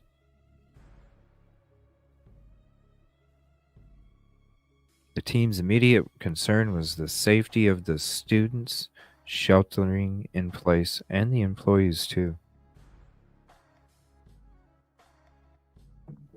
Because one knew if there was still an active threat at minimum.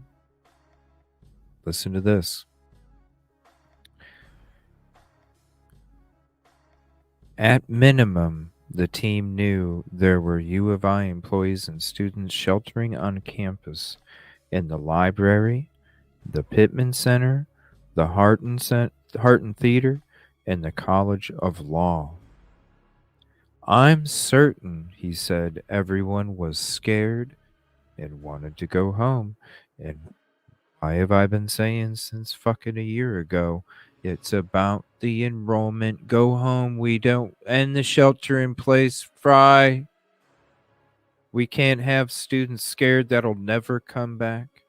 MPD Captain Barrett reached out to Blaine to help coordinate getting the friends at the residence away from the crime scene.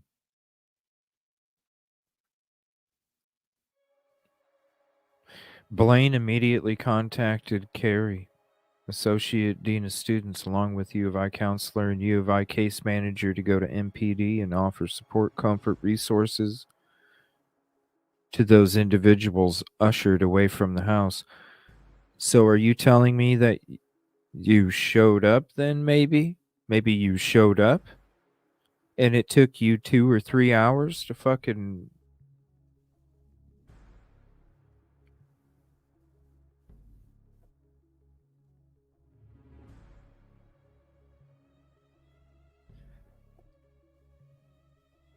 Is that what you're trying to hide? Are you trying to hide that it took you 3 fucking hours to rally the students away from the scene?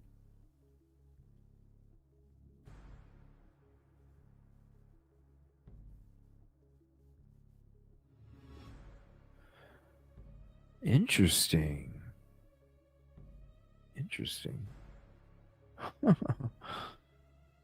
352. That is interesting. Oh, we're not saying Cheryl, I'm not even saying that it's not a possibility. I think you misunderstood what I was saying. I was saying it is. I'm saying, but for me, because I'm sure you've done as much homework as I have. If you do have homework that shows a lot more proof than what I've seen, I'd definitely be interested in seeing it for real. But when it comes to, I haven't seen anything that shows a connection more than what I just, it just wouldn't be right, you know. I don't know, maybe because I have friends and people that are, that are close to my heart that I care about, struggle with certain things. And I definitely wouldn't want to put their laundry out there, Blaine also contacted Director of Fraternity and Sorority Life Nick O'Neill to be prepared. When MPD released the names of the victims, we had a strong suspicion Greek students were involved because of the reports we had heard. But the protocol is whenever a student passes, we help track down contact information and give that to LE. Like I said, they help try and get down, hey, IT department, we need to see what's been floating around out there. We need to know because where's the truth coming from? It's coming from the media, social media that you can track, which is property of yours. And they're going to be telling you the truth. So you're not going to sit there and ask them questions. You're going to go through the private messages and emails that they're sending amongst themselves when it comes to any of the property that the students use, that they can go in there and look. We give the police as much information as we can in a legal sense so they can do their job and notify the families in a legal sense, huh? Interesting. Details were few, but the MPD informed campus safety and security later that afternoon that the attack appeared to be targeted. They didn't believe there was an active threat, but the community should remain vigilant. Yeah, the same old, same old.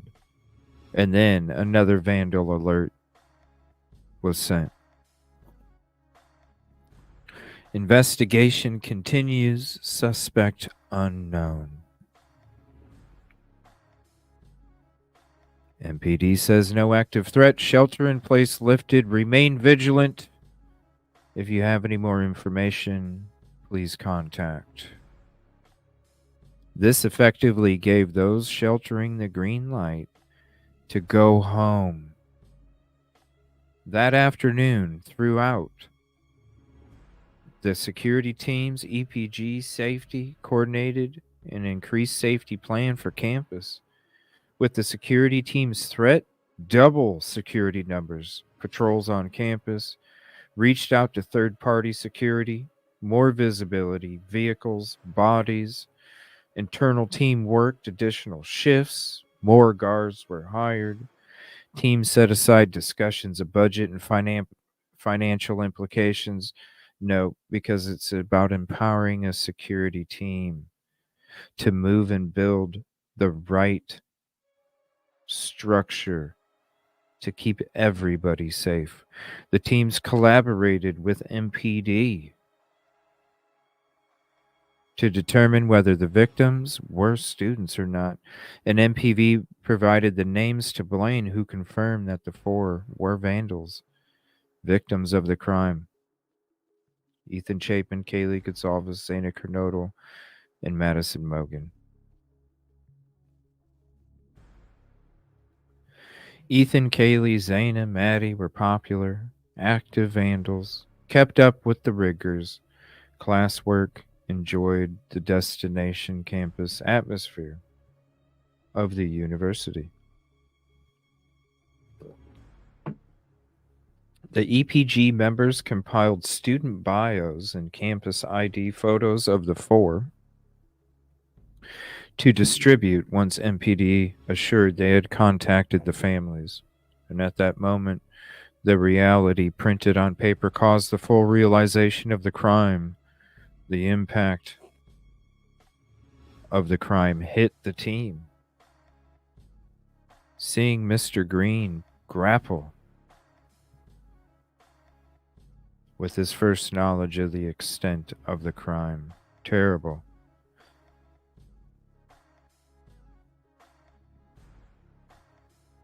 state of shock. Normal feelings that I think most people go through when confronted by this tragic loss so close, said Lee. Blaine suggested to Scott and Tori, considering Thanksgiving break would begin at the end of the week, maybe they should cancel classes for the entire week, and Scott agreed. The tragedy would be hard on the students and everybody who knew the victims. So he did make the early decision to cancel the following day, the 14th, and take the remainder one day at a time. And then late into that afternoon, into the early evening, Blaine and 4 counselors, 2 case managers, testing center began visiting the Greek houses directly impacted. So they went out to the houses, people. They drove up to Sigma Chi. They went to these different sorority and frat houses. Wow.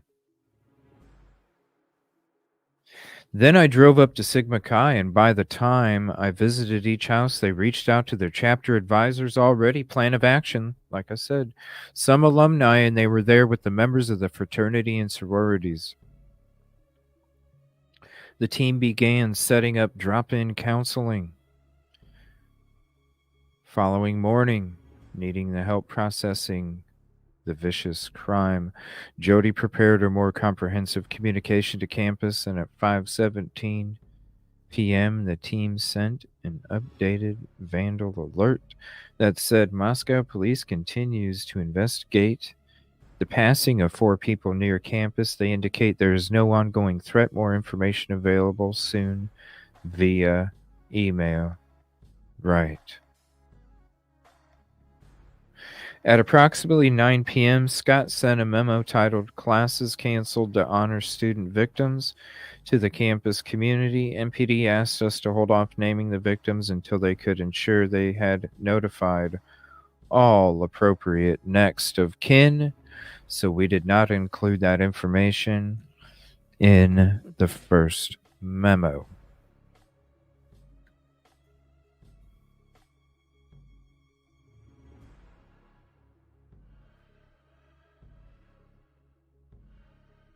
What's up? Think before you do. How are you doing tonight? Sorry, I can't see chat at the same time. Thank you, Joanne. I can't see chat at the same time as I'm reading this stuff. This was off school grounds. I need to start a true crime book club. I don't know what that is. Like, what?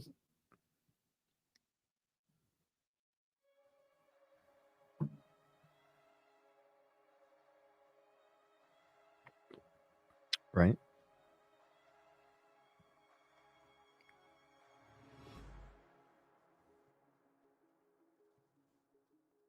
Yeah, I'd like to know how to get on Spotify.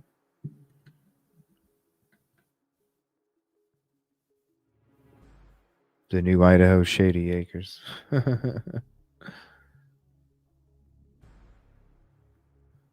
I don't remember. I don't even remember. Need a refill. I know I do too. It's like shh.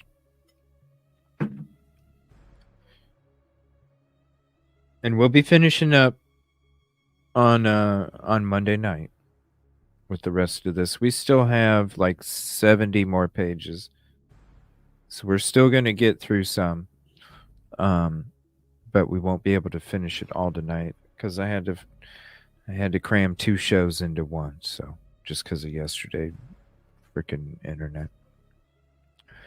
So it said the entire area, Moscow, Pullman,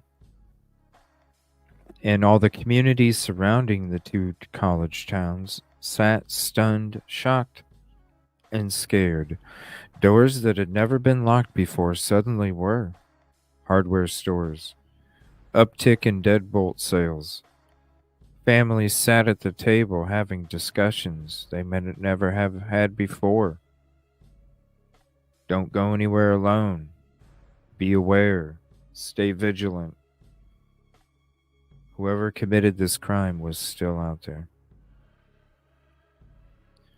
Noon the next day, Scott issued another memo to campus identifying the victims. It was tremendously important to him that he conveyed his empathy and wanted to share his own grief with the family of the vandals. The message was a reiteration that the drop-in counseling services were in place, described how to ask for help for a friend, need detailed presence of increased campus security, and the green light for students who wanted to leave campus and participate in classes remotely could. That the faculty would excuse student absences and display or record their courses for access via Zoom to accommodate them, because it was about that enrollment.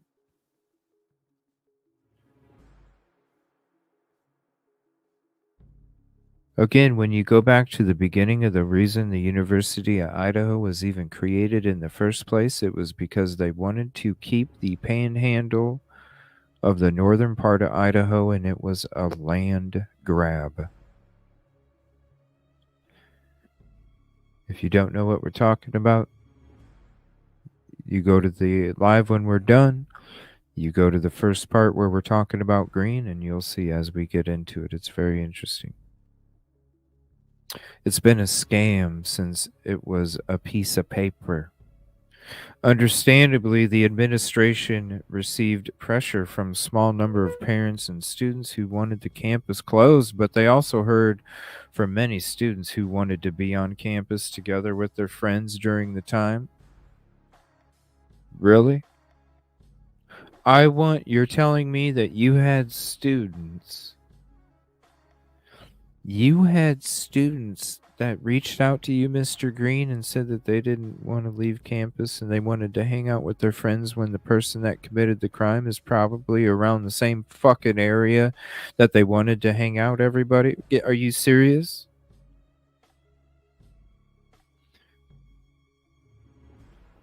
That's why the university incorporated flexibility to serve everybody. We're going to offer classes that we don't normally offer remotely. We're going to offer them remotely. We were getting a massive amount of calls and emails from parents saying we should cancel. They were going to bring their daughter or son home. Blaine said students were scared. They were asking, when can I go home? Can I go home? What about my classes? I just kept saying, you need to do what you need to do. We'll help and support you. Whatever you need. There's no rule book on how to navigate through this. There's no rule book how to raise a frickin' baby, Mr. Blaine, but people fucking do it.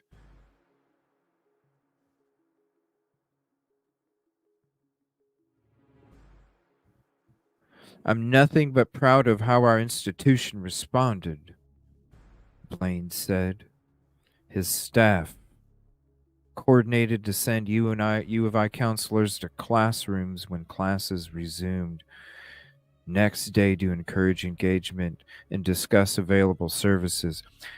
I've been telling you, you know where I think the statements from the PCA came from?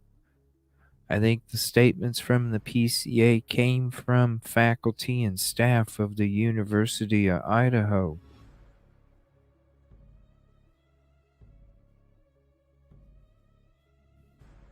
I didn't want anyone to learn about the significant passing in their life through the email.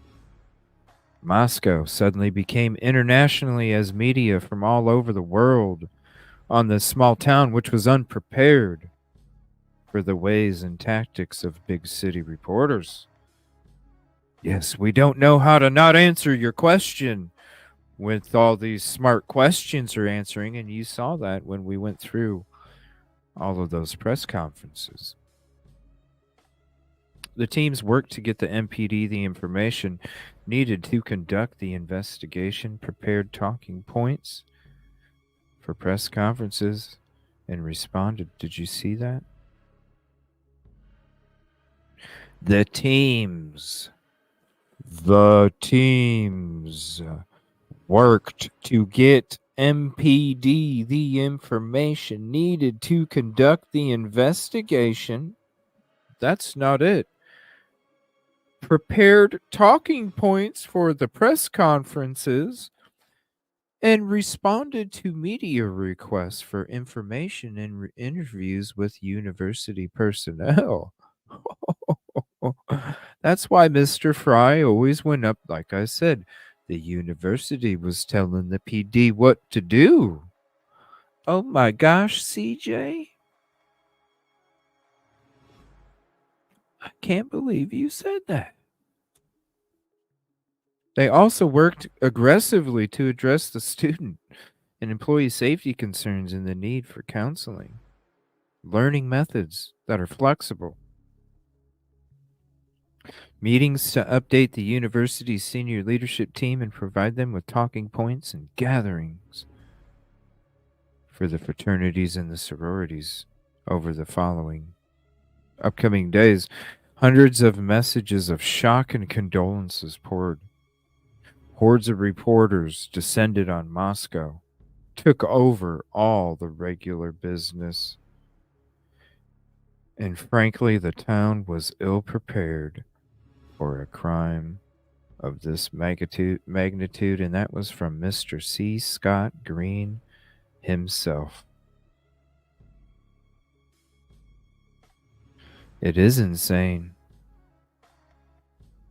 And like I said, I'm not saying this word for word. I'm generalizing it. If you want the word for this is CJ's Cliff Notes. If you want the word for word, not generalized, then I encourage you to purchase the real book. This is just my Cliff Notes with my opinions.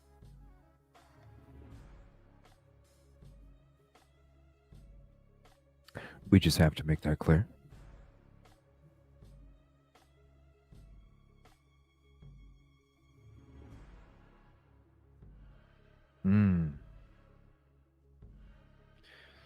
Mr. C. Scott Green said the town, and he said frankly, the town was ill prepared for a crime of this magnitude. Moscow had always been deemed a safe community, and the U of I campus, year after year, prepared on the list as one of the safest campuses in the country.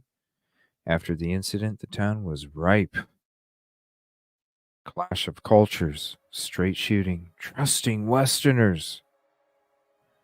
Big city, take no prisoners. National press. Combine that with the internet sleuths who began investigating and calling out their own suspects, and we had a media circus unfolding. It's because you weren't freaking answering anybody's damn questions, and you took 3 damn days. Not you, Mr. Green. Well, maybe because you were part of it. 3 damn days for a fucking press conference. And I'm going to leave that evil, greedy fucking face up there for a few minutes as I read some of this, and we'll be back. Because I feel like this greedy ass fucking face needs to be up here as I'm reading these words. This is very revealing.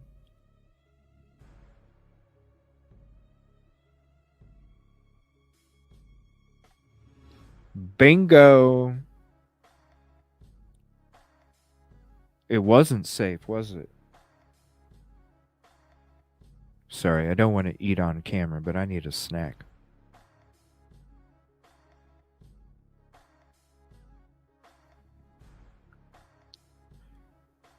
The team remained empathetic but circumspect.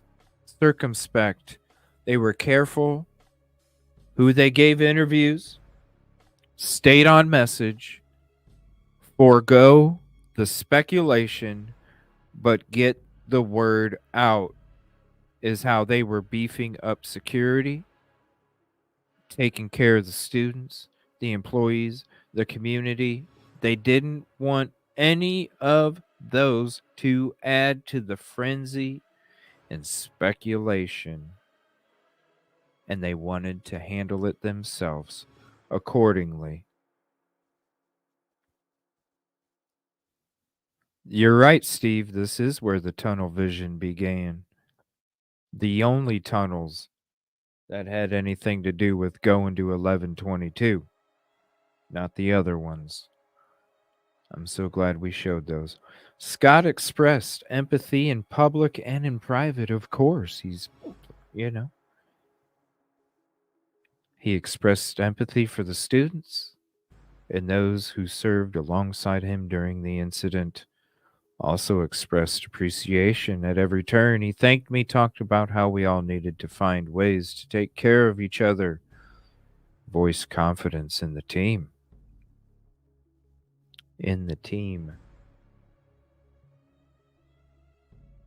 It's all about the Greenjamins, baby. 300 miles away, the us versus them and the state rivalry morphed into an us and them show of support and solidarity between Boise State University, and they held a candlelight vigil on November 17th to honor the 4 students. Remember that? The candlelight vigil that they held. As dean of students, Blaine and the team began planning an on-campus vigil. At some point, it was estimated 25% left based on parking. Due to fear and Thanksgiving break, they decided to hold the vigil. When the student population was back from holiday, they didn't want only a couple people showing up, making it look like the school was empty. They didn't want people to think the school was as empty as it was, and I bet you they had a whole bunch of people trying to be out there to make it look like it was full. Initially, I wanted the vigil outside, Blaine said. I wanted to create a space because we knew this was going to be impactful for the whole community. If we had it inside, we wouldn't be able to have candles, but the decision to move it inside was the right call because of the weather. The second was because of safety. MPD felt more comfortable moving it in because they didn't have anybody in custody yet. And they didn't want, But the community didn't have anything to worry about. But you were worried about having a vigil outside. Okay, MPD. Okay. Okay, MPD. Carrie Feely, Corey Dameron, Violence Prevention Program Coordinator, and Ryan Watson, Campus Events and Production Manager, work together. Compassion, respect, plan the vigil, accommodate the needs of the students, the families, the community, people, organizations nationwide, contacted Blaine, his staff, offer assistance, and that was even including Alaska Airlines, offering complimentary tickets to the families. We're so broke. We're so broke. Meanwhile, MPD brought FBI, collaborate with the investigation and release what they knew. The murder used a bladed weapon to commit the crime. Reporters continue to pour into town. Governor Brad Little of Idaho offered assistance, $1 million to the university, $1 million to LE. ISP came into Moscow from all over the state in show of force, and the governor was so supportive, immediately pledging $1 million to accommodate our response to the crime and giving the green light to the ISP to provide help, said Scott. What is not known is that the significant invisible ISP presence was a force of volunteers. They were not assigned, but from across the state, provided security, comfort, They were volunteers. Do you know what that means? They weren't involved in those decisions, people. We put them up, vacant dorm rooms, provided meal cards. They went sledding with the students, right? They became a part of our community and were great with the students. There's a viral video of two of them who joined the students sledding down a hill after snowfall to the delight of the students. Interesting. And we saw how close they were in the body cams when it comes to what the norm is, right? That simple act of humanity demonstrated they were all in this together. Visibility brought solace and a sense of security to the town. They truly were our heroes those first few weeks in the wake of the crime. Wednesday, the 16th of November, MPD held the first of many press conferences 3 days later. Yes, 1 million to the college as well. Moscow had never dealt with this type of event, of course not, but according to Kathy, the coroner, she said she's been a part of it multiple times. The U of I lent a hand with the technology supporting the conference. MPD, ISP, U of I. Press-packed room. Not all could attend, but it was full and was live-streamed through the university's channel.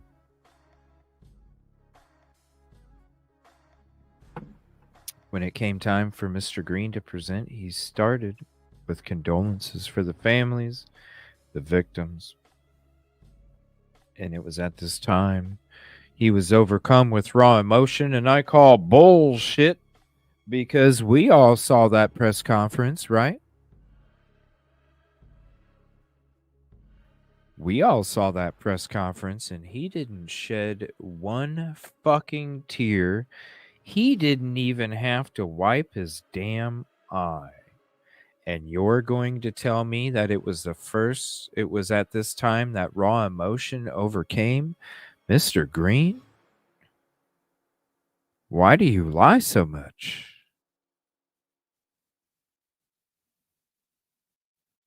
Why do you lie so much? When it came time for Mr. Green to present, he started with the condolences. Emotion overcame him.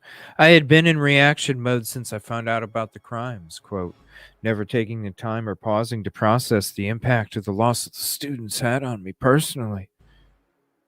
Boy, you really were overcome with raw emotion in that press conference, weren't you? I started by reading this crime, and the loss of these young lives is beyond comprehension. While the community is not immune to certain things, it's not a situation the campus is used to dealing with.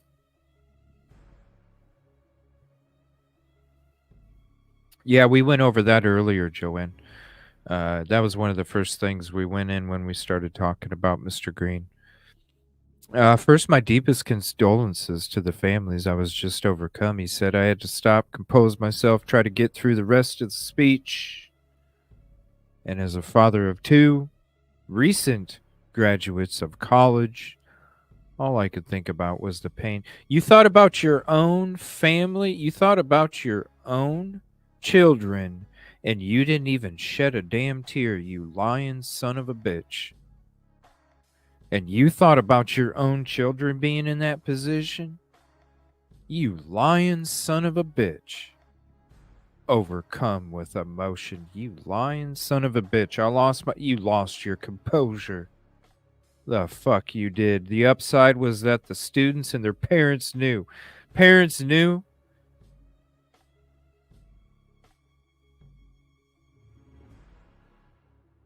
You didn't even do a good fake job of fucking crying, bro.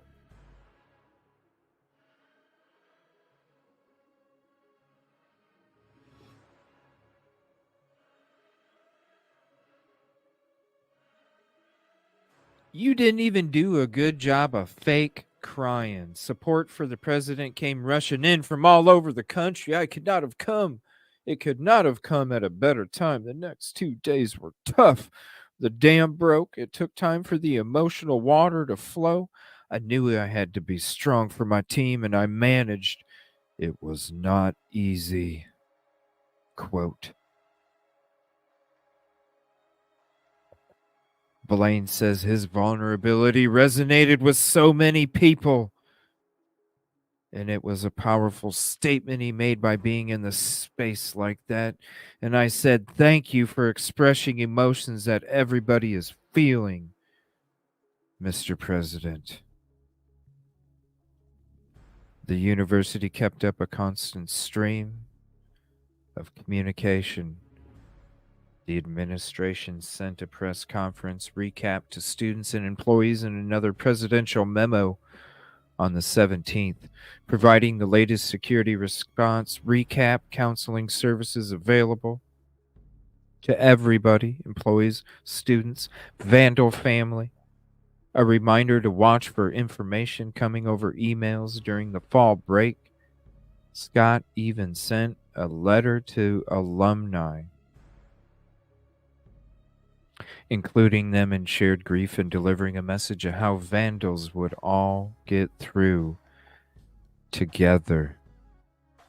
From the date of November 13th to the end of the month, the team sent 18 emails. 6 of those messages were specifically from Scott, one containing even a heartfelt video from the president himself. Yes, a heartfelt video from Mr. President.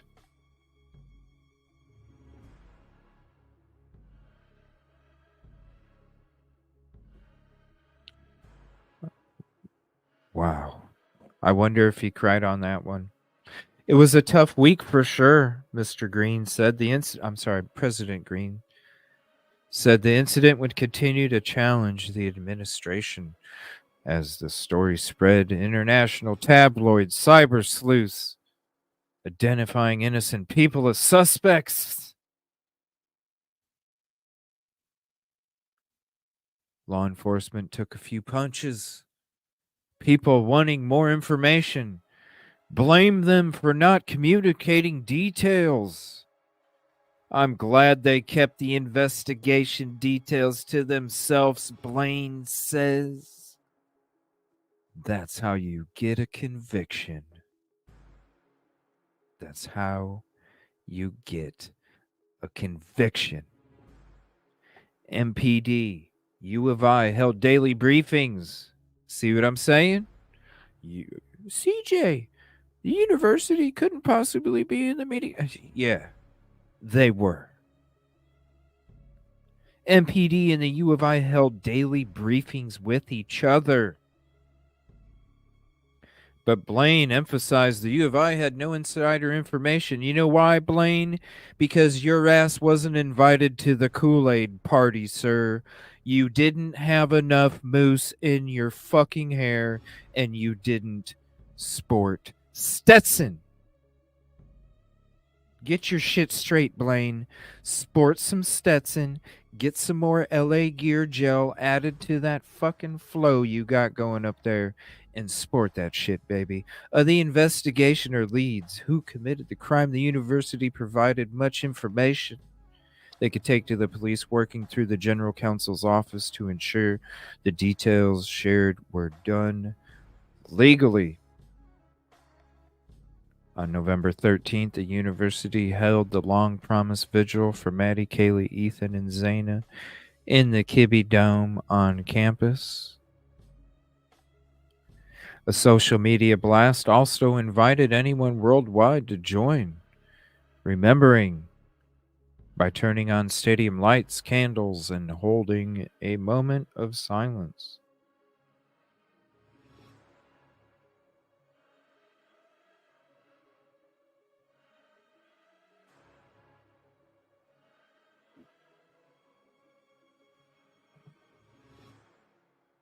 Thousands of students, employees, community, family converged at the Kibbe Dome that night, walking through metal detectors, descending stairs onto the turf. using candles. Carrie, Corey, Ryan arranged for scannable QR codes to be available upon entering so they could access a candle app that their phone or device would be able to show, since they couldn't have candles inside the Kibbe Dome. Dozens of media worldwide set up cameras at a designated area.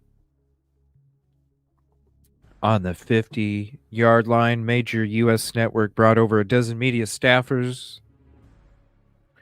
Idaho governor, Boise State University president, and representatives from Lewis Clark State College and the SBOE attended to offer support and condolences.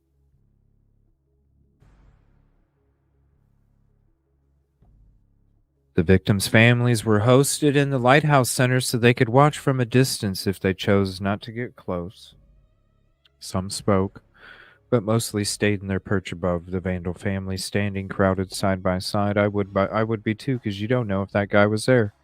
The vigil lasted an hour and provided music from the university's choir, the Vandaliers, comments by Blaine, Scott, and most importantly, several family members who delivered memorial and touching stories. There was not a dry eye in the house, Scott says.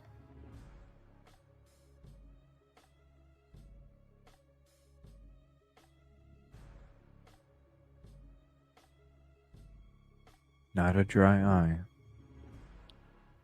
In Boise, approximately 300 gathered in front of the Water Center, watched the vigil streaming. Kibbe Dome, equally as powerful as it was in Boise and other parts of Idaho.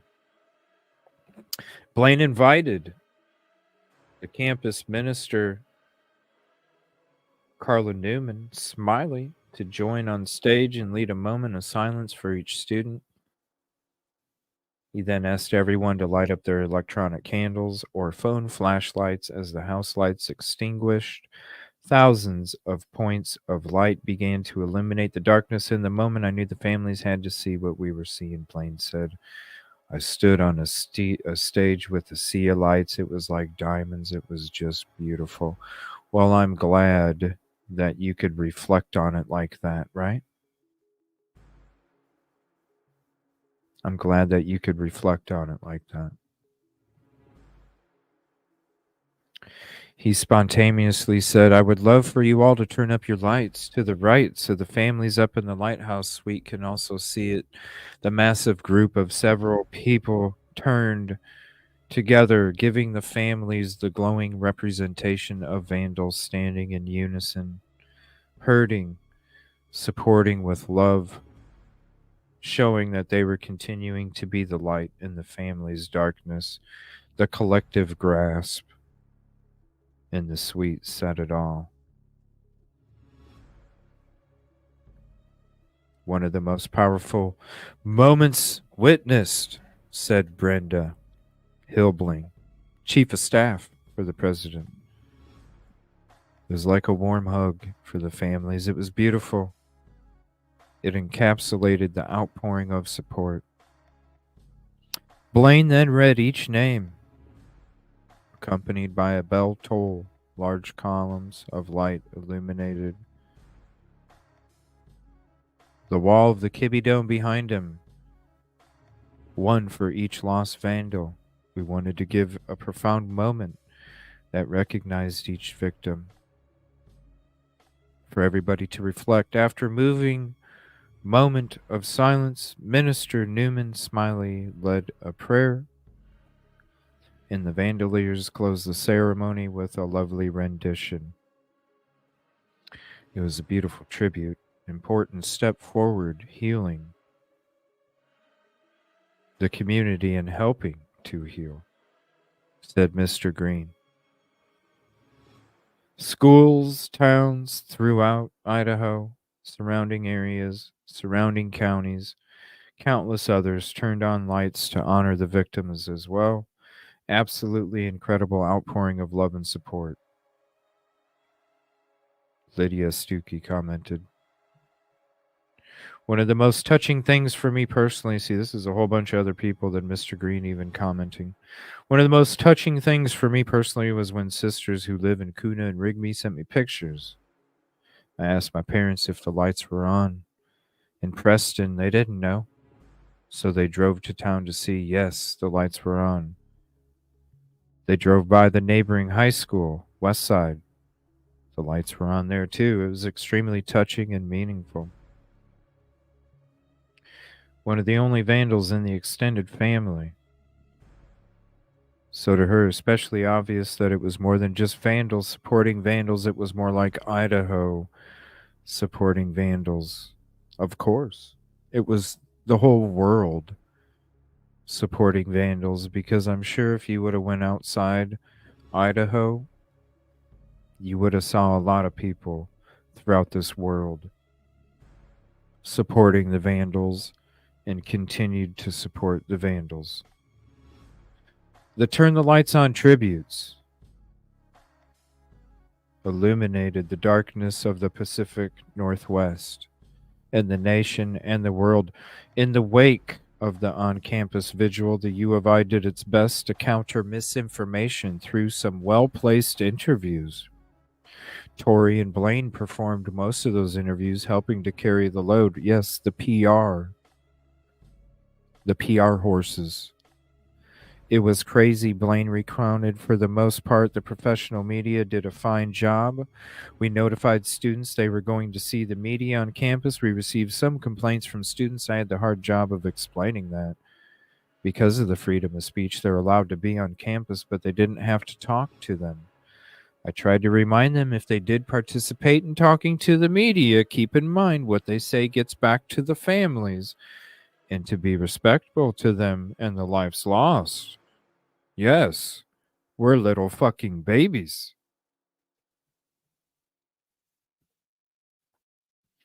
In the upcoming weeks, social media chat board experts wrongly accused several students and employees of the crimes. The impact was devastating, with overwhelming scrutiny, hate mail, and harassment, forcing those students in hiding. MPD publicly cleared those wrongly accused, and that meant little to those who continued to believe they knew better than the investigators. These folks with TikTok or the cyber sleuths were much more invasive, operating without ethics and doing it for likes on their channel or social. Really, Blaine? They were much more disrespectful, especially to the students living on King Road. Those were the ones that received the brunt of it. Oh, you mean like the fake BK call, or saying Jeremy had something to do with it? Now I get why you said operating without ethics and doing it for clicks and likes on their channels. I get it. The Globe published a headline that the 4 students were the victims of a Manson-like cult. Scott recounted, we learned of the story through a few alums and a relative of the Chapin family who saw the cover photos of the victims on the magazine shelves in Boise. Chandra reached out to a top executive at the national grocery chain Albertsons, who then had the publication voluntarily removed from their regional stores. For weeks, there was an incalculable fear in Moscow and the surrounding communities that the unaliver was loose. Media frenzy to contend with, on and with, at the University of Idaho campus. And during that time, everyone was aching for more details, more evidence, more facts. MPD and their law enforcement partners released little information to preserve the investigation's integrity for trial. But by when they asked people to be on the lookout for a 2011 to a 2016 white Hyundai Elantra, hope surged that they would name a suspect soon. Thankfully, in the early morning hours of December 30th, 47 days after the crime, ...